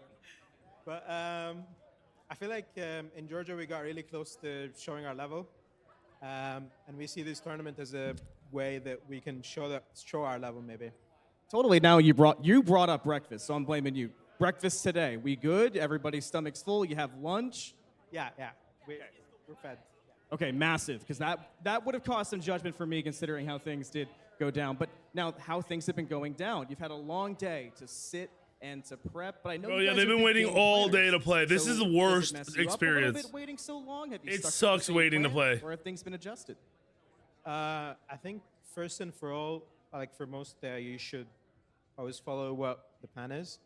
But obviously, it would be foolish not to look at them and analyze their game. Waiting So was we did a always the little bit of worst. If looking you were at the them, last game, studied like their the game a first little game's bit. the worst and the last Hopefully game's we'll the bring it worst. further I'd south. rather be the first game than the Hopefully last indeed, game. And you guys have been very competitive with it. Now, one big thing I want to ask you, it's kind of been a common trend today, as you've been hearing some of the questions. When you look at the other side, when you look at Smokebreak, is there a player, is there maybe a lane that you guys are focused in on? Archives of Justinian, the whole name? 1 out of 10. Earlier, Laon said that he's here in Vegas to make money. He's not playing like it. Oh my gosh! All right, well, I asked him if he was going to have anything crazy to drop, and I guess he did after all. So much for the nice guy stuff. But Desk, back over to you guys. That was tough. I mean, Was that clever? Was that a clever thing to do? Make out Leon angry going into the set? I feel like firing that guy up might not have been the best idea. yeah, usually That's a crazy. very well energized, well motivated Laon is one of the most dangerous iterations that you could have. But I'll latch on to the fact that they ate this time, which is a really big deal. Well fed, so they don't feed. Kind of lines up. The problem is, and as they kind of mentioned, the team they're going up against has found the best of them occasionally, right? Smokebreak was in a kind of similar position. It really, again, feels really weird because I feel like 2 months ago you drop any well, now it's January. 3 months ago, you drop any conversation about, hey, Smokebreak, and everyone's like, yeah, they're like a 5th, 6th place CMEA team. That's what they were playing like. There was even a point I interviewed Deathwalker, and he straight up was like, yeah, I'm kind of surprised we made it to where we did. And so seeing them move forward, it was, at first maybe a little surprising for them, but since then, this team has absolutely taken off inbound. I mean, they really have shaped up, and the loss today maybe speaks more to Risk than it does to Smokebreak. Yeah, and I'm a little worried with Smokebreak. I think what we saw this morning is not kind of the type of Smite I'd expect to see from them. I thought both Leon and Streak did not have a very good first set. I thought they both did not play up to what you'd expect from a duo like that. I do think, like, If they don't look good this ever game, reliable, very few mistakes there. I think they both played fine. But the duo side, it's going to be just really plays so disappointing weak. and so kind of if Spud, show if a Calvin lot can, of where this team's step actually up a little at. bit, I think that's a pretty easy lane to exploit. They have to kind of come back and bring up their level a good amount. I think they played pretty disastrous in that first set, and they need to take like a big step forward. Yeah, I mean, I think Hawk was pretty on the money. If I was watching that smoke break set earlier on, I think I also would have identified the dual lane. It's where the problems were. I think Chrome, especially that Cupid game in game 1, got caught out far too much by the Athena and the Umoja. And I do think Laon was largely pretty anonymous in that set. Yep. Something like 0-6 on Geb through that early game against the Morrigan. So yeah, I think they've targeted. Andy needs the a right big game place. here. I'm just not sure that they should have said it. Well, it's something I think that's interesting, and you know, we talked about it. Duo lane for Risk, I think was popping off this morning when we watched. Yeah. And it was the other side of the map that was doing really well for Smoke Break. Might be something similar here. Maybe they figured things out. The only way to find out is to talk to the players direct. We got Benko standing by on stage for an interview. You guys gave it up for Hawk before. Give it up for Benko from Team Smoke Break. Now, Benko, when you walked up, I just gave a casual, you know, kind of how are you doing? I'm going to be honest, I'm scrapping my first question because when you walked up to me, I said, how are you feeling? And can you repeat what you said if you don't mind? There's no hope. No hope. Now, I mean, personally, I disagree. You guys definitely had some bright spots, but it was a tough start. So I kind of wanted to ask you how you kind of keep team morale going, but I mean, what's the focus for this? Get a new one, Jordan. Quit slacking. You should have backups. To be honest, what happened last set is Team Risk are just back. They're just unbeatable again. So, you know, take it for what it is. We got to move on from it somehow. And on the bright side, we got my luggage arriving earlier because this whole time I've been here in Las Vegas, no luggage. So I think they're actually screwed. I was just joking about it. So the luggage buff is in, basically. Okay, I like that for sure. Now, one thing I asked you guys about, I had actually asked Laon during the Georgia LAN, was bringing in a substitute last second. You didn't have a lot of time to prepare. Then how much have these last few months meant actually having Laon there work with you, or last few weeks rather? And do you think now, with the set behind you, it's going to help you going into this? Did he smoke before I think this last set is the most practice we've got in a while because in the last 1 month, we've scrimmed twice. Once with half the team not being there. But I think we kind of got the idea. Like, we've been watching closely with what's going on, you know, like through ranked mostly. We've learned what's good, what isn't. So hopefully this time we don't just miss with our strategies. Hopefully we can adjust properly from our last set. See, this is what I was talking about, now, bro. I'm sure you were listening. These teams before aren't scrimming. When Hawk was speaking, and he I don't think it's just them that aren't tried scrimming. to drop a I think a lot of people went into this without scrimming much. Hawk or Mockingbird in particular? No, they're great players. I just want to wish them best of luck. Unfortunately, it has to come down to this. You know, one of us is getting eliminated, so hopefully neither of us feels too bad when we lose him. Well, awesome attitude, and I wish you the best of luck, Benko, and the crowd does too. Thanks for talking with me. And Des, back over to you. All I'm saying is Benko in a suit would have told them they're getting put in their grave right there. All right, is Benko in a jersey? I don't know if it feels like a different energy.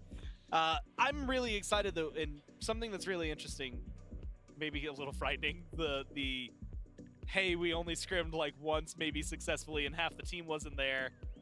But I also feel like I heard very similar things at one of the tournaments that they placed in the top 3 at. So realistically, sometimes it works out well for them. Yeah, some teams come in with no practice as the best practice every so often. I think that's what happened. Smoke Break hadn't had a lot of practice with Laon, obviously, going into the last event, last minute sub, and they played the best that we've seen them in Smite 2. And maybe they're trying to carry that on here. I don't know what's happened with the scrims. I don't know why they haven't had the practice that they clearly should have, but hopefully they can take the game that they've already had on this stage and use that to build on and have learned some things over this tournament so far. Is there anything? That's what I keep saying, Cat Dog. You know what? Yeah, I'm taking Mockingbird. Oh, okay, you're taking Mockingbird. Oh, that took a little while, but he got sold. he did eventually get there. Picks and Bans, game 1. I actually won't be surprised break on the other if they just get Mockingbird just actually stomps. I said you're gonna get tired of hearing me say it, and it's because I'm gonna keep doing it. 2 bans per team, 4 total bans at the top of the game. Gives a different dynamic. All right, I gotta say this. I love Andy. I love Deathbringer, but when you have a bunch of people who want you to win, and you're supposed to be playing the game at the highest level, and you're not screaming, I don't know the right word for it. Like, it's not disrespect. Might be the right word. You're not respecting or appreciating the situation you're in, and it's kind of annoying. I'm not gonna lie. By knowing what teams practice, knowing what they're playing. And the low-key second ban, so 2 bans aimed at this rookie jungler in Herox. Yeah, and I think it's correct to hit. I think so far what we've seen from Loki, I think it's shown that he is. I think a lot of these Smite players don't know what competitive means. It's just so huge how he's able to play the game, whether to farm, whether to take big fights. And the Aladdin, I think, is just a good throwaway against Terox. Ullr locked in for Mockingbird. A little bit of flex potential here. I do like it a little bit more in ADC. I think it's very hard to lose a lot of 2v2s as long as you have a somewhat viable support. No, these people don't underplay how much effort they put in. They're serious. Yeah, it looks like they're serious, sadly. More back to what they played when I played, most players never watched VODs, ever. And the Hecate in mid, and I think it looked far better. So I'm guessing that hasn't changed. Previously, and Geb going to be the option for Mockingbird. We've seen it played in both solo and support already. It's a Calvin thing, isn't it? Do you think this is going? I think it's a Calvin thing. I think so too. I've seen Calvin lock in this god way too much. I think he just has a really big affinity for it. And Medusa locked in. Mockingbird's draft is clean. Mockingbird paired with the Geb. All I want to see is just an engage solo or an engage jungler. That's all I want. That might be Monday, He's a big engage jungler player. I like him more as like that hyper carry. So it's probably going to be something on Deduin to play to engage, whether it's that Hades, whether it's something like that Hercules, which we saw Karmic play. But I want to see something for engage in solo. Well, that's not going to be an engage god in solo. I think what we're seeing here is perhaps an Ullr in the solo lane and an Agni mid Medusa ADC. Thor comes through last pick, so I'm going to assume that the Thor is going to be the engage from the jungle alongside Agni and Geb. I guess they have a decent amount of lockdown in CC. Also, that's going to be Thanatos in jungle then, most likely Bellona. But we have seen a couple Bellona jungles. They do run the aspect. It was mostly just Scream, I think.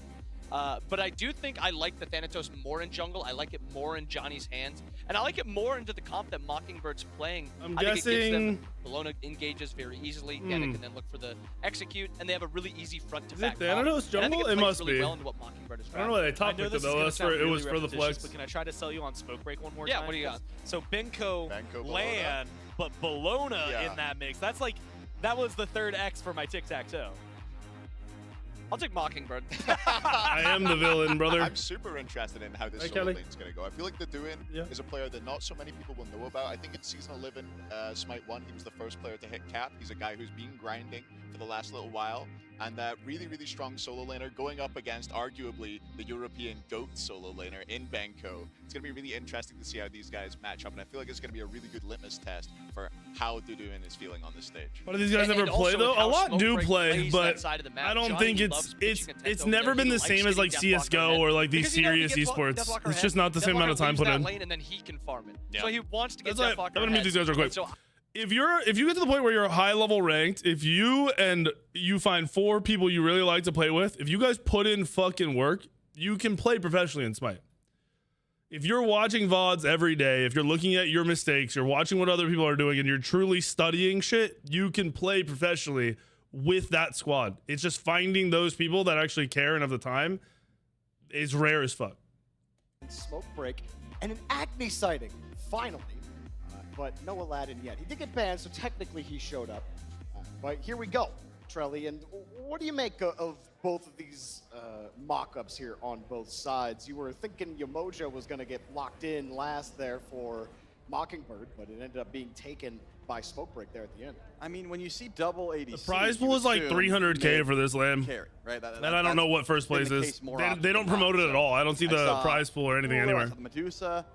You assume that Geb goes over to solo because Geb's solo is just so strong right now with the rollout being able to hit the wave twice. Oh, yeah, none of these EU teams play Aladdin. But then a wrench was thrown. The Ullr's been solo the whole time. The call's coming from inside the house, and we needed the Agni over in the mid lane, which honestly is my favorite mid laner at the moment. I think Agni is heavily slept on. I'm assuming right if you aren't first or you probably second place probably makes a I'm trying to think. Mainly first place is probably like 200K split up. You used to get so one, second is probably like get the other two.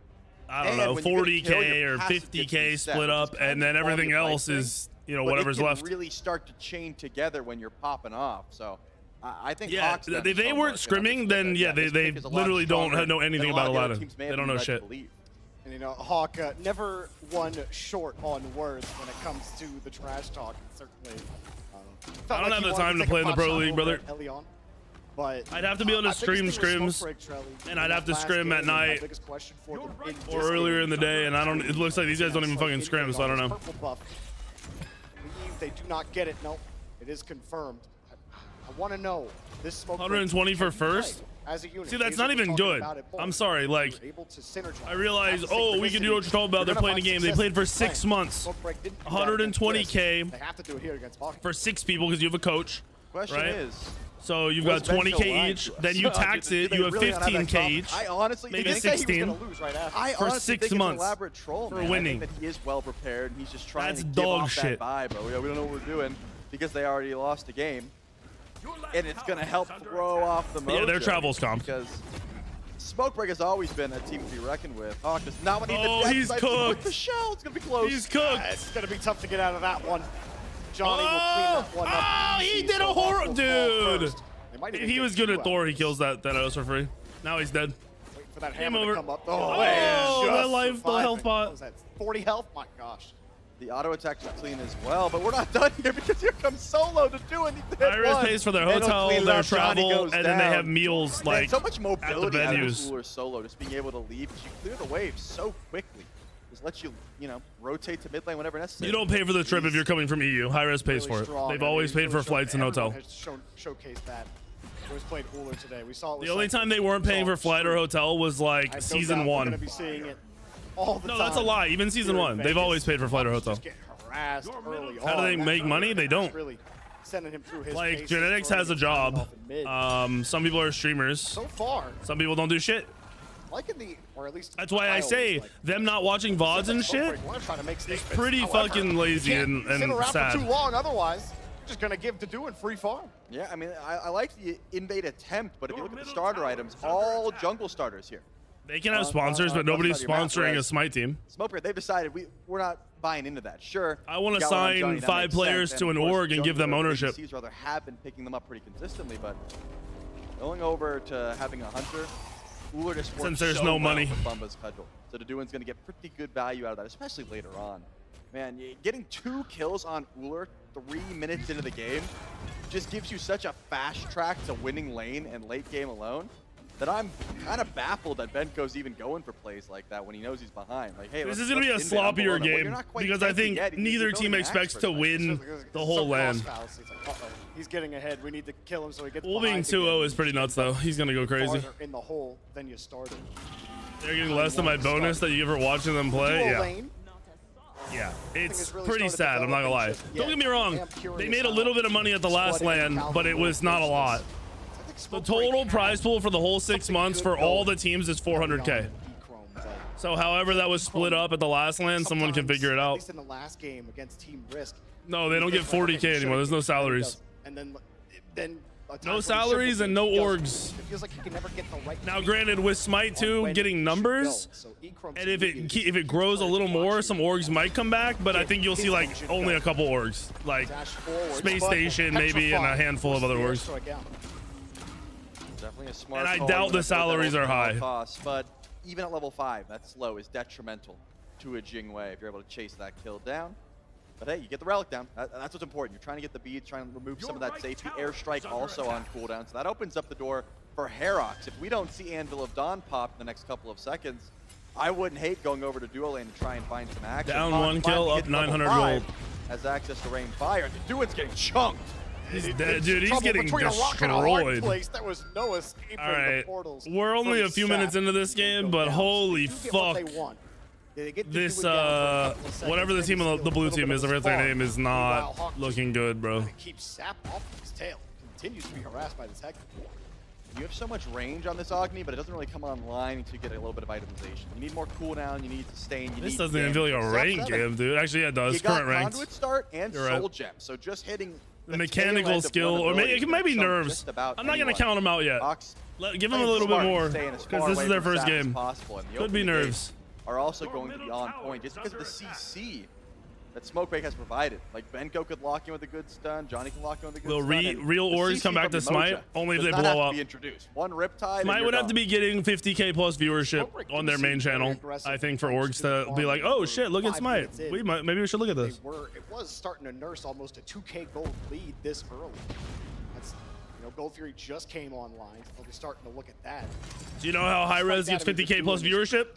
They don't have prize pools of 120K for their first place team over 6 months. That we look at is to win that It's like $1 million. They need to get up to like $1 million for first place. Way better with marketing. Stop giving money to random streamers and put it in your esports players. Help you get away. You might want to fight it. Johnny wants to try and chase, has hovering death. Do you want to go on the Hawk? Yes, you do. Oh my gosh. You're in trouble again. Hawk is not having a good time. He melted. Herox Johnny also melted, but he died fast. Get something for it.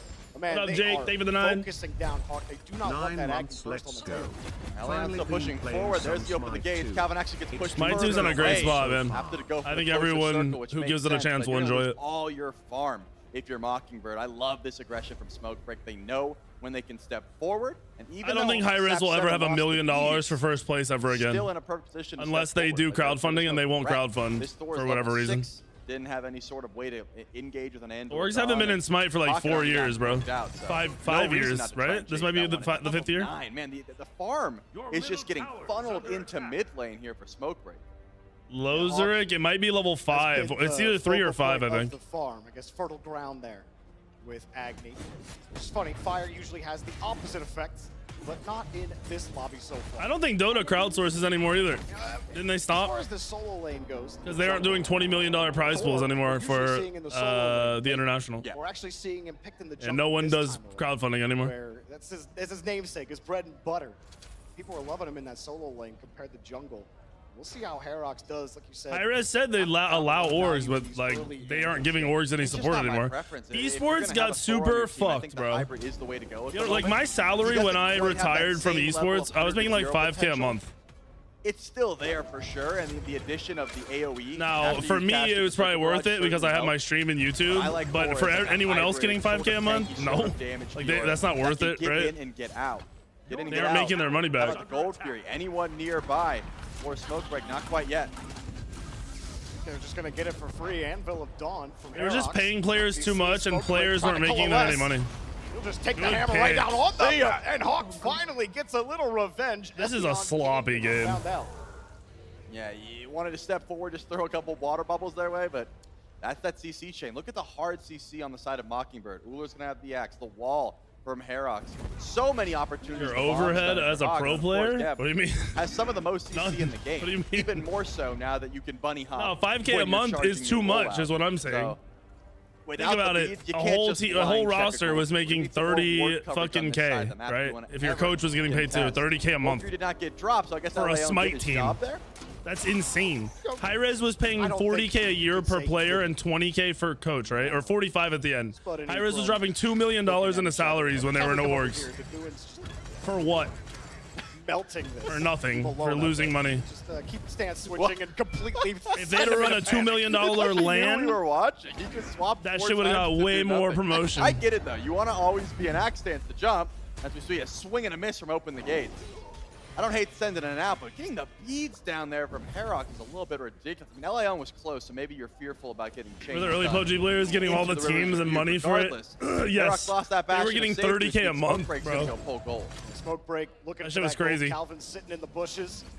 Come out to contest. The rest of his team will come back to support. We'll need to get here quickly. Calvin still holding it. He does have Cataclysm open. And think about it. Even then, the teams were definitely scrimming, but they weren't. Not all of them were watching VODs and putting in work. It does unleash that gold when they were getting a salary. Good stun. But it didn't matter. Which cancels out that rollout. They'll keep going onto that Gold Fury.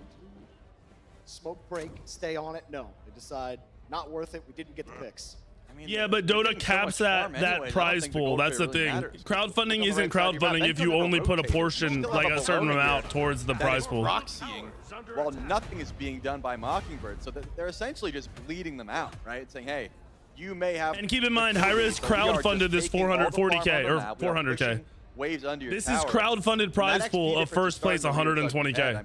They never told us how much they crowdfunded or what the breakdown was. They just kept the money. The jungle's the big one, though. Herox is level 9, doesn't quite have the damage to try and contest Johnny at the moment.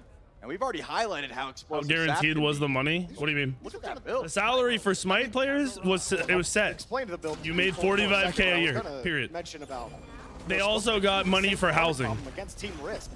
When I played, there were we had an org So I never the housing was just sent to the org. It wasn't given to the players. Like, as long as I'm living, as long as I'm alive, we're doing fine. If you got kicked, you're not getting salaried anymore. Camp here, and more specifically, you let to be main roster to get paid. When the wave gets hit by the tower, you don't get that gold from it. It ends up adding up to doing.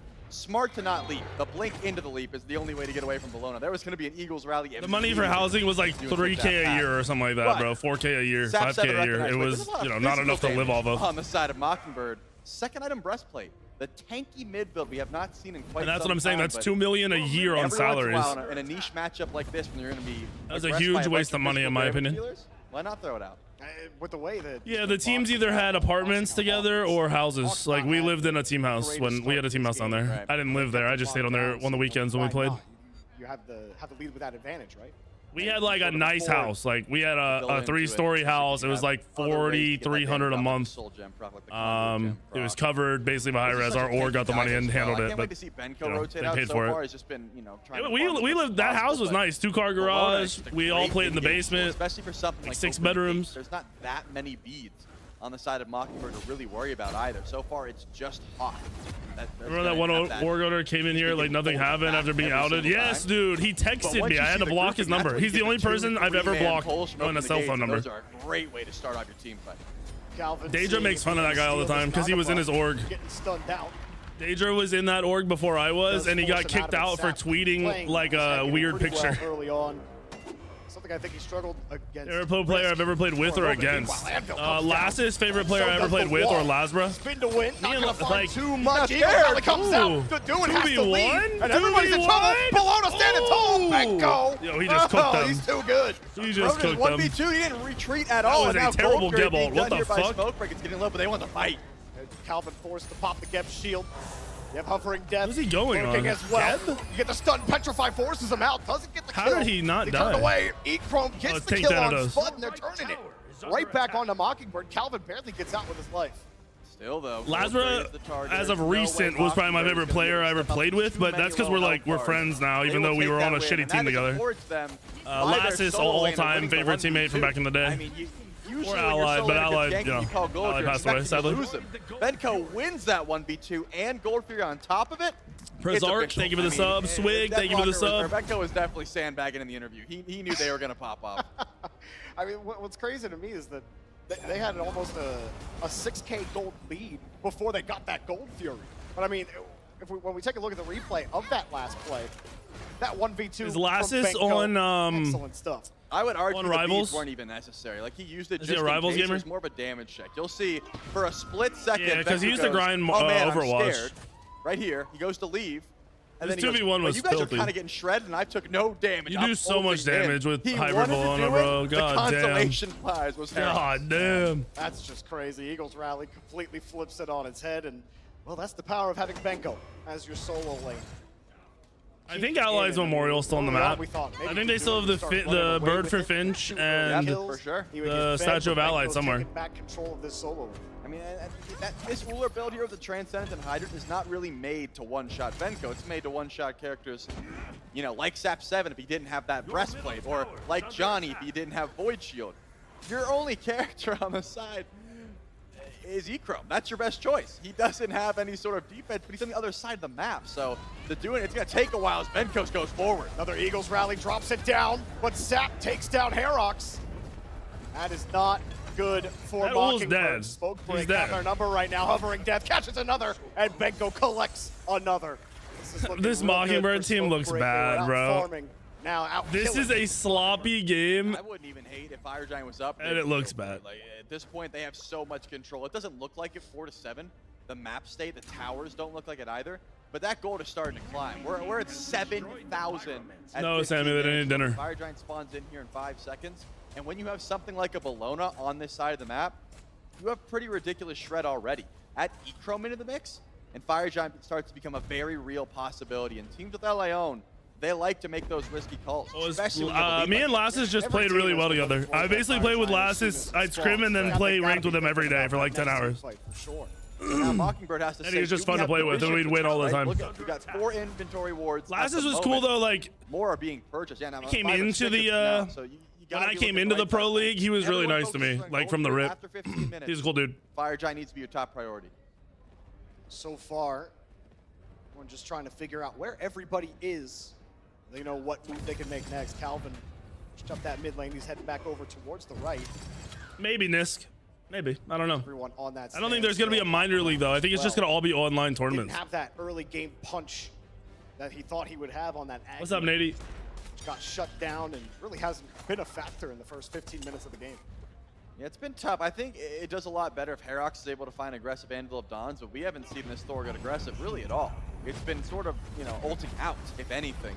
And when you're... If Lassus is doing well on Rivals, I doubt we ever see him play Smite 2. You have to call into question maybe other jungle picks would have been more beneficial, but he needs that's just the nature of the game. He needs to, if he's playing with Ninja and Tim and them, he needs to like create his own brand. He can't be their waiting room like he was on Overwatch. He needs to figure his shit out to get more people to watch him. Every time he gets pressed upon, there's no just stand there and fight if you're Thor. He's one of those dudes that deserves to like make the living that he wants, so he can keep streaming. He has been getting assists from his jungler. Thanatos has definitely gotten some value, but the next list ranked and then making a team or getting onto a lower team and just grinding the competitive scene, the online tournaments. For a cheeky player just trying to get this red buff. Do get it quickly, a little bit of help. Yeah, but Lassus was the same in Overwatch and it never translated. And when Tim stopped playing Overwatch, he lost a lot of his viewership. So he needs, what I'm saying is he can't let that happen again. Yeah, I hope he figures out a way to separate himself from being the waiting room like he used to be. I've seen today, and that's over on Benko. He picks up the arrows bow. This is one of those new active items. That was a problem. He was 1-1 with Tim, and Tim stopped playing Overwatch. You pop it on an ally, and then when you start auto-attacking the enemies, it actually heals whoever you marked. So there's not a lot of sustain. This is 1v1 somebody on Overwatch with his foot. But now on the right side of the map, Benko can help heal you up. And look at this, a lot of damage. I think I could beat some people in Smite 1 with my foot. Max value you could get out of Cataclysm, but it was just to escape, and the gates are open, and you don't even have to go through the gate. Johnny's there to kill you anyway. Get out of it. The Anvil of Dawn doesn't really do anything. In fact, I think he almost got himself killed landing on Johnny there. And again, just no value out of any of the responses that Mockingbird tried to throw down. I don't hate it from Herox. The hammer was a little questionable because, again, as you said, it could have been his death if they decided to turn on him. But you did pull the beads from Johnny, so that is a little bit of a win. Johnny's 2-2-4 currently, not really the hard carry of the squad at the moment, but Gold Fury started up. Where's Benko? He's on the rotation over. So is the Duin, but Benko's going to get here first. Oh, I might be able to use the steering wheel in Smite 2 now. From Benko actually taking a lot of damage with the Duin. Switching the stances. Turn on him. The axe trying to get his way through. Run away, turn on his ass. Who bombed? Did Deathbringer just bomb? The rest of the team. That was a waste of a bomb. Panic. Stacked up here for Mockingbird. They may want a decisive fight here. About 19 minutes in. Smoke break and Mockingbird both decide to pull off and go for this Pyromancer, assuming that controller challenge? Yeah, I beat everybody on controller. Calvin drops his shield early. I mean, the Smoke break made the right call. They already got gold. Just leave, right? It was absolutely free. I don't like playing on the controller. It hurts my hands. The entirety of Mockingbird, so you just pick up your free gold fury, go back to base. It's very uncomfortable. Pyromancer and Fire Giant being looked at simultaneously. Got to go for Pyro first. Just jumping a normal thing. Yeah, it's like your does he go in for it, or is he just gonna try and your clicks per minute, right? Your CPM. You're always trying to be like. Smoke break surging forward. You gotta think the energy and the nerves are always going. You found him, Hawk. So not doing anything is weird. Have been put out. And the rocks have been exploding. Look, they're jumping all the time, but they're never jumping APM. Sorry, I don't know CPM. Oh, CPM's still right. It's clicks per minute. You're thinking, yeah, actions per minute, same shit. They're never jumping when they're fighting. I've seen shitters who do this, who jump during real fights. That is horrible. None of these dudes ever jump when they're fighting. It's like an automatic reaction to not jump. So don't be these guys. Don't be trying to mimic them and then jump in the fight. This game has been all smoke breaks since about 4 minutes in. And it has not stopped since. Dude, I feel bad for Final K's team because Final's K's team would shit on this team. I mean, you're probably hiding under your Phoenix. You're sending Herox. They had to play the food drive guys, and they would have fucking farmed this Mockingbird team. The Hecate Still so survivable though, because that's the issue. If you do ult onto the Agate, you're getting open the gates. And if you don't use your hammer, you're not doing nearly enough damage to kill. So it's kind of a double-edged sword there. Not gonna be easy. Maybe the Phoenix. You hope the Phoenix does the majority of the work and you just try and CC. You need a solid Anvil, you need a solid Cataclysm, you need the follow-up for Mockingbird. It just has been completely absent. And even when Hawk is able to drop bombs, his bombs aren't really finding the target. He's only getting one. Got to be able to find more. It's a lot of the burst on Mockingbird. Surely we push and end this, right? What is this fucking Jingwei? Oh, never mind, I'm trolling. Yeah, wait, these people don't build crit on Jingwei and it pisses me off. Any kind of confidence in this fight. Calvin with another whiff ult. Anvil the Dawn gonna catch him though, spin to win. You're not gonna get any damage out. You're just gonna Riptide out. This is such a shitty match. That's a big kill. Enough to keep them off the table. This is ass. First death of the game. Yep, I mean, hey, we did see an Anvil of Dawn. It was on the SAP 7, so it ended up working out for him. Even through the beads, was not enough to try and survive that much damage. I just didn't like the split from Smokebreak, if I'm honest with you. You're a well-oiled machine. You've got a massive gold lead. I'm confident 3-2 split, my Thor is as good as some of these Thors we've seen today. I'm going to tell you that right now. For that punish, you're ahead. You're not that far ahead. Kenny Dubs, thank you for the 34 months. Forces an early airstrike actually out of Eco. What is happening? Wow, Johnny just got lit up. Will barely escape. They blink forward. They want the kill. Oh, and he's still alive. He got gets saved. stunned. He's still out. Not dead. He gets zoned down by the rest of the team. Banko came to save the day. No way Johnny you said, dive I want to after get this. some revenge. Yeah, please. Yeah, that's probably for the best there, John. I'm baffled at what I'm watching. I mean, Smokebreak was still split. The fight still looked terrible. As you called out, Johnny's stunned in just 1 HP in the backline, goes untouched, is allowed to get a reset, and now it's back to Smokebreak pushing again. I mean, Mockingbird, it's okay to feel aggressive when you've got the one-man advantage. You know, it's okay to step forward, but they didn't want to take it or they didn't have the damage for it, and now what looked pretty rough for Smokebreak ended up just being SAP 7 losing Fire Giant. This is them not caring. Both teams are just running it down right now. Going over and right. Mockingbird are certainly trying. Every time they get back together, it's all of them Nah, Smokebreak is just fucking around. This isn't a real game right now. This is a terrible way to end the day, unfortunately. You start winning a team fight. It's sloppy. The teams don't care. They're not being patient. They're not grouping. They're kind of just fucking around. It's going to shock your confidence a bit. When you look at your itemization and you look at your opposition. Way to win. Thank you for the 9 months. An item and a half over me every single lane there is.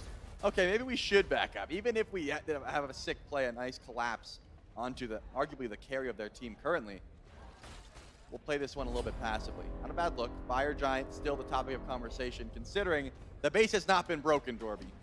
Phoenixes still stand tall. That means Mockingbird can fight. Doesn't have to be a convincing fight. They need to find weighted coins in their favor. Oh, you guys are. I couldn't play jungle. What role would I play? We're gonna fight now? 5v3. Oh, you have someone split pushing. We're gonna set up an ambush. We're gonna sit around a corner. In current Smite too, probably ADC or support. The true 5v5. Mid is kind of snooze because of the gods. Maybe once there's more gods that would change, and I hate solo lane still. First sign of danger, and then they were able to pick Sap. As soon as they picked Sap, they had the advantage. I'm gonna play if this game ends or this match ends early enough. If this match goes to fucking 12, I'm probably not. Because I'm gonna stream all day tomorrow too. Here's what I'll tell you. Smokebreak. I'm sure this starts at 2 o'clock again tomorrow. Should not lose a fight.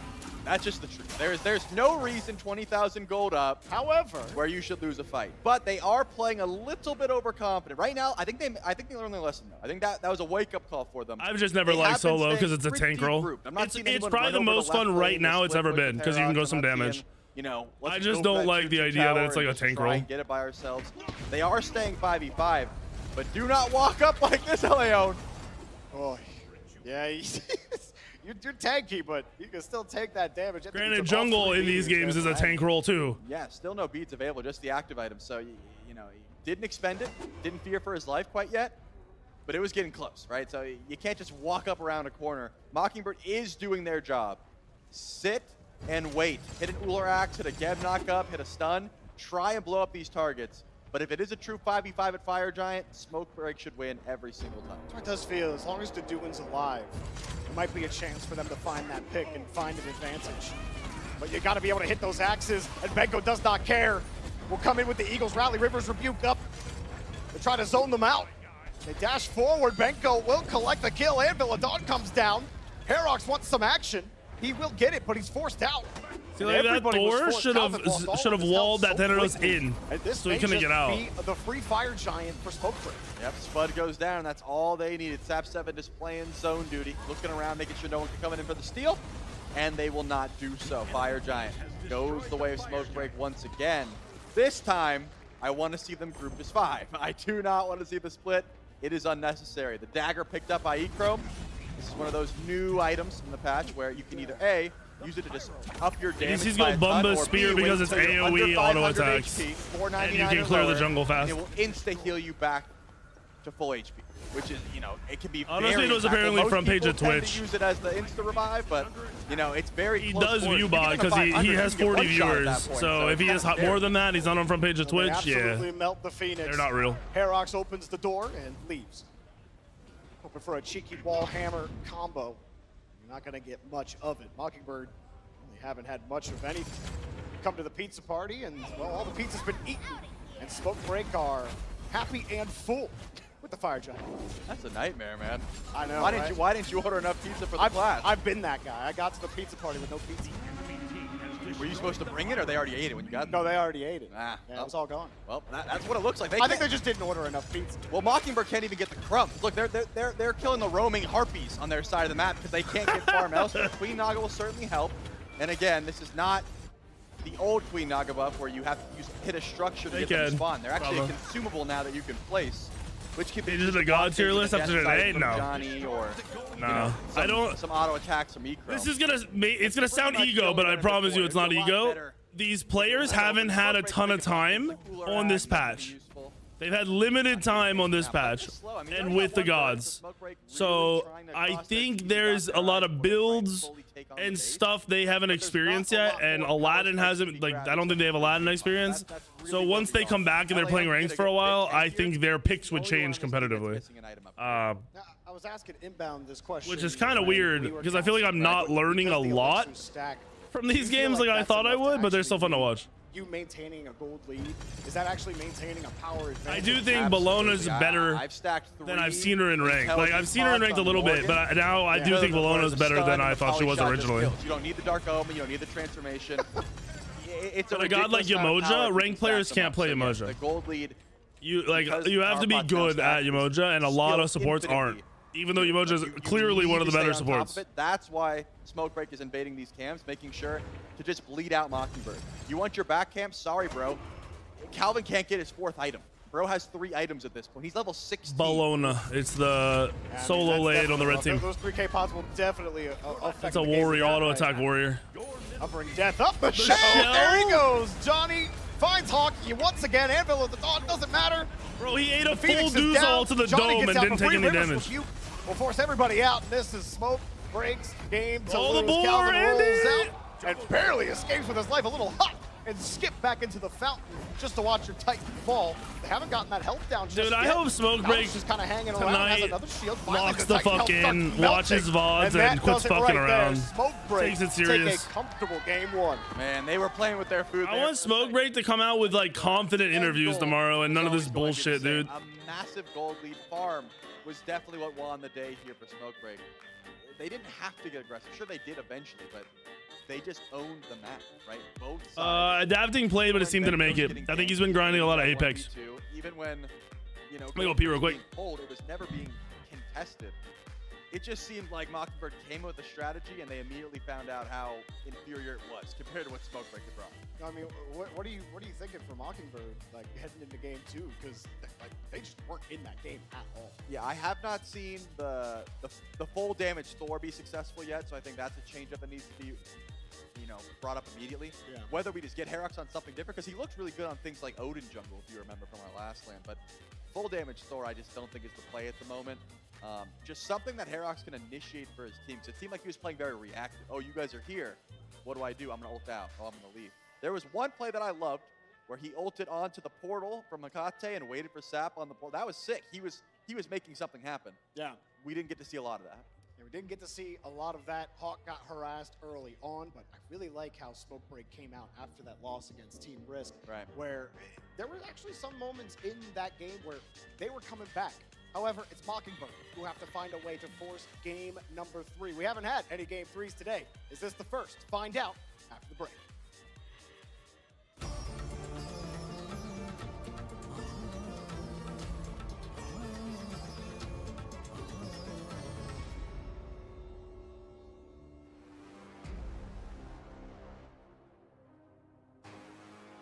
Stand up. My legs hurt.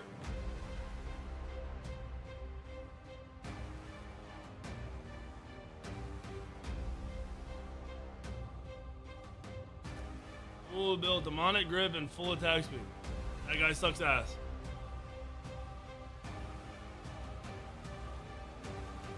Yeah, whoever built that's a dumb bitch. Oh.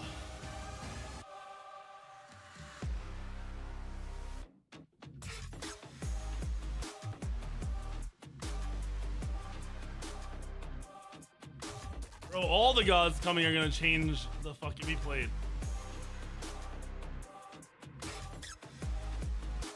Oh, my leg. This is a serious question. Is this a tall person thing? Like, if you sit for a long time and you're short, do your legs still fucking hurt?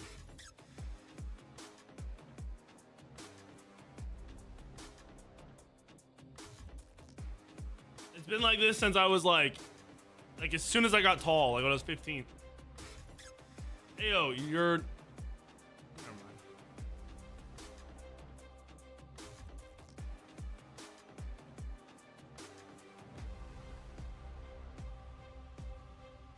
Nah, it's not an old person thing, because this is all I've always been like this. Sitting around for this many hours for me has always been I need to stretch, move my legs, get off my ass. I think it's because I don't have an ass. I think if you got like butt muscles, I feel like it's less likely to happen because your circulation's better to your legs. Maybe that's the problem. I'm gonna start doing fucking butt workouts.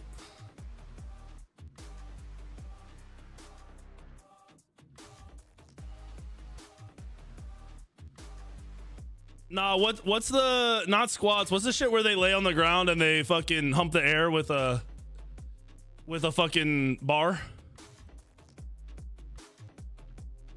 Hip thrust, yeah, we gotta do some of that on stream. Sub goals, dude. Every 5 subs, 5 hip thrusts right into the camera.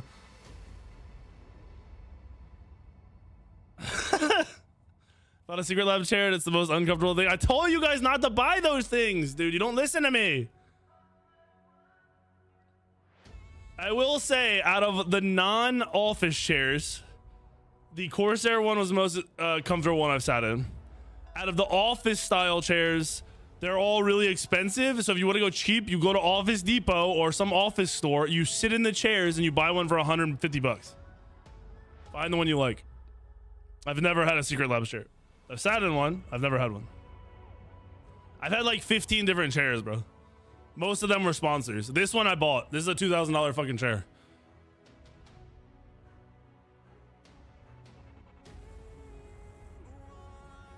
Guys, don't buy one. Don't buy that then. Go fucking to an office store and sit in some chairs.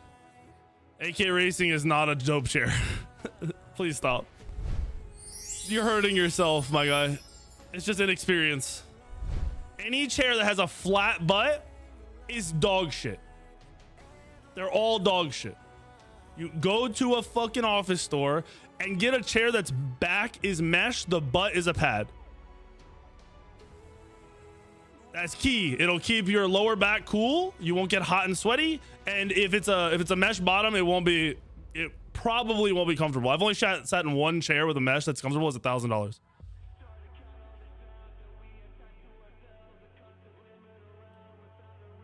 Even go to like Costco. Doesn't Costco have office chairs? Go to Costco and sit in some of their chairs.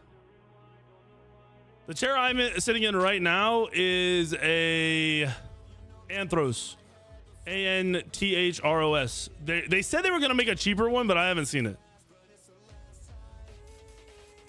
I don't recommend spending as much as I do on a chair. I just sit on my ass all day, so I'm gonna buy the thing that is the most comfortable. I've never owned a Herman Miller. Oh, that's a lie. I did own a Herman Miller. I didn't like it. I bought a Herman Miller, sent it back. I bought a... Oh, there's another brand that competes with Herman Miller. Fuck, what's the other brand, dude? I have a $2,000 chair sitting in my garage. Steel case. I bought a steel case. I didn't like it. I sent it back, and they gave me the refund and sent it back to me. So it's been in my garage, brand new, just chilling. I tried to sell it for $1,000 and nobody wanted it, and I don't want to sell it for less than $1,000, so it's just gonna sit there. Yeah, I don't. It just sits there. I can't give it away because it'll be like $300 to ship. I don't have a box to put it in. The box was fucked, and I think that's why it got sent back to me. I think they fucked it up. If someone lived near me, I'd drive it to you. But fuck no, I'm not packaging that shit up. But good news is, it's not just me here. I've got assistance and help. And You'll buy it? Assistance, not like Follow me on Twitter or tweet me. I'll hit you up after the stream.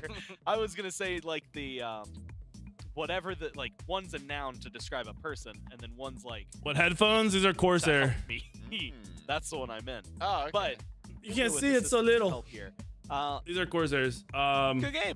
Do exclamation mark headphones? I think it'll pop up. The link will pop up. Smoke break, obviously. Oh, yeah, and me. Yeah, I said smoke. Well, it I don't was weird know. how all three of us said that, but we were still like trying to have a debate about it. Yeah. Well, I mean, after Is it I not saw headphones? The drafts, I might have changed my mind a little bit. I do not love Headset? the Mockingbird. I'll figure it out for you. Hold on. Picking the Uller solo, knowing Benko's back's against the wall, he's definitely going to go towards there you the go, solo headset. and signature pick and dominate with it. I use the wired one. There's the wireless one that's brand new that I use on my laptop. It's really nice if you want wireless. They have like 3 options for wireless depending on your price point. Also, there's a really cheap headset. This one's dirty because I spilled coffee on it last night. Yeah, and echoing that same thing. This one is brand like a new one. This is a crazy good headset for like $80. You gank her, she kills the one that's ganking. Yeah. The game is just, it's just so over for the most point. And then what's you an also earphone, consider what's Jordan? happening in mid lane. I don't know what it was about Agni that made. Yo, who gifted 5 mentor? That character. I love you. Thank you for the 5 gifted, brother. Enough, and there's a reason I don't think a lot of other teams are going towards it. I'll give you one. Like the Hecate, because I might get banned. That's got to be sexual, dude. I got to be careful. I think it's a fine pick.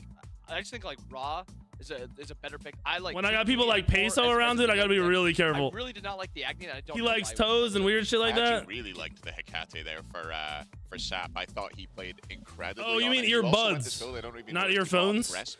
In that second earbuds, you go to Bose, you find the QC20s, and you're set. QC20s. They're older. I don't know if they have new versions, but I used to use those religiously. I used to give them away too. I had a viewer who worked at Apple, and he could give them away for free. So I would give away. I gave away like 100 pairs of these earbuds because one of my viewers was a goat. You know, diving him is physical. What a nice guy. He just shields the little bit of burst from the Agni. Where's the threat? It's only there if he's. The Virtuoso wireless are the new ones. They're nice. Did the one time. Yeah, he did take one spill. I don't think they make the QC20s anymore. But I think in general, the way Smokebreak played with swagger, that's the thing. I think they stopped making them for some reason. They were good too, dude. They were really fucking good. And I don't know if they have like a new version or not. There's a lot of things that. I will tell you, all the high-rated earbuds that are wireless, I think are uncomfortable. The only ones I think aren't uncomfortable are Apple. And I don't like Apple products, so I'm not bullshitting you. Really well right now. I think there were a lot of those little moments, and you get to see it like I'll Google it. I've tried a bunch of these. Benko turns out best earbuds. You can let those two kind of do their thing. Let's see what the ones people are promoting. But bringing that to the other side of the map. All right, so they're saying the Sony ones. The duo lane suffered while everybody I've used the Sony ones, the 1000s. I don't like them. Everybody got to sit down. They don't fit in your ear comfortably. I like Apple's earbuds. It almost seemed like he was able to push his luck more than he even expected. There's a few times where he would get out. I don't know what Earfun is. Earfun Air Pro, never heard of that. Nothing ear, never heard of that. Wait, they have quiet comfort. They have okay. You gotta try these. Just the Loki, just the Athena. I want Thana in his God. They make Bose Quiet Comfort Ultra earbuds that are wireless. Right here, Picks and Bands Game 2. If they aren't heavy, they'll have to be the QC20s updated version. There's got to be the new QC20s. Because they're wireless. No one wants wired anymore. There are 4 total bands, 2 per team. But more importantly, he has the Ultra Comfort. Then that's them. That's probably the closest you'll get to them. I don't think they make them wired. I remember you wanted wired ones. Is there really no QC20s on eBay, Mamba? And I mean, realistically, you get Usually eBay has like weird shit like that. As upset, but Paul might not be winning. upset. I had like 10 pairs of those and I don't know where they are. No way this stream fucking He crashes. did choose them, and as we saw, he was the only chip over there. Yeah, I don't want They to. have new ones on. Hecate ban. Oh, yeah, Mamba. They have new ones on eBay. I'd buy those, bro. Still getting taken away. Just make sure when they come, they're actually new. The Athena, so a shot. The QC20 on eBay are scams. Oh, are they fake? Of Smoke Break, they do not want to allow Johnny on this pick. And they take away the Thanatos. Nah, these are brand new in the box, this bro. Still allows like a They're in a low-key Bose pick, box. but I mean, the first few levels, Thanatos. Nah, really they're just gonna make the land. It's not a winnable matchup for Loki. Later in the game, the Loki's able to do what he wants, but I mean, we saw Gallo in that Thana-Loki matchup. The entire game, he was kind of dominating it. So I do not mind. I have a pair of $2,000 IEMs and I hate them. They're dog shit. I'll never use the current IEMs. If they, they get improved or somebody makes some ones that are comfortable, I will. They're so uncomfortable. Support so far this tournament, but I would not be surprised to see this go mid this time. I know Hawk. Maybe I gotta get the ones where you get your own mold, which is like another $1,000, but I don't want to spend that much. And as mentioned in a previous game, I love this combination of Morrigan. The Bose box is fake too? Crazy, bro. We get Bologna. Kukul Khan, something you had actually said you favor over the Hecate. I'm trying to think. Well, not over, but I'll look upstairs if I have any Mamba, and I'll just send them to you if I have them. You'll just have to get the new earpiece. Best picks that you just had from the last game gets taken away? Because I don't know. I honestly don't know where mine are. I'd have to go see if they're even made it to this house. They might have got thrown away. And I really like when Calvin plays Ymir specifically. I think he looks a lot more comfortable on Another Ymir than he does to Geb. Kukulkan. I feel like when he plays Geb, he doesn't feel like he can ever really go in. With Ymir, he always feels confident to look for the wall, look for a freeze. The Bose quiet comforts, those QC20s, Medusa, I've never felt any in-ears that comfortable, ever. I'm a little lower on Medusa than I think a lot of people are. Nah, those, I guarantee, I don't know if I'd buy refurbished ones. This allows you to fight to that ruler. If I'd take it from someone I knew, that's why I figured Mamba wouldn't give a fuck if I was like, yeah, here, because, But if someone else, I wouldn't take them from some random person that are refurbished. He can get much more active on this pick, get aggressive. Because like mine went in my ear and then just got put on my desk. I wasn't fucking with those. I could see some people doing some nasty shit with their earbuds. Paralysis, right? Like when you have like Geb, I'll put Kepri in the conversation. Like you want to protect a little bit, so there's part of Sammy wouldn't know where they are, Jordan. I have a closet in my old office that has a ton of shit in it. They might be in there. All he needs to do is get like everything that you do. Other than that, I just cleaned out our garage, so they're not in the garage. So it has to be in there or they're gone. On the back foot, all of these gods want to be running at you. If they're running away, things are terrible. Is Afro any different in Smite 2? Yes. She's much better. Her one is like a super buff. Her ult, she can dash to the person she's linked to, and her ult resets her heal. I think there's going to be a lot of fighting across the map here. I don't expect this to be a slow game. I expect a lot of fights early. As you said, a lot of these gods want to fight. Is that Hades? I mean, so far Oregon mid, Hades solo? Invade to the back camps before he's even level 5. Smoke Break has the emoja, the ul, the Bologna again. He can Smoke look Break for the wins. side camps, and he can also look for the invades. So I expect a lot of that early and often this game. Well, it is a lot on the line here for Mockingbird. You have to fight. I don't even know if I have those, brother. I have no idea. As Hazer said, and your backs are against the wall. I don't know where they would be. You need this win. We'll go down to the casters, find out if they can find it. I just know I had a lot of pairs of those earbuds. One game away from elimination here in Las Vegas. Trelly, they got some Bose actually sent me a headset. To do, if you will. But for Smoke Break, you're feeling pretty good right now with how dominant that. I got a handwritten letter with Bose like the over ears at one point from them. To do, right? To do. You said Smite 2 is free to play.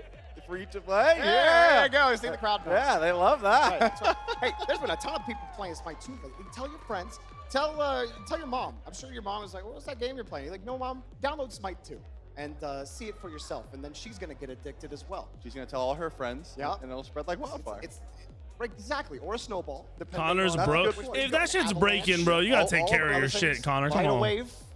We're on point today with the references. My goodness. But who needs to be on point? Is these guys. It's a perfect.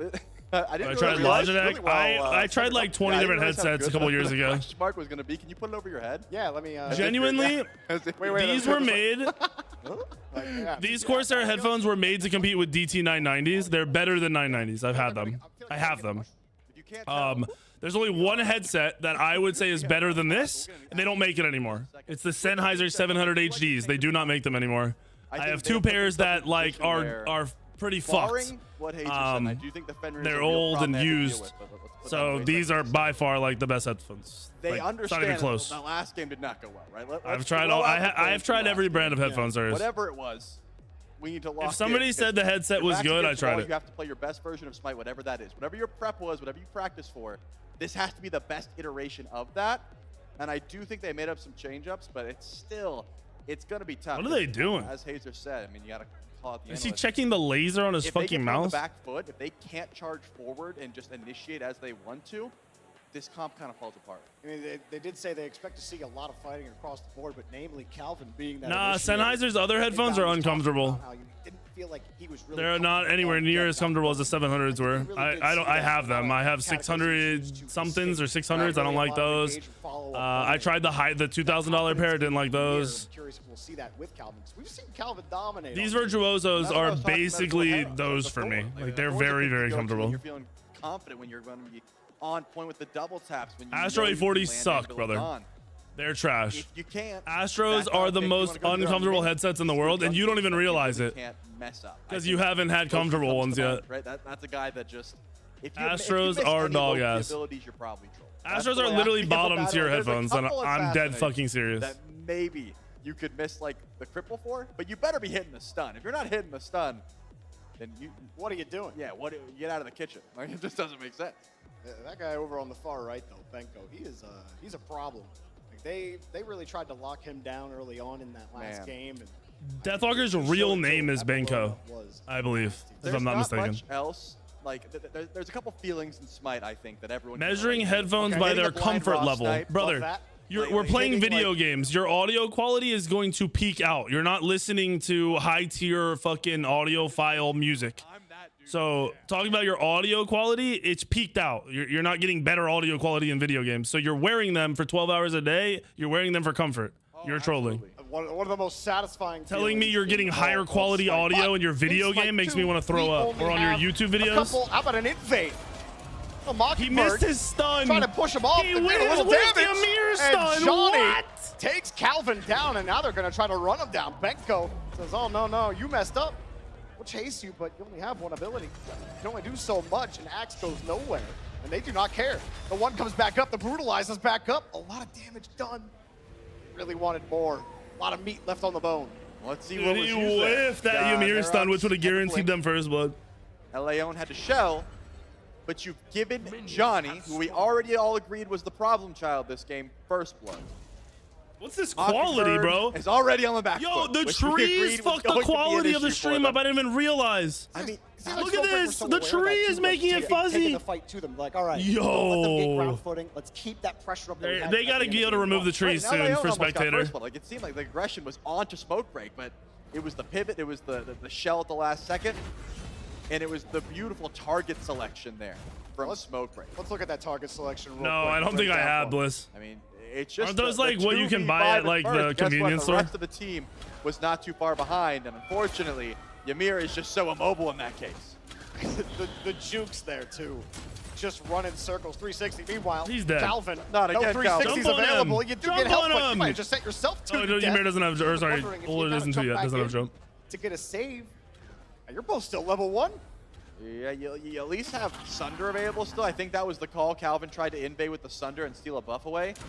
Did not end up working out, but now level 2's come through to Spud dash in. Yes, he does. That was a good dash. A little bit of action, but the emoji stays alive. They should have committed to that. Calvin wasn't level 2 though. Be so dangerous. Get out. Also, Medusa wouldn't be 2 if Calvin was 2, so makes sense. No harm, no foul here for Mockingbird or Smoke Break. Like another possible invade here. Herox has made the rotation over. Purple Schmeeb, you're getting rage baited because he's mad that he realized he was worried about his audio quality in video games. We don't have the jungle, we don't have the rotation, we cannot go for it. Let's just take our side camps and play it safe, and I like that. You know Johnny's not coming. He's going to do something over on right lane. He's going to play through Benko whenever possible. That is something that Johnny likes to fall back on. When you give him a first blood, it just makes it so much easier. Take a look at the doing. No feeds available, just the blink at level 5. What's up, Shay? Thank you for the 3. Welcome back. Well, We were promised more action than we got at the beginning of the last This game. so far is slightly less more of that, but things have ridiculous settled for a match, so moment. maybe they'll take it serious now. Mockingbird, what really killed them was 5 minutes in, they were 2K gold down. This time, you know, they're halfway to that point. I Much do better not, this time. chicken. They're not losing I do all not. of their jungle farms, something they really couldn't. There's get only into a 3 long headsets I would have ever recommended sponsor or not right now. I'm wearing one of them. I told you guys about the Sennheiser 700s. They don't make them anymore. And then people who don't want these, I say DT990s. And here comes Johnny. Calvin is in trouble. The wall doesn't stop the brutalize, but he survives within an inch of his life. How much HP and the taunt? My goodness. That was close margins. One more bubble bounce, one auto attack would have done it, but Calvin That's crazy. lives to see another day. I mean, hey, well played, right? Yeah, the rocket jump was needed. That wall bounce can get you out of some sticky situations if you're a Ymir player, and Calvin knows that better than anyone. Does not find his second death in 3 minutes. This is Elion Yamoja. Scary stuff. Something I'm going to be looking at. Love that play. Just sit in front, body block. What are you going to do? Not much. The Steel Series Arctics I tried were trash. The HyperX, whatever's looked comfy, but those were trash. The Logitech ones are more comfortable, but they are, because they're lighter, but the audio doesn't sound good. I don't know how to explain it. It's not like it's quality, but it's like not quality. I think it's just the way the drivers are. Much value. It sounds, the sound's not as deep. Chose as well. No aspect this time around, so no teleport from Confusion. You will be able to go stealth if you're Hawk this game. These headphones are like $180, I think. Like the Hades, I think, is always a great they don't option. have, well, the Thanatos and the Fenrir. Yeah, these are the ones that don't have a mic. Immediately. These headphones are sick. Got an engage here. If you want a mic, go with the wireless. Plug them in. Wild inside. And an ult that will not get anything.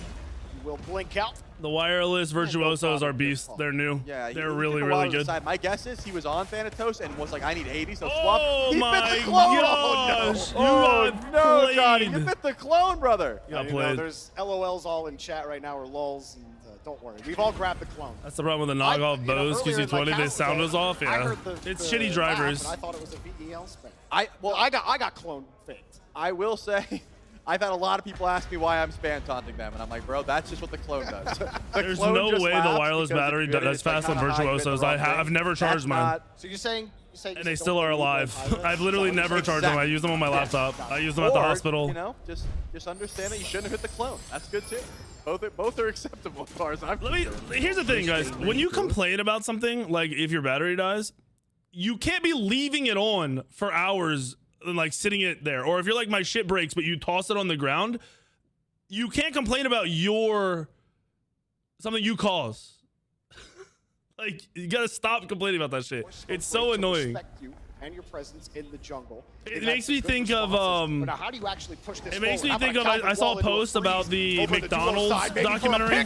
And the petrify Andy got cooked. Calvin will collect that McDonald's documentary where the guy at McDonald's, like, he was from like 20 years ago, where the guy at McDonald's every day for a month. It came out that he's a raging alcoholic during the whole thing.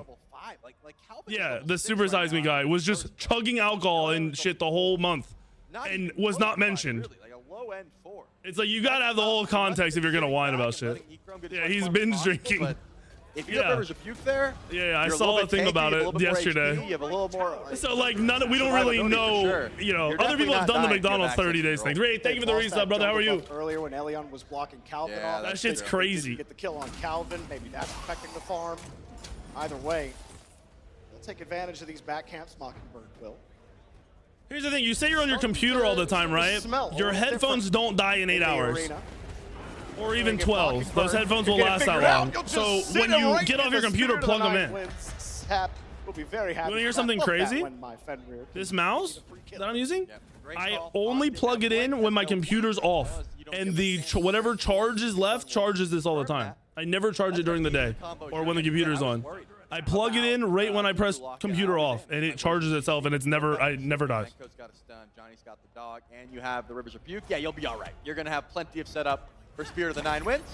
And you know what I just realized? Mockingbird's logo is the confused Cuckoo, and they're using Cuckoo to try and knock him out of the tournament. How about that for some mind games? I bet they're not even thinking about it.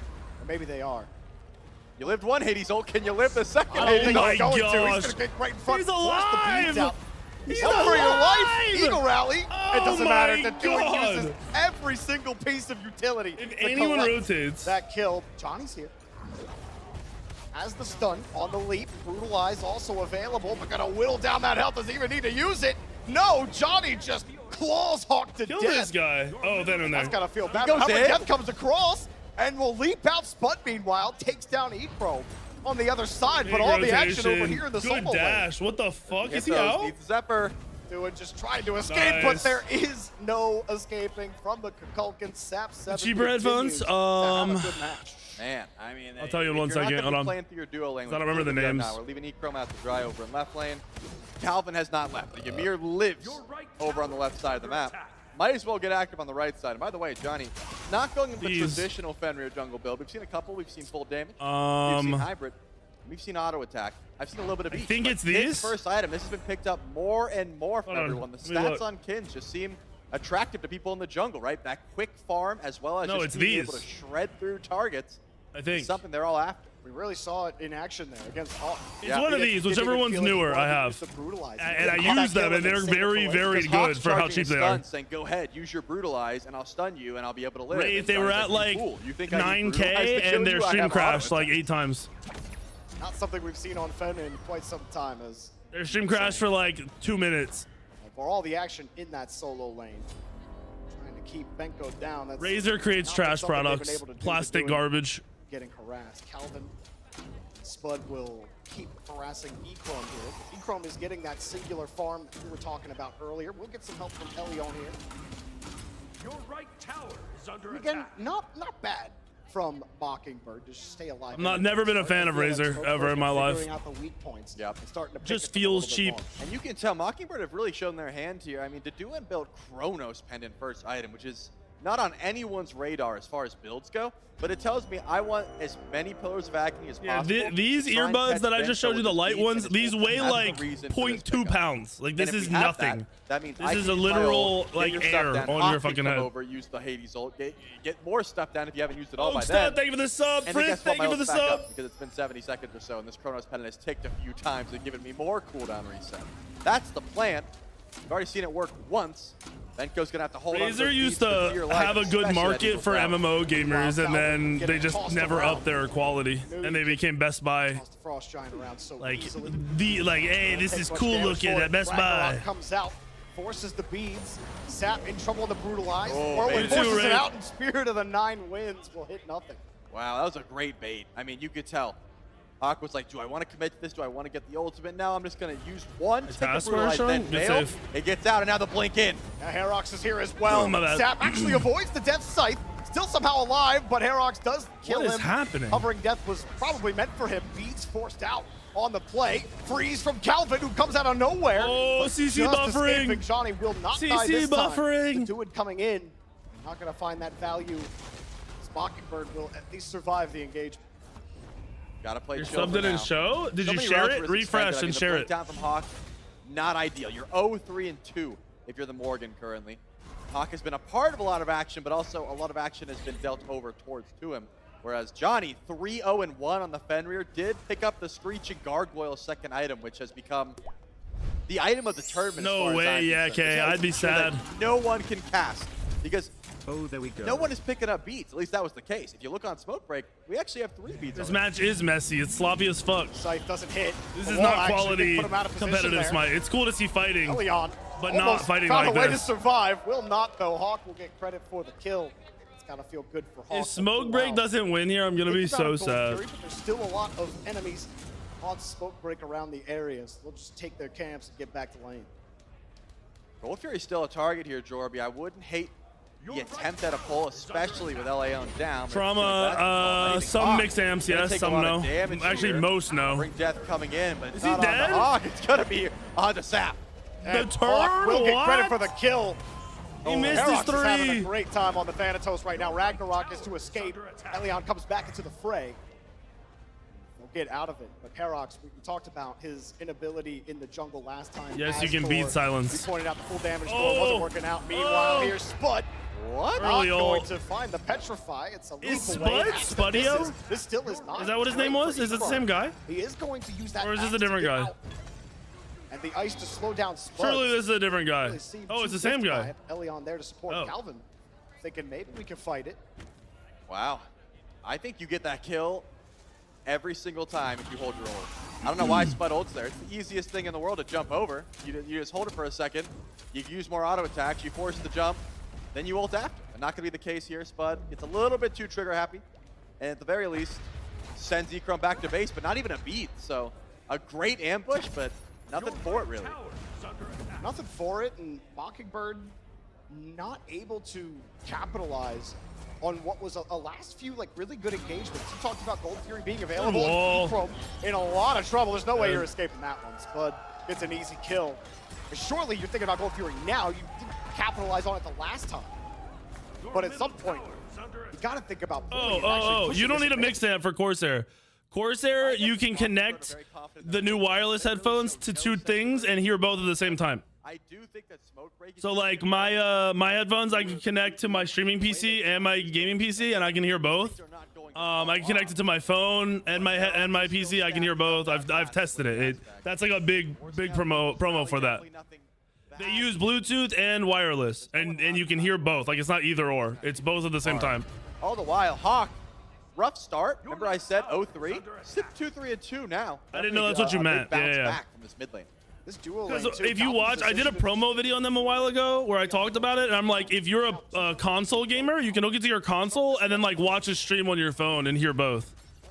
Or like listen to music on your phone or whatever, you know, whatever you're trying to do. For the Gold Fury will begin. Smoke break. Want to engage. They have utility available to them, but do they take it? Elion puts a little splash in there. Calvin trying to force them out. Rivers rebuke. They try to zone it. They caught the Gold Fury in the middle of it. Still going. Herox takes down Elion. The Gold Fury finally goes down. Mockingbird this is so will nasty. collect it. Calvin with the credit. Finally, Mockingbird getting objective. Leon's down, but is it for nothing is the question. Smoke break still in the chase. Can they find a lazy pick? They can find an axe onto the Deduin, but not enough damage. It looks like this is going to be all for naught. Unless Johnny can find a big There's pick a up link here. They need it. To the pros. But all five are over here. It's going to be tough to push it. Ekrom on the other side as well. Menko was sitting in front of the tower. Johnny got caught, got slowed, forced to Ragnarok out.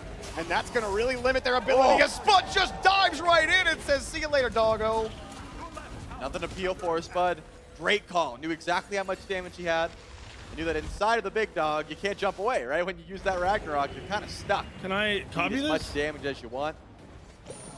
The Petrify was not necessary, and Spud didn't even have it. Use my link first so I get credit.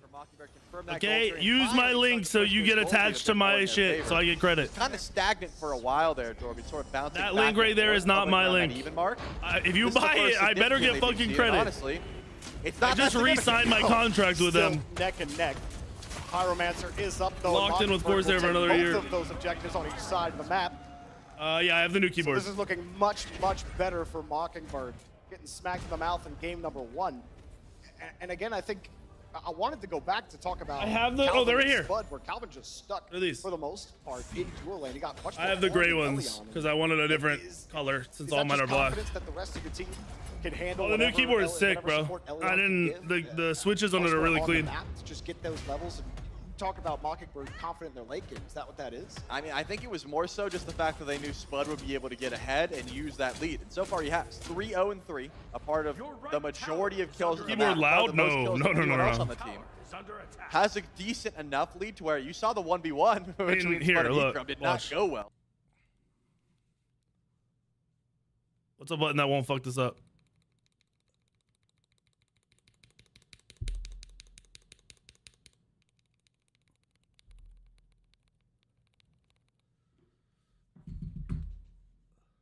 Two in lane alone, so they knew who they wanted to play through, they knew who their carry would be, and they also trusted Hawk to get online despite having a bit of a rough early game.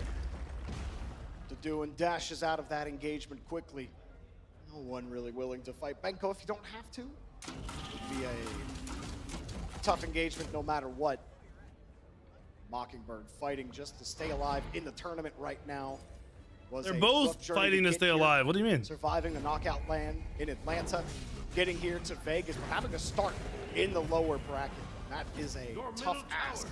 No matter what esport you're playing, no matter what tournament you're playing in, when you come in and some teams have 2 lives and you have 1, That's a tough hand to be dealt. What's up, Nasty? You played the cards early. Viewership has been so, dude. Upper bracket. They are fighting like they are down. 1 game left. 4 months ago, I messaged my editors and I said, yeah, if things don't turn around by January, we're fucked.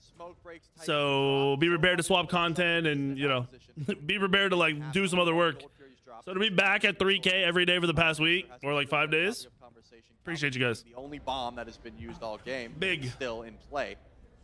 I mean, I wouldn't hate just grouping up to push a tower down and drop a runic bomb. We talked about it a lot in game number 1, Jorby, but Fire Giant starts looking real doable at this point, where if you don't have ward coverage for a second, if you're checking your purple buff or you group up towards gold, you could instantly lose Fire Giant and possibly the game if it goes well. Beads immediately drops. He missed his brutalize again. You won't find the stun though. Ragnarok finds Spud, and I don't know if he's That's like the 4th one he's missed. Chrome will get the kill. Meanwhile, Spirit of the Nine Winds came out. Hovering Death right back on the sap, and he goes down to doing credit for it.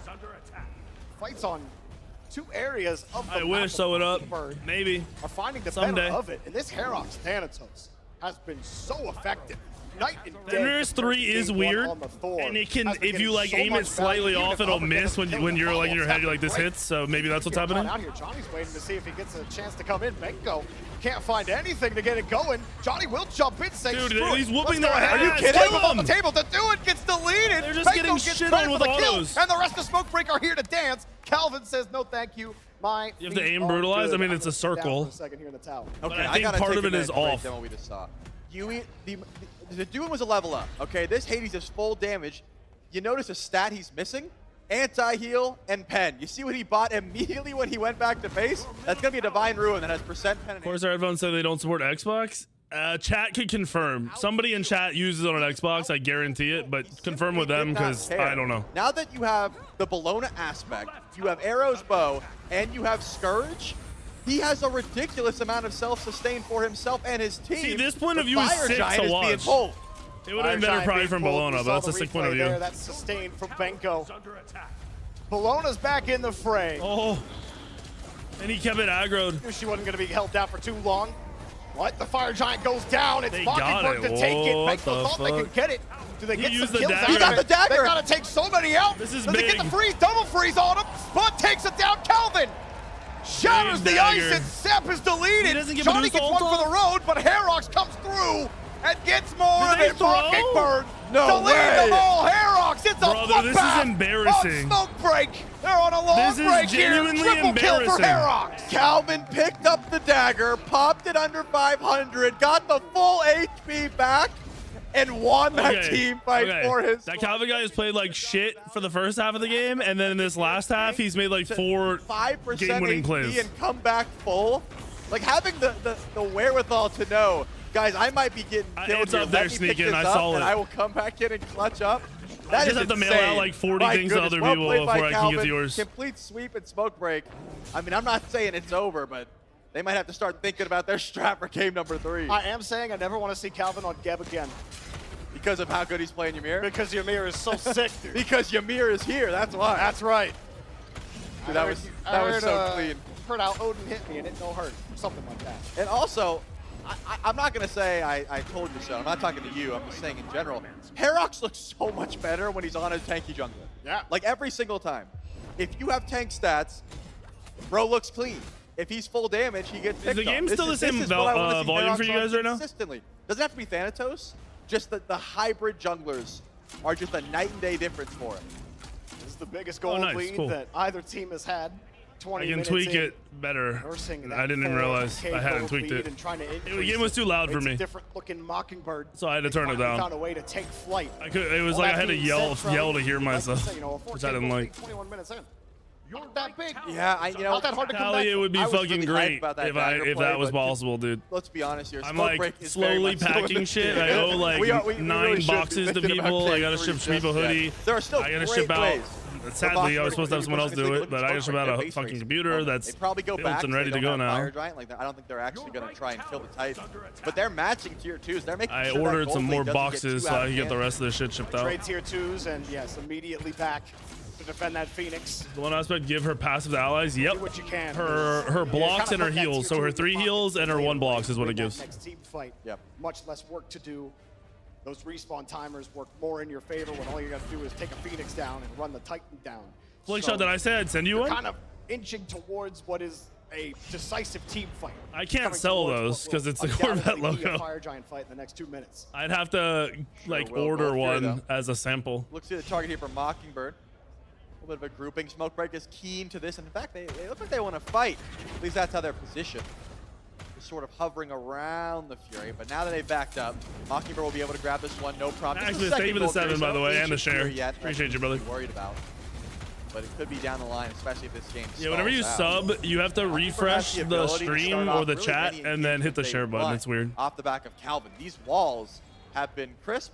Yeah, Calvin went from playing like dog ass to not playing like dog ass. Wasted.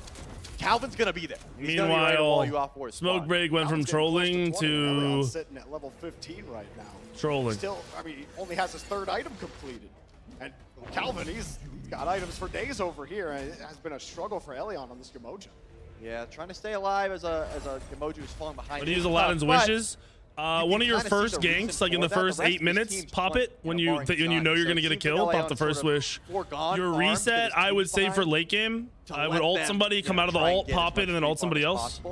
And then your res one is, you know, if you die before a major objective, pop it. Sacrifices for their carries so they can live to fight another day.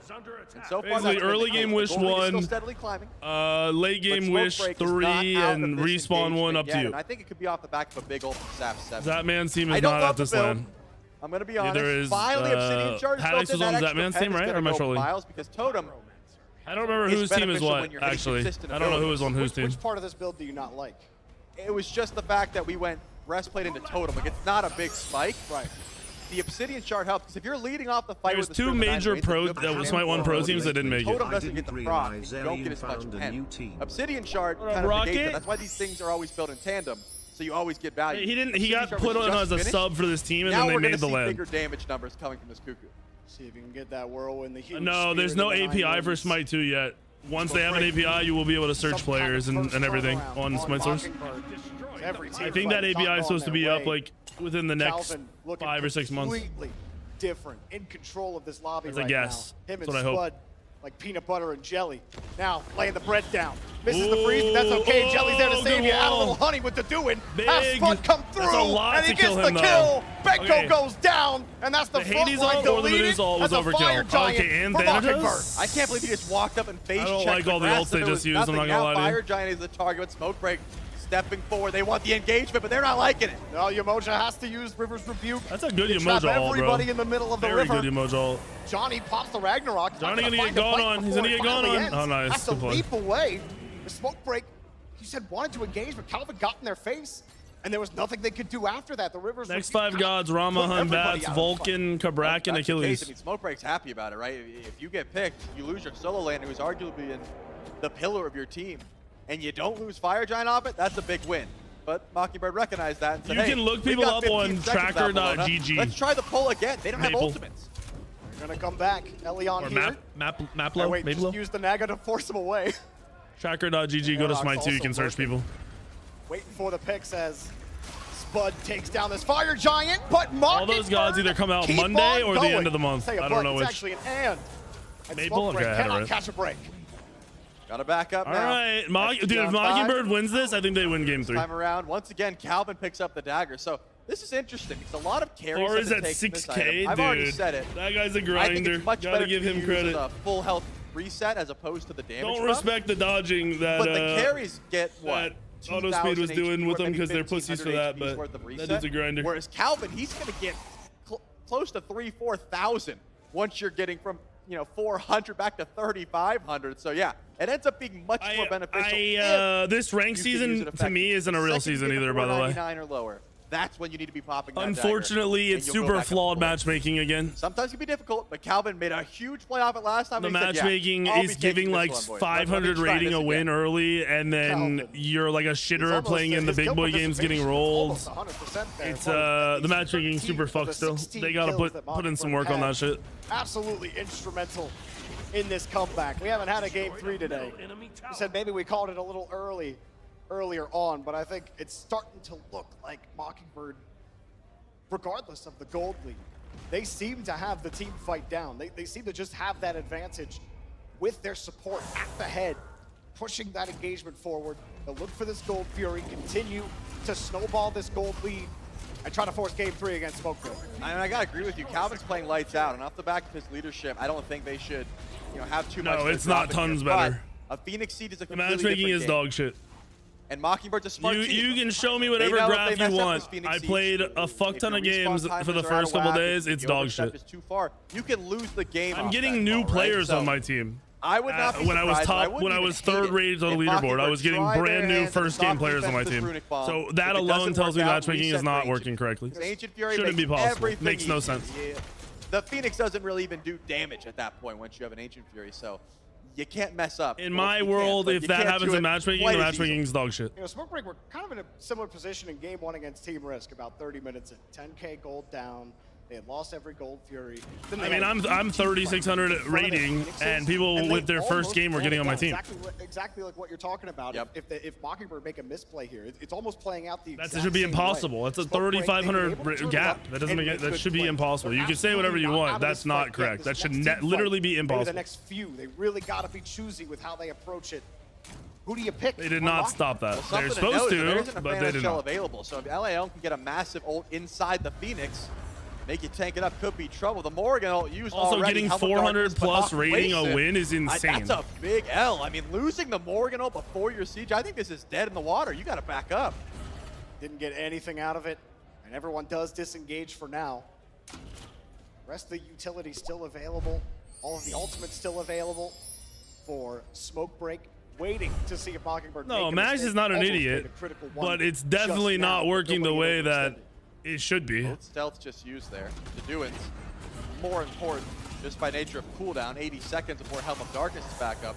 But hey, this is what I said, right? I don't mind a soft attempt until I just think that there should be rating like SR caps. Smoke Break has if that I'm one 3,000 plus rating, I shouldn't play with somebody over 1,000 SR under me or above they can me. mess up and come back strong. Like just make me wait 30 minutes if I have we to. overstep once at this Phoenix, we go home. We're done here in the Founder Series. So I can see why they're like, guys, we have guaranteed Ancient Fury. They haven't been able to contest us with Fire Giant. Herox is unkillable, apparently, 5-0-7. So, yeah, I don't hate that they're taking this one slow. It does give Laon time to get tankier. It does give Johnny time to finish his build, yes. But it's pennies compared to what Mockingbird can do with an Ancient Fury. I mean, look at that. It's crazy to me, though, because it seems so basic, right? Game can't start unless all people are within 1,000 MMR of each other, right? Like that should be a general rule, no matter what. That Kukulkan to be online. That should just be in place. It should be impossible to start without it. I don't know coding, but I feel like that's something that should be easy to do. We saw the combo early on when Johnny's able to pick someone up and bring them right to Sap. He doesn't have to think. You just drop the NATO, drop the ult. If everyone equals that has not happened recently. Gap difference 1,000, yes, start game. If no, replace lowest person. He's been shredding with his auto attack. If yes, now start game. If no, replace lowest person. And there's so much you have to work out for Mockingbird. Like Hawk has the stealth, can go to the back line, can one shot you. Deduin has the stealth, can go to the back line. Oh sweet, we about to roll Hawk around with that bitch. Deduin, get the stealth, go to the back line. I do look at YouTube chat. That's all going through Smoke Break's head right now. It was more reliable that I get in a high tier ranked game. Yeah, I mean it makes me not care about grinding. I still play, but I'm not sweating anymore. Oh, Deduin running for his life. That axe was nasty, and here comes the Uller. No way. Can't find him yet. No way. And he got away with it. Has a little bit of a heal. He's dead. Isn't enough though, because here comes the party. Kulkin. Rather sap. He's farming though. Leon. This is taking so long. Yeah, wait, what, dude? Like, what is happening? Come towards me, chase me down. Meanwhile, my team's coming. Meanwhile, I'm healing, surviving it, but eventually okay, that Yamojol was ass. Can there be a follow-up? Hovering death. That was not a good Yamojol. I don't know why they did that. We'll just eat their loss here and try to retreat. I wanted the speedrunner badge until the top players were dodging my Qs and playing at 4 a.m. against the worst players in the game. And then when I was getting brand new players against players like that, it made no sense to me. It made me not care anymore. Calvin gets pulled back. Calvin is surviving for a little bit, but Benko will take him down, and Smoke Break finally find a 3K, finally find some leeway. They haven't left yet, though. They've got a lot of time. They were thinking about going for the end call, Jorby. That's the only reason you sit that corner there with these health bars. Yeah, the Hades was invis. He had a stealth helm. Herox has blink. Can you get a kill? 10k gold lead. Why was he even in a position to get picked though? That's so stupid. It looks like the call has been made. Like they just lost fire for no reason. You gotta reason. go pull EFG now. If that's the play they're making, you need to be pulling EFG immediately. And I think Smoke Break knows. I wouldn't be surprised if they beeline for that objective. The whole thing, Cyclone's team. Because as of today, no one's looked even anywhere near as good as Cyclone's team. Which would be the correct call. You don't They had the only start that I can't even understand, but I could tell it was good. So now, Smoke Break finally, after how long? 15 minutes? Their drafts are what I think are good. Their fucking play was good, clean. They rushed a fucking 15-minute fire giant. The dagger. There's no such thing as enhanced fire giant. Has a runic bomb and ward, so he wasn't gonna be able to fire giant gets better the more it drops. I'm pretty sure, unless I'm mistaken. That seems pretty reasonable to me. It does feel like you want to give it to. Actually, wait, it might become enhanced. Maybe I'm trolling. Maybe the buff is enhanced after 30 minutes. I don't remember. It's possible as well that we're all just undervaluing the damage. I really don't remember what they did with fire anymore. Sap actually uses it after dropping a Spear of the 9 Winds. Like, the damage enhancement is crisp. It gives you a lot of attack speed too, so you think Echrome would want it. There's just so many uses for it, man. I love Smite 2. Smite 2 is great. We love the Obsidian Dagger. We love all the new things, the bits and Every fire is better than the last. Okay, that's what. Yeah, that's what I thought it was. Can jump. I love that Ymir gets pushed by. It's just like gold. Gold gets better and better and better. Like you get a buff for each one that's better and better, and then the fourth one is big and fucks up the finding a way towers. to turn this game around. Yep. Where Mockingbird, they had to have felt like this easy does it. We're winning. We just got to win another fight. And then like, wait, how are we losing now after losing one team? Thank you for the 16 months. Happening right before their Mr. very Bluck. eyes. Echrome taking down that tier 2, and now Mockingbird are defending their Phoenixes. I mean, Jordan, we still have to keep our eyes on Deduin and Hawk. You're never getting 99 fires. You're never getting. I don't think you're ever getting 5. Last time is Sap 7. I'll be honest, I did not see his health bar move, which is baffling. I don't think they're missing Thor ults a lot of the time. In Smite 2, the indicator of where Thor is landing shows up faster than in Smite 1. So you have more time to react. At least half health after engagement. It's like 100% obvious that that's how it works. Regardless, can Hawk or Deduin get to the backline and survive is the question. I'm keeping my eyes on him because so far, Echrome, he has arrived. Like the axe combo has been crisp. That's the reason Deduin got poked out in the first place. Well, this is the no whiff zone. You've been hitting all of them, but you're only as good as your last axe. Can Smoke Break steal it away from Mockingbird, who were looking forward to a game 3, looking forward to staying alive in the lower bracket, but Smoke Break say, we want to move on. There's a food drive team we'd love to go take down later. Mockingbird sitting under their Phoenixes for now, no engagement just yet. Does anybody overextend? That's what Smoke Breaker waiting for that moment where they might get it. Hawk sends out a clone, nobody's gonna bite. With Herox as well, he's been so good. Calvin, central to the success. Surely it comes down to a Ymir wall, into a Ymir freeze. They zone one out, but it's too long for the freeze to come out. Ragnarok doesn't get anybody. River's Rebuke comes up as well. Here's to do it up forward. And not going to get it, but Herox downfield, got the kill. Echrome actually picks one off. Smoke Break want to leave. Their health bars were dropping quickly, and Mockingbird hold the line. Get 1 for 1. Hawk goes down, but so does James, Laon. play the same god over and over and over again. Your aim will lock in. Lower your sensitivity if you're on mouse and keyboard. I play on like a 6 sensitivity or something. Lower your sensitivity a lot. He knows when he can go in. But I thought they might be able to if you're new to mouse and keyboard, your DPI, that's a computer setting. So you type in, you click the fucking, you click here, you type in mouse, whatever. You type in mouse. Your DPI should be 400, 800, or 1500. I'd recommend 8. If you have a newer mouse, maybe 1500. If you're on 1500, your sensitivity should be low as fuck. If you're at 800, it should be like mid, like 10 or lower probably. If you're on 4, you'll probably be like 20 or a little lower. If you're playing above, like what I just said, you're probably way too high sensitivity. Way too fucking high.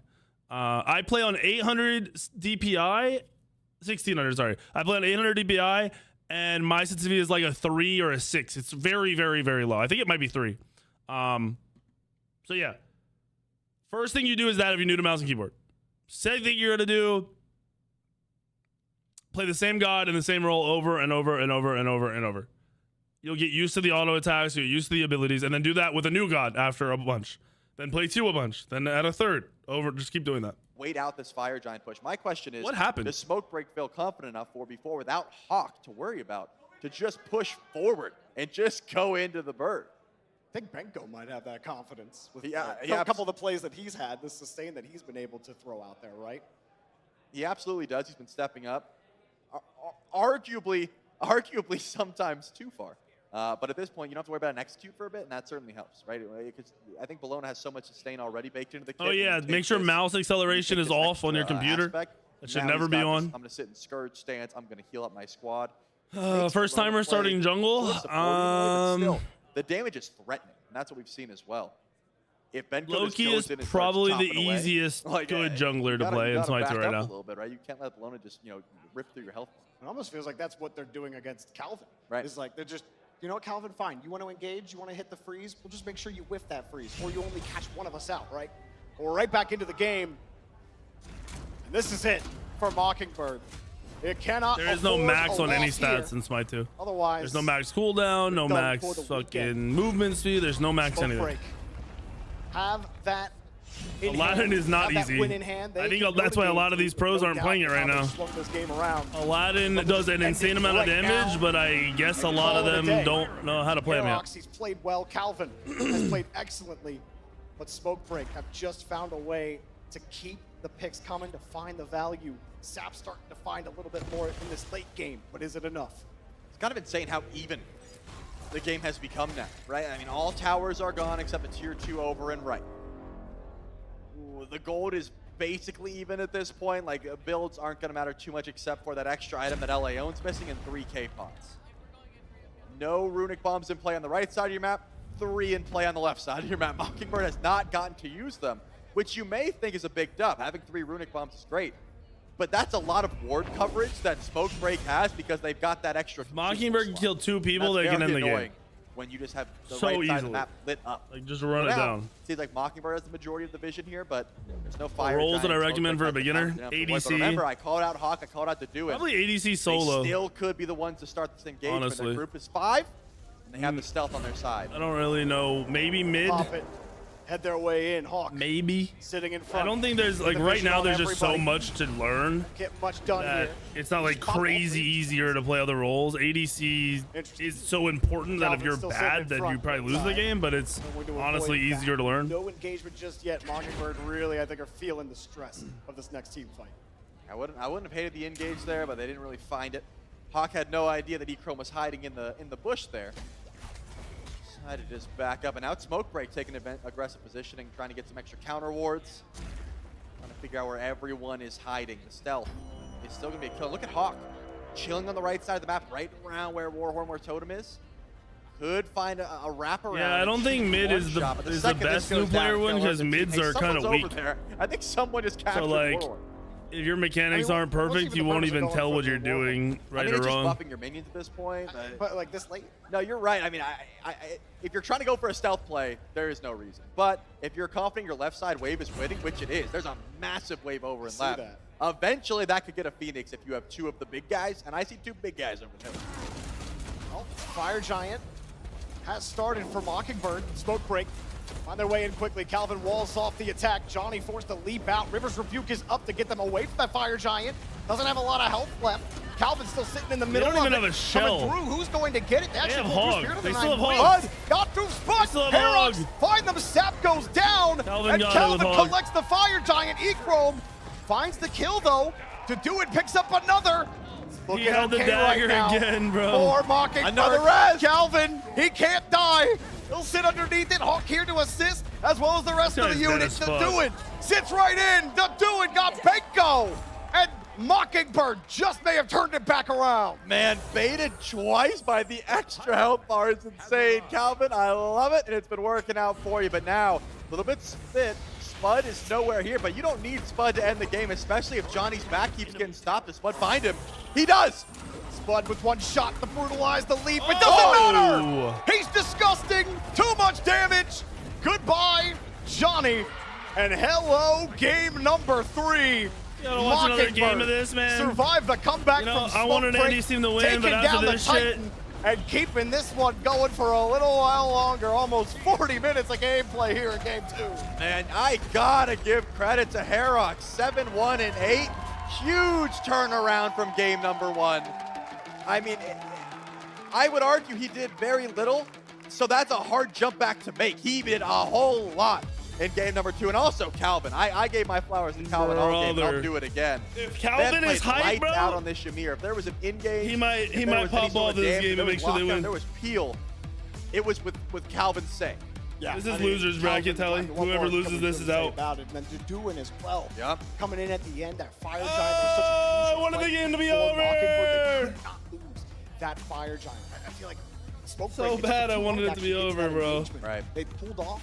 Then the call was made from Mockingbird. Hey, they're far away. We could just start it. By then it was too late. It did seem like target selection was also a bit awkward there. I didn't see, hey, let's just kill this one person. Benko was diving Hawk, and then, oh, okay, I'm going to look for Spud, and then Johnny's like, oh, I missed Spud, now I'm going to chill. And they didn't have a cohesive, let's kill this guy, and then move on to our next target. Mockingbird really didn't either, but once they got Fire Giant, they all kind of collected again. They're like, all right, wait, let's stop. And then they got their focus back, and we got our first game 3. We got our first game 3 of the weekend, and you definitely don't want to miss it because the loser goes home. Find out who stays after the break.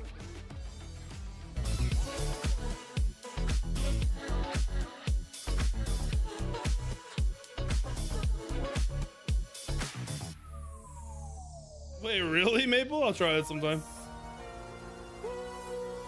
If this goes to almost 12, Shmeep, no. If this game is somehow 10 minutes long, maybe. I'm 8.5 hours deep, bro, with another who knows how many hours tomorrow.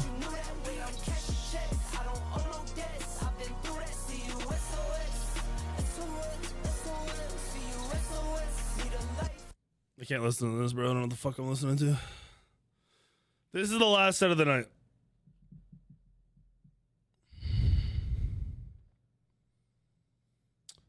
First set was the best set, but it was like the best set that was short. The rest of the games have been pretty not bad, but like the second set was really boring, but the end of the games was fun. The third set was kind of just dog shit. And I mean, it was all right. It wasn't super boring. It was all right. The end of the games was kind of shit. This set has been dog ass. I could have gone my whole life with never seeing this set and I'd have been fine. Guys, thank you for the 3 gifted. It literally looks like that Smoke Break doesn't give a fuck. That's what it looks like. I'm not a fan of people that just don't care. I'm just not.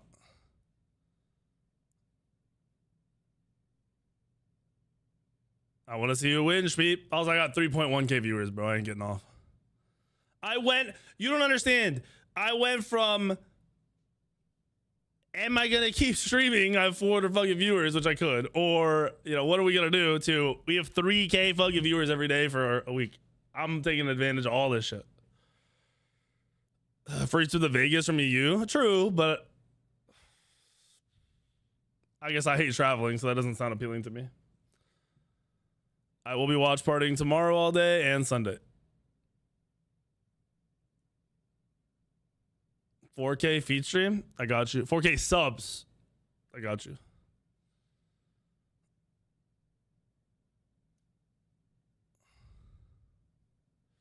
I think every day starts at 2 p.m. Eastern. That's when today started, I assume, every day.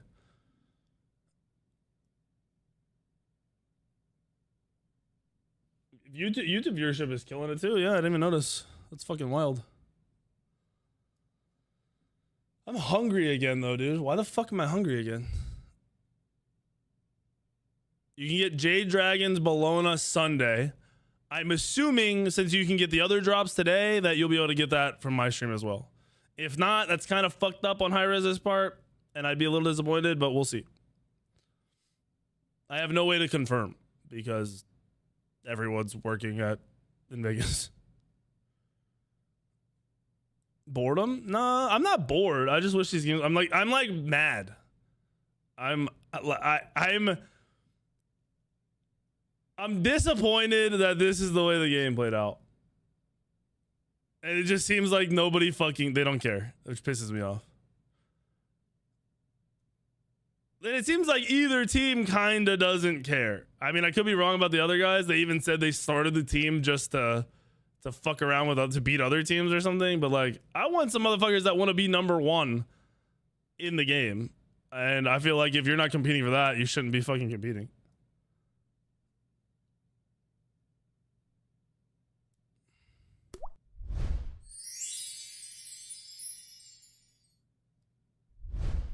How's it been watching the games? What's up, Skipper? Thank you for the 57. Today was great. This set sucks, but the rest of the day was great.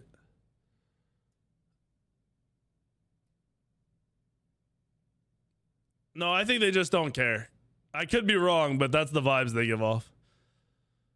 No scrims, fucking the interviews being like, yeah, we're gonna lose. Like, bro, like, that shit's terrible for a game.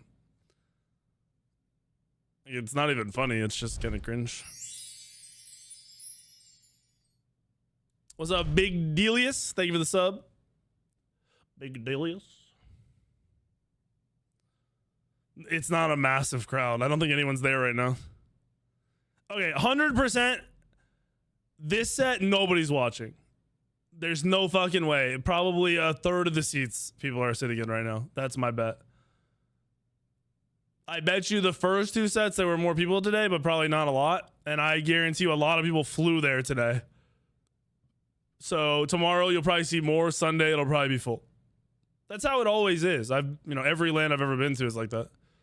You fill up on the finals day. The other day people are out. They're exploring Vegas. A lot of people are probably gambling, eating, food. That's the one thing I wanted to go to eat good food. There's food I wanted to eat there really bad, but I also didn't want to travel, and I made the right choice. Viewership's nuts. Get to be with my family.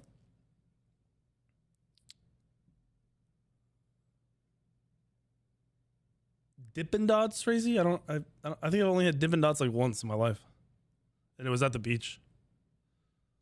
It was at the beach last summer. Tomorrow's drops are an emblem and an emote, I think. And then Sunday, it's Bologna. Next year's Worlds will probably be crazy again, which I'm excited for. I hope they do it in Texas or in Georgia and they don't fuck around and we get to go back to the right vibes. Yep, Smite 2 is killing it. Smite 2 is 15K on Steam, probably 5K. Epic, maybe less, maybe 4K, maybe 3K, and then probably 30K on console, which is awesome. Maybe not 30K, maybe like 25. I think we have 40K concurrent players right now on Smite 2, and I hope it stays. I think it will stay. They've planned out the hype pretty well with the new gods. We're probably going to hear about Bari, which is going to be like a new god. They'll have an assault map eventually to throw out. Who knows if that's this year or when. That'll be hype for people. Vegas is fun. I've been to Vegas 5 times. The first time you go, it's like, wow, this place is cool. And after that, it's meh. I like people watching. I'm not a huge gambler. I've been to the downtown part of Vegas and the strip. It's all right. I had a lot of fun in Vegas when I went for my bachelor's party. I don't think I'll ever top that, so I don't really care about going.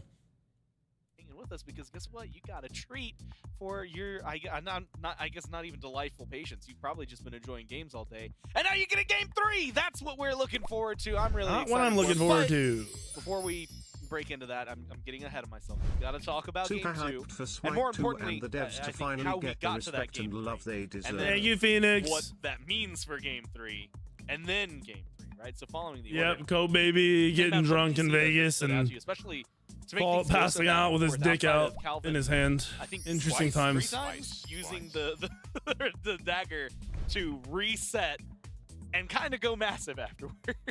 Yeah, I think there's 2 points that stick out to me, and Trelly touches on I'm pretty one, sure which Starkey Calvin on also Ymir bought is like multiple. 10, So on the Calvin strip, Geb, you can carry your drinks it's not even around, ranked. We're not talking about and they it sell these Calvin, huge guitar-style drinks that have a fucking strap on them for you to put it around your back.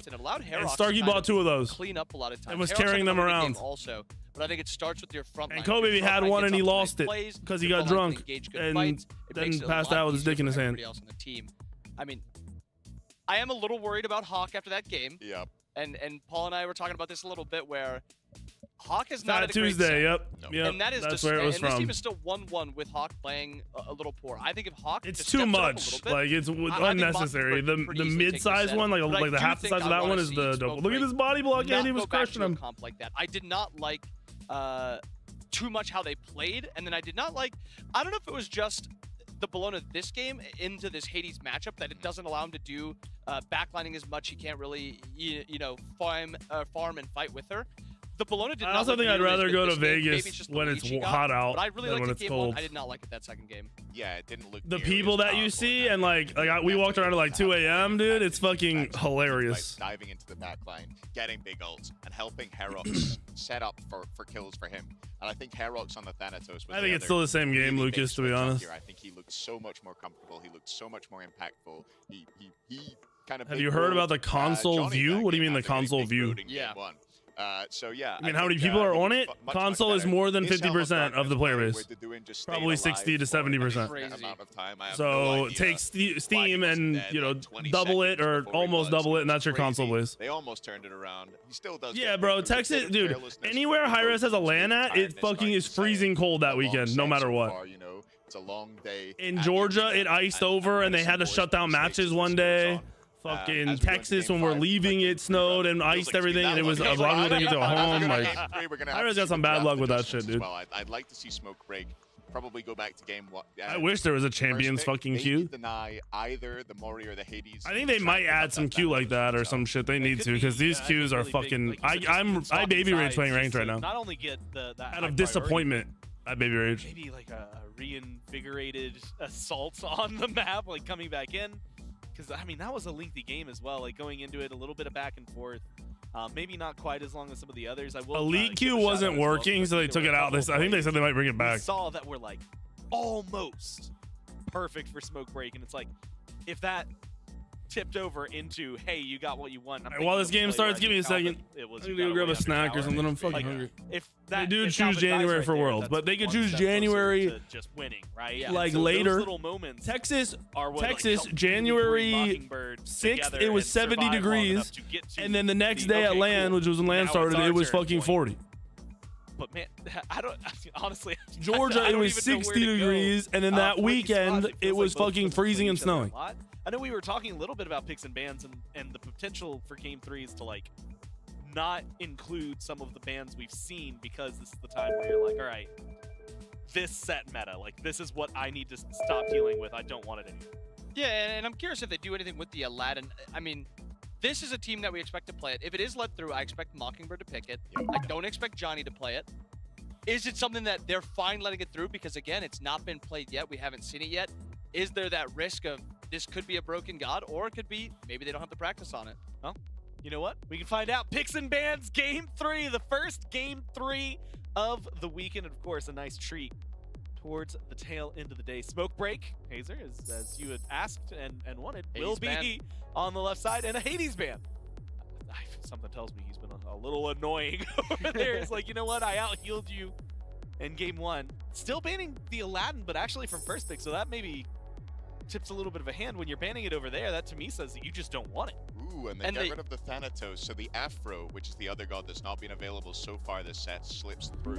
And there it is in the first big spot. They grabbed that. Thanatos denied for both junglers. Both of them have won on it so far. Neither of them gonna get it here, so they're gonna have to win on a brand new god. And for Mockingbird here, I want them to not pick either Medusa or Uller. I want them to go away from both of those gods and just pick away the god that Smoke Break doesn't pick.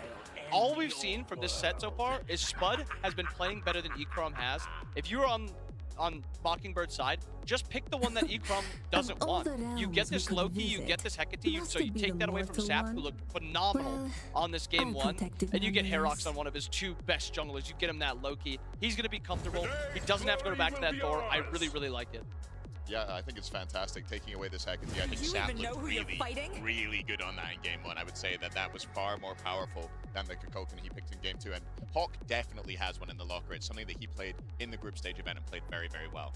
And I think I like Hawk going back to this Hecate because it's a comfort pick. Yeah. This is what he did, as you just said, played very, very well. After those first two rough games, I like that he's going back to comfort. And I like a little bit more the Bologna here with no Hades in the game for Benko because it looked phenomenal Game 1. there is an opportunity here for also, I mean, Chalk locked in for the side of Mockingbird. I am worried now for what is this Chalk going to be able to do into Bologna. I don't know if you're going to be able to kill her. I think she's just going to outfarm you.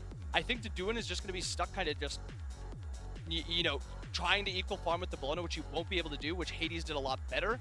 I don't know if I like that pick much. Yeah, I'm excited to see it, actually. We've only seen Shaq in mid so far this event, I think. So we'll see. I don't think we'll be going mid this time. But it'll be interesting to see how it does in solo. I think in mid, Globe did make it work in those latter games, but yeah, I haven't loved it too much. I do think it's still a strong solo lane pick, though. Great sustain, decent safety, and able to impact team fights with that AoE ult. And I'm curious to see if he goes the aspect or not. I think the aspects make a lot more sense in mid lane. I think no aspect makes more sense in solo lane. I think the sustain is just worth so much more. And if you do get to late game with Chalk, there is like this really nice build with Cloak, with Glad Shield, a lot of movement speed items where you become very, very strong.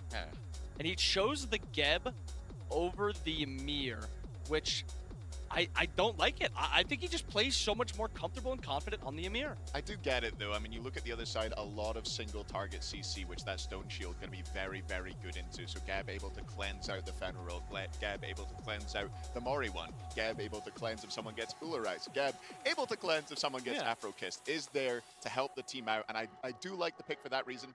But, I mean, that Ymir was just so good. I get that. My issue is, now you're going to be losing this dual lane very, very hard. A dual lane that you've been winning a lot of the time. Afro Uller, just a lot of sustain, a lot of pressure. Medusa, fine pressure, but Geb is just not a god that you can ever really fight with in lane. My worry is now that this is a lane they dominated in that second game. Calvin sat over there, camped, he camped Ikram a lot. Are they going to be able to run that back? I don't think they're going to be able to do that. I actually have some serious concerns about the pressure in the comp overall. I mean, you look at it, where are they winning? Are they winning in jungle? Loki versus Fenrir? Nope. Probably not. Are they winning in mid? I'm not sure that Hecate can out-pressure Morrigan. Chat versus Bologna, I think Bologna probably wins it. And as we just said, duo, they're probably getting dominated by Uller Afro. So we'll have to see how they deal with that pressure in this game. Yeah, I mean, maybe game one Geb, maybe that was a warm-up. Maybe there's going to be a different Geb that we see here. Maybe the pressure's not going to be as big of a threat. The only way to find out is to go to our casters here for game 3. All right, Trelly. So, look, okay, I usually ask you. You're the smart guy, all right? Yep. I'm big dumb. However, I have 2 problems, okay? We all saw what PBM and Cyclone Spin did on Afro and Uller. Why are we doing that again? Also, Calvin, Geb? That's it. What do you got? I mean, I agree. I was looking at the Ymir as well, but Hazer makes a good point. I mean, the Stone Shield has a great matchup into Johnny. Johnny is still the driving force behind Mockingbird, but I gotta echo what you were saying. The Afro, the Uller, assuming that Ikram and Laon have been practicing it in some way, shape, or form, it can hard carry a lane effortlessly, and that's what Bobby was talking about. Spud has had freedom over in this lane. Now you've given them a chance to say, Spud, you don't get to play for a while. Like level gamers. 15, that's when you're able to walk freely out of this lane. Question is, remember, Calvin's been the one who's been chilling over in dual lane. Is Laon going to switch up the play What's style? this comp looking like?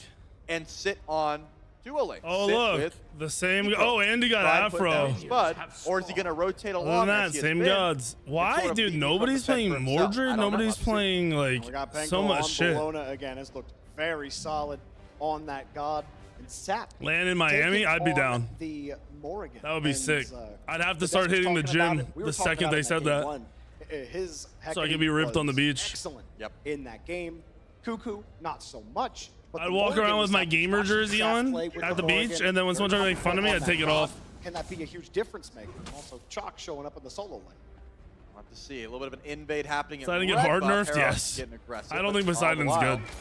That's where Ben In any role. That's where Johnny are also taking away that. You might be able to make it work in jungle, Herald's but does I don't know not about get any that other big role. minion there, which is gonna hurt. So if you just see Sap 7 following Herox and taking away all this farm at the last second, it's gonna really slow down the start. I'm guessing that he they would don't like to have go for. experience with Herox, Mordred like, aspect played either. That's the highlight. only things that make Feels sense to me, confident on bro. the Loki, plays it a whole bit whenever it's available. So just, getting out pressure to the end of the ADC world, Spirit Star having makes hit level sense, so 2, they you gotta know, nerf puts it, in a dude. bit of trouble. I hate when jungle items start getting built by everybody because then they nerf it for the jungler. They haven't done that yet, Calvin so will we'll see. get that red buff for Spud. They're gonna have to nerf the clear Talk again. about the Afro Uller and how PBM and Cyclone's been kind of set the tone for the day with that duo lane. Granted, I went to find a snack and there was nothing to snack on. And I don't want to order any more food because I ordered twice today and Sammy ordered 2. We know how, at least rock solid, I think Spud has. I might make some nuggets. I got some of them bear nuggets from Costco. Calvin, how does he play the Geb? Yeah, I haven't been eating processed food because I wanted to see if it would make me feel better. Really but now, like he could engage as he can. Pretty sure I am getting radiation poisoning every second I'm in my basement. As a Geb into this composition, because there is radon leaking into my office. Sit back with your backline and make sure you're. And I think that's why I'm sick. Do you or have been for 2 years? Cataclysm? Yeah, you can, but now your backline is a little bit in trouble, especially if your blink gets blinked. If they I don't know, these are trash. Let's jump over them and go. Bear nuggets are better than Chick-fil-A nuggets. They're like the best. Oh my damage! From taking a lot, good shell, just to make sure he doesn't get blown up. I mean, you lose beads if you're Spud, so that's a worthwhile. It is bad. I gotta get somebody to come out to put this thing in that removes it from the house. He's like, okay, Medusa's still they are all taking forever to get back to me. Part of that was Spud just like he saw the. You don't fix it. A lot of houses have it, especially with basements. You get you basically put this thing in the ground and it sucks it out of the fucking air and out of the ground and puts it out into the universe. I mean, maybe they're thinking a little different. He's been feeling himself. He basically takes it from down here and puts it way up into the fucking air, like on top of your house. And almost found like the solo kill. Like nah, it's only an emergency if it's high. It's right above the threshold for like take action. Yeah, you know, I 2 to 4 is like, yeah, you should probably do something about it. I'm at 2, just above a 2. But this Akate could be the change of pace that he's looking for. Great self heal against Fenrir. If they don't get back to me soon, I'm gonna move my setup upstairs, and Sammy's not gonna like it. It's a great way to just get out of trouble. Definitely keep our eye on Hawk. That game 1 on the Agni, he was completely shut down. They talked about him not really having his best game even on the Morrigan, which you were also talking about in a lot of those team fights near the end of game 2, and we thought that might have been what flipped the table back to Smoke Break. A lot of things that what causes it, like mini cracks in your house and windows and everything else. It comes out of the ground. Should at least afford them as like, look. When you buy a house, they do a radon test, and if it's high, they have to do something about it. But most of the time, radon doesn't start leaking into a house until way later. I'd be remiss if I didn't mention the aspects that we've been talking about a whole bit. Again, take everything on my walls. Technically, I actually put more on them. I put wood panels up. That like it's just better. This is not a if and or but. It's just more valuable. You give block stacks to your team, you heal your team. It's not materials used. It's just radon's in the ground. Was up for debate on the desk. A lot of like Virginia, apparently it's gotten worse. I saw an article. That's the only reason I looked into it. Maybe he'll just an article is basically like, hey, in Virginia, there's a lot of radon on houses now. You should test your shit. So I did. I don't think so. No, not at all. Sap will pick up first blood onto Herox. Morgan has been doing really well in all these games in different roles. One of his more comfortable gods to play on, one of his best. I remember somebody, I think it was Bobby, rated Morgan low on the tier list. Man, shutting down Herox early is great as well. You give first blood over to Sap. You let him turn into the Fenrir or I guess the Loki, but considering Herox is behind, the radon thing is for like $1,500. Regardless, at max, like it's $8 to $1,500 to put one in. Cooldown rate. I have a window right here, so I actually think it'd be very easy for them to get it out of the basement. Your pocket is nice. Laon, he can play aggressive. I have a giant like bay window escape to get out of the house if anything's going on right behind my fucking setup. You can hold and teleport to him. I think he's gonna do it right here. That's the touch. You didn't do it. Shock here as well, but yeah, Elion, no way you're going to really an issue for new houses. My house is 7 years old now. Not 7, like 6.5 years old. We're hoping that one would go. The I mean, I have an at-home test that shows that it's in here, so. Would love to take control of that duo lane. I gotta do something about it. Got it. I mean, you give that kill over to Calvin, which is I want this one company to do it because they have really good ratings. But they emailed me and didn't respond today, so I'm gonna call them on Monday. For his own farm, but or Tuesday. Rolls it. Can he steal it away? I think he might have got it. I think he did, yeah. Does Andy not know you can TV with Averell? I don't know. Geb's base damage on his twos. Honestly, Andy plays such little Smite that I wouldn't surprise me. Scaling on intelligence too. Like he could do a sneaky amount of damage early game. I mean, that's what the aspect was for. It's not being used. My here, advice to Andy is if he doesn't love the game anymore, he should stop playing it and stop wasting his time. Lose out on the actual knock-up effect, which is super impactful, of course, but he's got plenty of CC. Literally not even touch the game, do a hard drop. The answer for Gebs everywhere is yes. Meanwhile, I am White Wolf, yes sir. Rally out. Beats, that's not gonna save you. Some Loki damage, boys. Gets right back, I guess. How about that for a sentence, Trent? He gets the ult, he gets the beats, and he's back on top. I think Maybe no Andy's kills biggest, for Johnny, like, so I think he is back. At the issue moment. is he Johnny needs to still pick played on one point, thing but hey, and go pro in it. Confirm that kill for yourself. You're And not you going to can go pro beat in Benko. Dota, Smite, Play pickleball, and Rivals. safe. So if you truly want to go pro, then pick one. Or if you want to create level of content, safety. pick And content. We haven't seen it at all this tournament. But I think I'm his a big biggest fan of the issue is gank he's regame, played, where you like get Smite, he played a everything million down, different roles. they've He never just stuck to been ganked, one. they feel like So they're people safe. didn't see him as like And a you one, try to like, you know, do it he's the again. best jungler, he's the best this. I don't think Herox is going to Like pull if it he's off, playing but multiple considering he got games, the he's never last going to be the hit, best at any of them. He did get a He reset should with just the pick a Young's game Revenge. and commit. He's got ult Because back he's really up. Like, it's fucking all- good. You can see the diamond. But and he's the Duan not has ult the too. best because he doesn't commit. I would love to see him head back over to solo and try and kill him again. I think It's just he's not really good gonna at happen. No pickleball one's in too. that mindset right So now. if I don't know that's why. what his fucking passion is, he needs to commit to it. Bracket, you know that every team fight could be the thing that just Everything I've seen him takes the play game completely out of your and hands. commit to, he's very, very good at. Really, you shouldn't feel I mean, that even the way at gym. all. Look at how jacked that Game two motherfucker was when that was his what he was committed to. 10K gold down, and then they took control of the game. Brutally honest, my friends like that, of course. Why the fuck wouldn't I be? But like you'll see this across any esport.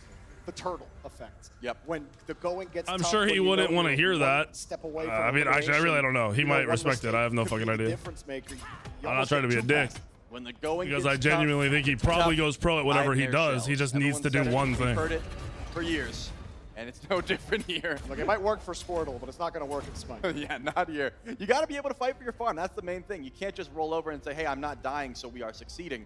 If you're getting invaded, if the waves are being pushed in, if you can't confirm your side camp, This it's series going has to just start been to add up. sloppy. Currently, Like, not even good. from the spectator point of view, Smoke Break looks like they don't give a fuck. But Calvin is still chilling over in duo lane. That's going to start to add up, splitting all that farm. Laon does show up to help out. Well, if most of them are, yeah. I got to get solo and support builds up, but that I'm trying to do that like at the end of this week. Get that Uller into a solid spot for sure. Echrome looking for an axe. Misses. That's the really tough part with Uller. Missing that axe. You got to be on point. Yeah. And you have to play with that level of confidence. Uller is not a sit back and just chill kind of god. He has to step up and find these aggressive plays. So far, has been looking good. I need to see Echrome light up, man. It's not happening currently. He's got time.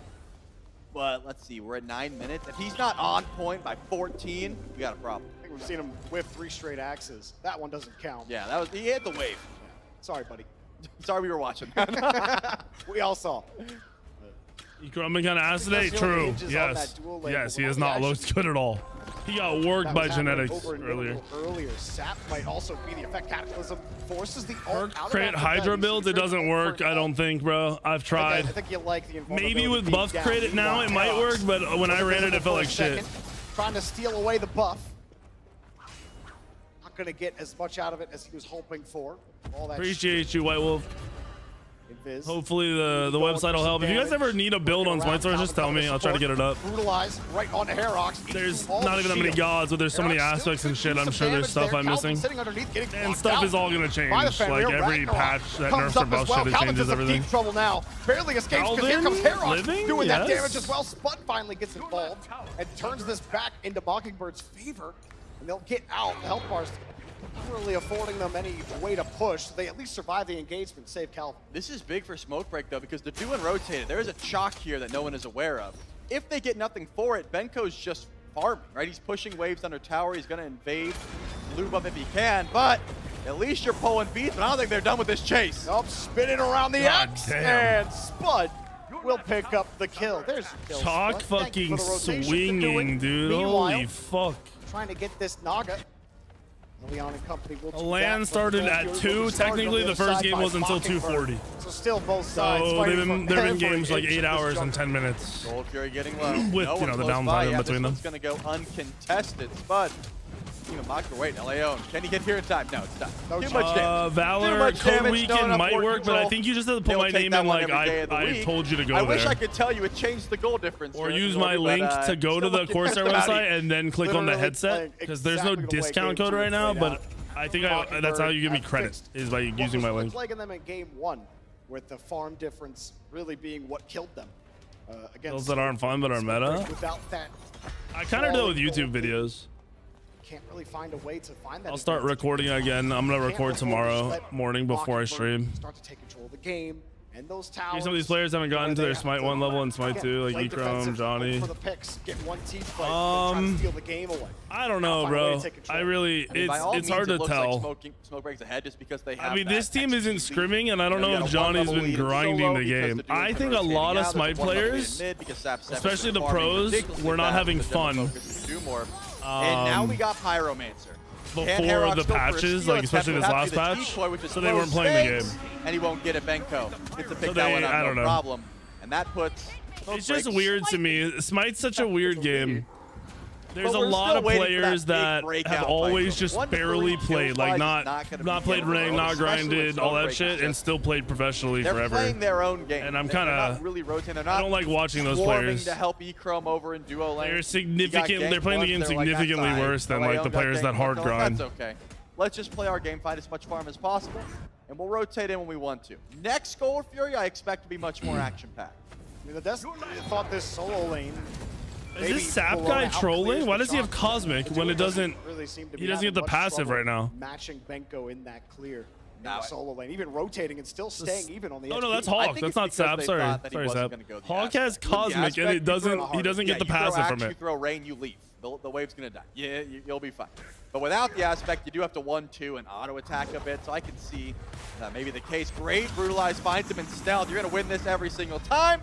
Force out the assassinate, but can Johnny keep the chase up? Oh, it was close. Almost got that bite damage. Still gonna stick around. Find the damage on the leap. Brutalize. Oh my God, Thundering are disgusting. Cooked. Johnny. Yes, Hog. Absolutely obliterates Herox. Meanwhile, off screen. I like the Hog on Thunder. I think they should have been going that more if they're gonna go tank builds. If I'm Benko, I'm furious. I'm like, Ecrom, you didn't see him leave, brother. You didn't see him go to the teleporter and come in. He's pretty weak. Benko ever dies. He's probably the worst hunter in the game, I guess. I wasn't really certain of that until I played spam ranked. 14 she doesn't get that touched. was my timer until I want to start seeing some axes. I don't think he's probably thrown one since then because he's been by himself over in lane. He's definitely thrown an axe. Compared to the OG Smite opening tournament, that's not what I'm talking this is really good. I want to see Spud get smacked. Well, I want to see that Johnny. I don't know, bro. Those games are pretty. Oh wait, you mean the opening? Wait, would have been able to get away. Do you mean the launch land that I played in, the land before that, or the first Worlds? Last second, it's sneaky. The first Worlds was hype as fuck, bro. There's no way you're saying this is better than the first Worlds. It's the Sunder.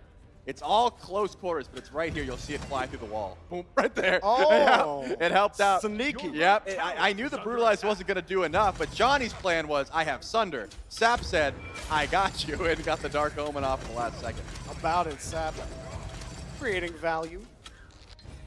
As we have another quick Dude, these pauses are getting so old. Both teams fighting in game number 3, but this one's still kind of just and forth. The launch land I played at was just super mediocre. It was the same players that made it to Worlds, but it was just like you know, not a lot of experience on the players. It was cool though. I did see something puzzling right there. It was a small, short tournament too. It was like one and done. It was Soul Gem and a Cosmic. Will Rivals die? No. Because Cosmic Core needs a certain amount of intelligence. Rivals not gonna die. It's not gonna maintain its play what it's doing right now though. Yeah, you're investing early. It's got great stats. Like it comes with 100 ends already. But the Dreamer's Idol is finally coming out. Maybe. Yeah, maybe that's the case. The extra cooldown rate would certainly help out because Hakate loves to just spam away. That has not been the call. Been loving the aggression here from Johnny. We've been talking about the Fenrir that can really lock in. And you also have this level of aggression that this Fenrir can provide because he has such a good matchup. You are at the event? I have no idea. In times past, it's early there. Remember, it's only fucking it's 8 Loki, there. And then he went invisible. But I doubt there's a lot there tonight. Now you chase him, which is something. Tonight's the first party night, bro. Time and time again. Oh, you stealth? For the next half a second, I know exactly where you are. I'm gonna latch onto you and I'm gonna follow you for the entirety of this ability. There's so many people cheating, Schmeep. It's insane. Herox had a nightmare of a time. It's fucking crazy. Last night I died to a guy with assassinated out. Like he had 400 hours. He had a 15 KD, like an 80% survival rate. Away, is it necessarily gone from Ragnarok? Oh, we have a slight PC issue going on with one of the players. We appreciate your guys' patience at home. But it seems like we're going to be getting it fixed quickly. Pause League. The Smite Pause League returns. For you guys in a moment. Getting out of a almost 40-minute game number 2, and I believe a 30-minute game 1. So this has been a long set for these 10 players, and the desk even talked about maybe that team starting to settle in a little bit as the length of the game goes on. We're already 15 minutes into this one. It feels like we're in another 40-minute with the way it's playing out right now here. I mean, Hazer was so tired, he thought we were in game 5. I mean, I get it. I get it. Yep, it's one of those days and one of those games. Like you said, though, Jorby, we're bouncing on a knife's edge. Who is going to be the one to break this game open? Show us where these leads are lying. I mean, you got a level 17, the Morgan. 1-0-1. Hasn't been a part of too much, but there hasn't been too much to be a part of. So technically a part of 100% of the kills so far. But I think SAP 7, Doom Orb, Gem of Focus, 2 key items on the Morgan just to be as fast as humanly possible. Now that you have the stealth and you have Polynomicon, we're in one-shot territory. The only unfortunate truth is you're so far ahead of anyone you'd want to transform into, you're not going to get as much value as you would if you were just yourself. But hey, turn into Johnny, get another Ragnarok. Cheating on Tarkov. This came from Tarkov. You get the mark and a All polish. first-person shooters are just cheater invested, but that game just doesn't even try to fight it. It's like COD. Surely Dorby is, yeah, he's new to Smite casting. I think this is like his second event or something like that. Really thought after that game 1 and even like a couple minutes into game 2, thought Smite's audio cues are fine. What do you mean? I haven't had audio problems at least. They got top of their group at the knockout stage at LAN. That was You got Team sponsored, Risk Tally. in their group, who hadn't dropped a single match going into that stage. They then beat them, get the top of the group, and they get to play in the upper bracket. Sponsoring. They got a Team Streamers Risk. stuff. Doesn't go their way. And now they play against Mockingbird, another team that they feel confident against, feel like they should be able to beat. Yet Mockingbird found a way to adjust here in games 2 and 3. And I mean, it's anybody's game right now, but you have to respect Mockingbird's ability to adapt, and also Smoke Break to never really laying down in the fight, always finding a way to make a play at the end. Absolutely. You know, Doug had a great eye there. Something That's not a bug, Cell. Is some of the new camps that have been Mordred's audio on his ult is supposed to be heard everywhere. But those Scorpions That's how it works. Spawn Eye of the Jungle. And that is an item that pings everyone on the enemy location for 1 second. It just boom, it tells you where they're at. There's only one in inventory right now, but now you can see Herox has one. So there's just more vision. And if you have one, you don't have to worry about Fire Giant being snuck. You don't have to worry about Gold Fury being snuck. You can It's pop quieter it. the farther away you are, and you can hear where it's coming from. Oh, it's just for 1 second, but it makes all the difference. You know for a fact they're trying to go for Gold Fury right now if you pop it, because guess what? Deduin is on the left side of the map. There's no one in solo lane. Oh, Gold Fury's probably being pulled to. Also get that, he also hovered over that Cyclops ward as well. Gold Fury going down quickly to Mockingbird. The Afro lane should have heavy pressure, and the fact that they don't tells me they're playing wrong. Mockingbird, they're on fire, that's why. The They should have insane pressure, dude. Up at 17 minutes. Oh, they get this for free. 2 minutes later, Smoke Break will take it. Do they not know they're on? They thought they just ulted thinking they were on Pyro. Anywhere. Uh-oh. Now we got to get over the Fire Giant. They're actually going back a little bit. Calvin's like, hang on, let me check this. This is taking so long. It might be too late.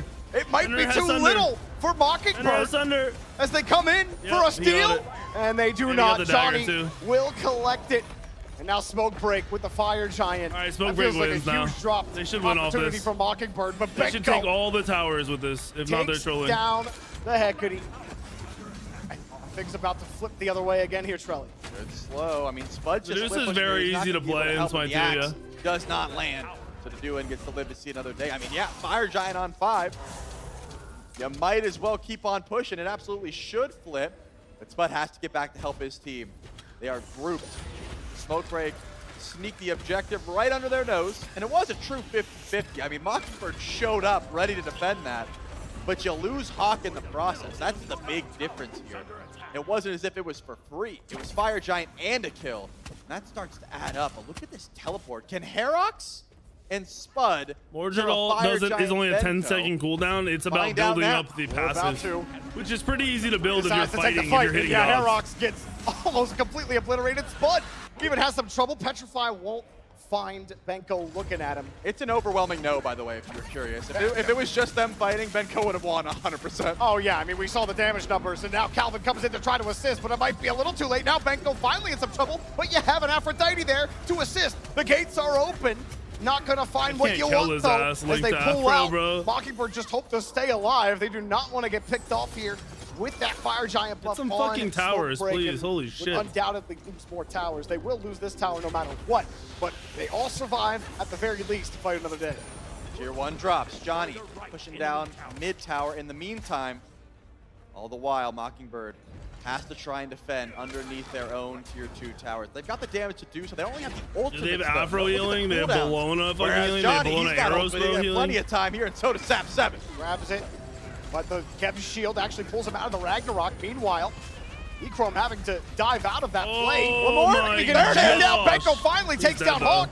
And you know, Benko. Why is no one with him? Tier 2. I'm happy for it. I mean, 1v5, yeah, you'll take that. He just said your team can't help you. Around. And it's poor I Hawk know Andy again doesn't have just all. gets picked off. Well, that's weird. Nobody was like you just backing don't him have up. that survivability. Pressure. Like this build, you got a decent. We already know the next 5. You mean the 5 after that? To do it. Why are you here? Oh, he has to ult. And they're gonna chase you down. Even if you teleport on the axe, you're not escaping all the leap, all the mobility to do what you can, but you will die. Elion picks up the kill, and Smokebreak are in the driver's seat. Yeah, I'll take places I shouldn't have been for 500. Scylla mid. Like, your whole team said we're not fighting, we're Mercury defending. jungle. Ends up in the back line. I didn't even see the pass he took, but it was not good. And now, Smokebreak, this goes from the first real true lead of the game is going up the roller coaster. I'm not sure if there's going to be a steep drop or if it's just going to continue to climb, but as of now, Smokebreak can do no wrong. There is still damage on the side of Mockingbird. There are still tank stats on the side of Mockingbird. But they have to dial it back, and they have to play through one man, and it is Spud. The only level 20 on their team. Sylvanas would be sick. He's got Pen, he's got Sylvanas Shred, support, he's got attack speed, or Maui. Either one of those would be dope. But really no one else Solo, is on that level on his squad except Jean Kui, also got that Teko Kagi or Tier. Item. Talk about Uller with that chase. Tier would be sick. Or like the stats? Tier would Both. probably be Nice. crazy good in this game. So fun to say, and so fun to use. Just spamming your abilities, zooming around the map. Achilles is coming. We're getting Achilles in this next 5. But for Mockingbird, I'm talking about outside of the next 5. Where do you start to stabilize it? That's what I want. It was looking There's a lot of gods I wouldn't mind. I think Jean Jean Kui should be in the game, though, 100%. And very much like Smokebreak are going to take this because Mockingbird, they had the advantage on them in game 2. They took all their towers down first. Yep. But now Mockingbird have to play the defensive game. Fuck TMR. They have to play for the picks. Can they Give even me do Janice it? before At this that. point, I think Herox is doing the absolute right play. Give up on helping your team hit level 20. Loki can be the game changer here, but he needs to get free farm. Wukong would be. I don't want to play against Wukong, but Wukong would be a good solo. Remember, the Assassinate's not going to get you out of trouble every single time. Can he teleport? Johnny might not find him. Oh, he's going. He's out. Got out just in the nick of time. It's Johnny chasing. He can try, but there's no way you find him anymore. Yeah, if he stopped the teleport, I'm calling that he's Wukong's too easy to dead. play. All solo lane gods are too easy to play, bro. Find him. Johnny jumped on the grass. All the instead of warriors are teleporter, just and that's a cake. split-second decision. Gets Herox out. But yeah, this is what you have to do. Let your team defend Phoenixes and let Loki He's one of my, split, but like, he didn't even get a not my level, though, favorite because Johnny gods, but stopped outside it. of my So top even 3, though He's the up right there. play was made, Smokebreak made the right play. You gotta change and said, abilities hey, on that all of Loki them. Well, could not be a threat change. You have to at level add 20. abilities Let's to stop all that of right them. now. Let's Probably. nip that in the bud. Wow. Smokebreak just one team fight. They took advantage of the entire jungle.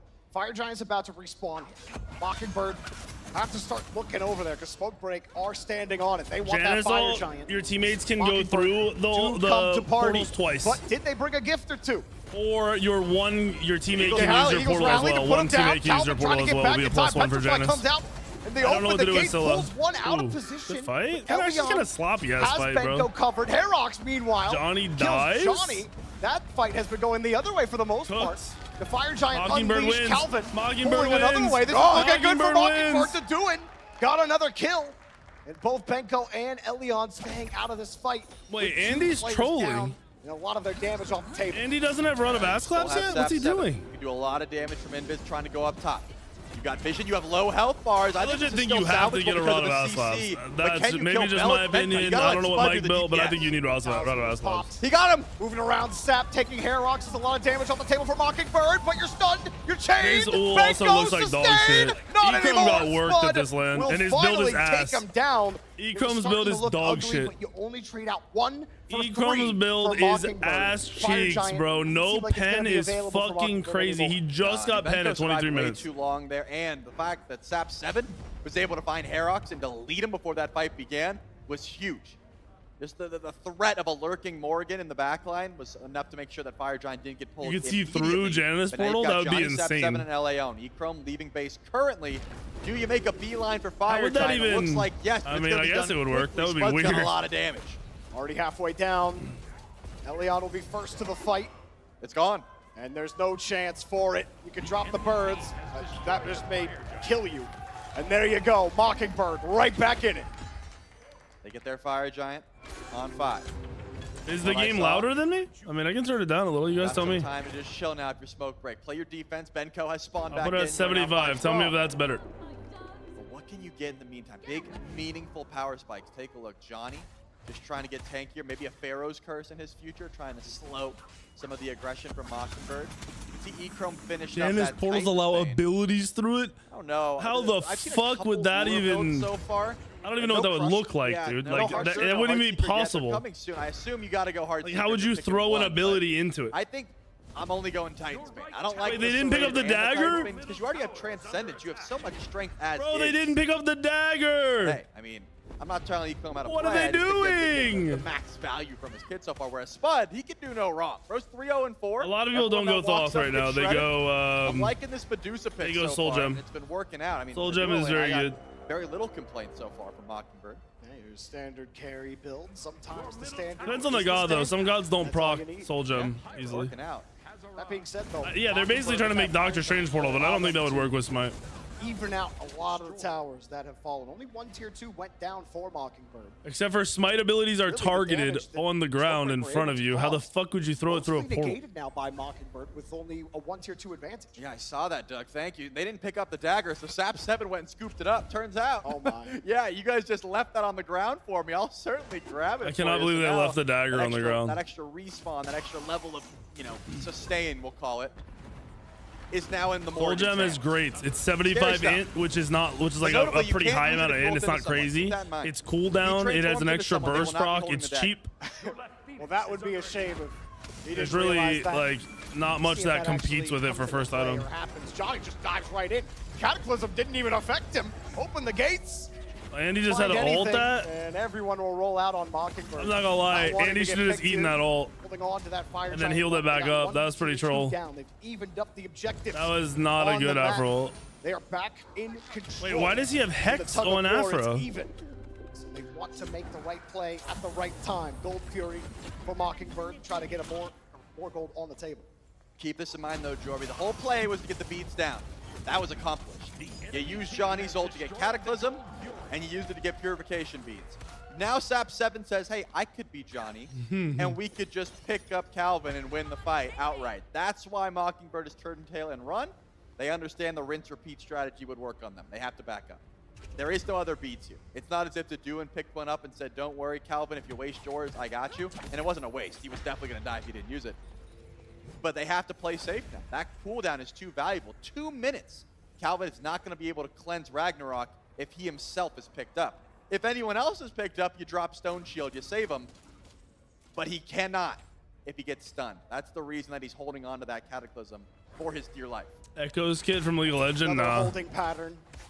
Almost 30 minutes into this one. Honestly, this 30 minutes has flown by. Oh, yeah. Compared to game 2, there's been a lot more action, and while the kills might not make you think that, it certainly has been a ton of it. More action to come. Maybe right now. Upcoming games I'm looking at? Real quick, how much Bro, I think the next game everyone's going to pay attention to is Grand Theft Auto 6. I don't think anything else is going to matter. Benko coming through as well. Spud actually knocked down that Pyro. Oh, he doesn't have dagger either. No way he lives. Wow. Meanwhile, the rest of the team is in some trouble. Who's dead in the back? How the fuck is Ul dead? Trying to get it out. And Calvin on the rollout. He does not care about the tower. Ul almost died. That's crazy. Decides, you know what? That's too deep. Let's just get the tier 2 and let's keep rolling. Mockingbird still in control. Man, Johnny messed up the old dagger has to be used under 500 HP like to make you immune and full heal you. It basically kills you is what it does. Got out of Laon's range and so heals you to full.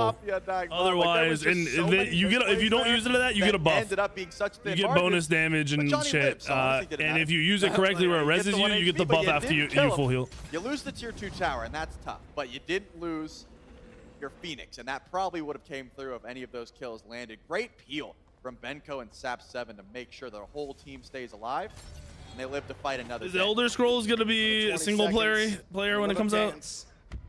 No doubt on the fight card as we approach that 30-minute mark. I've said before, and I'm done saying that, you know, yo, Des, come on, bro. It's happened, and then somehow the other team just holds for long enough.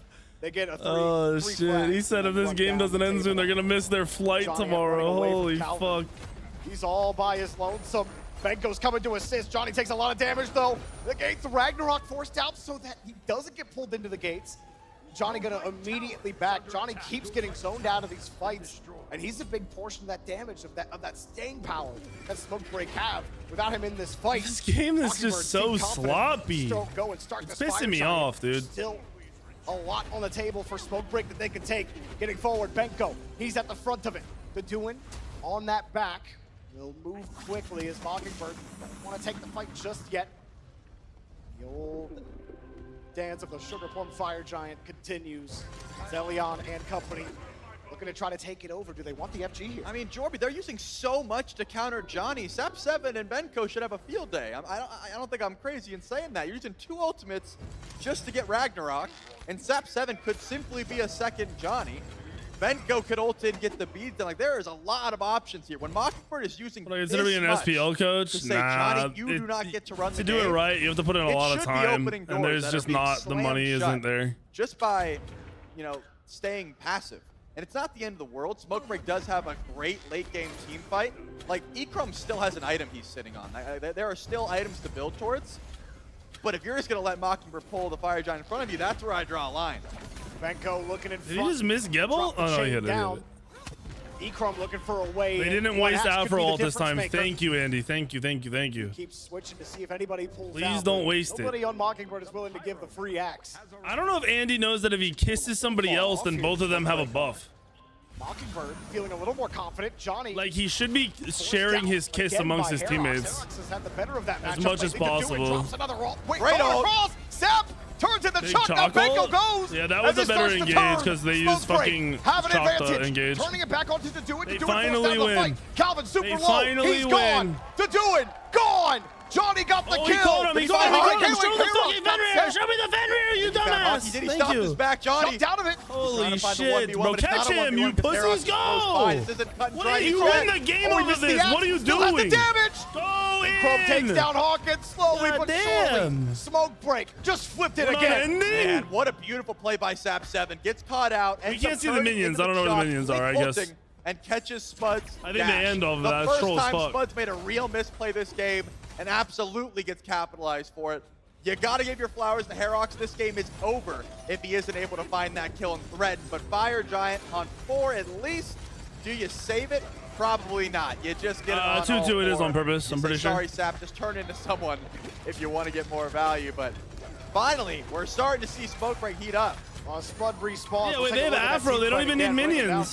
Bro, why didn't we just end the game? They played that so scared too. It was 5v2. He caught the guy and they were about to not dive. Really much more skill into it. Herox does find the isolated 1v1, but besides that, this is what I was talking about though. I thought Hawk was going to make it back. That was a very good engage finally from Morgan. I think that was it the first time he turned into chalk? Or just guessed he was backing there, but stopping him was a big deal. Smokebreak opting to take all that farm off the table, knowing that, you know, going for an end would be really difficult. 2 tier 2s up, Spud respawning. Wow, you did knock 4 out. You'd think at the 30-minute mark, winning the Fire Giant and getting 4 kills. This makes me want to play competitively, but then I think about scrimming, like not as content, and it makes me not want to fucking do it. How much they've committed to Johnny, him on the dagger.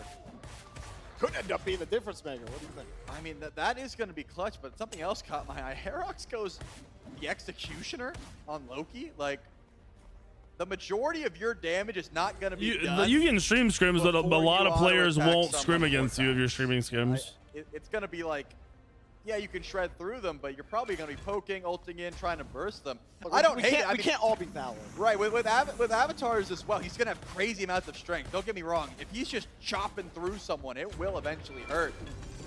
But it just seems like I don't even know who I'd want to play with, though. I know what solo I'd want to play with, but outside of that, I don't know who I'd want to play with. This Loki is a threat, as that's been shown. Smokebreaker in the driver's seat now. Knocked down the last 2 of the game. They still have the Ancient Fury effect on Right Phoenix. So no, right I'm not talking Phoenix about pro players. I don't think any of the pro players would play with me. We already highlighted, the dagger is going to run out soon. So Johnny, if he wants to use it,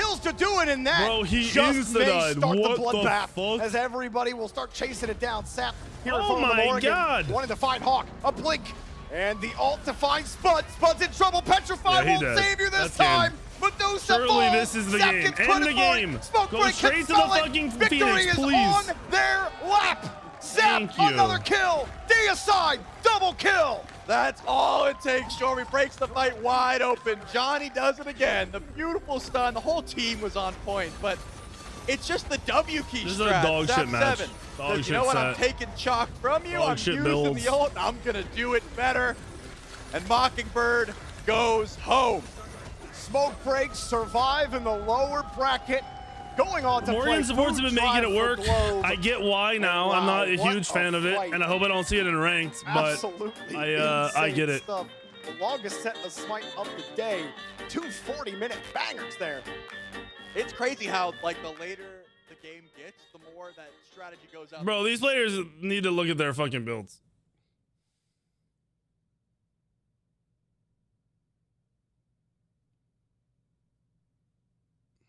Yeah, those are not bangers. Those were dog shitters. The other matches were great. It sucks that it ended there. All right, stream. I'm going to call it here because I've been streaming for 9.5 hours today. I will be on tomorrow to watch all the games. I think it starts at 2 p.m. Eastern, 11 PST. I will be on probably a little before then, like 1:50. Have a good rest of your night. Have a good morning. And then I'll be back here with you guys, hopefully. So I'll see y'all then. Appreciate the viewership. It's crazy. 3K is unreal. So thank you guys.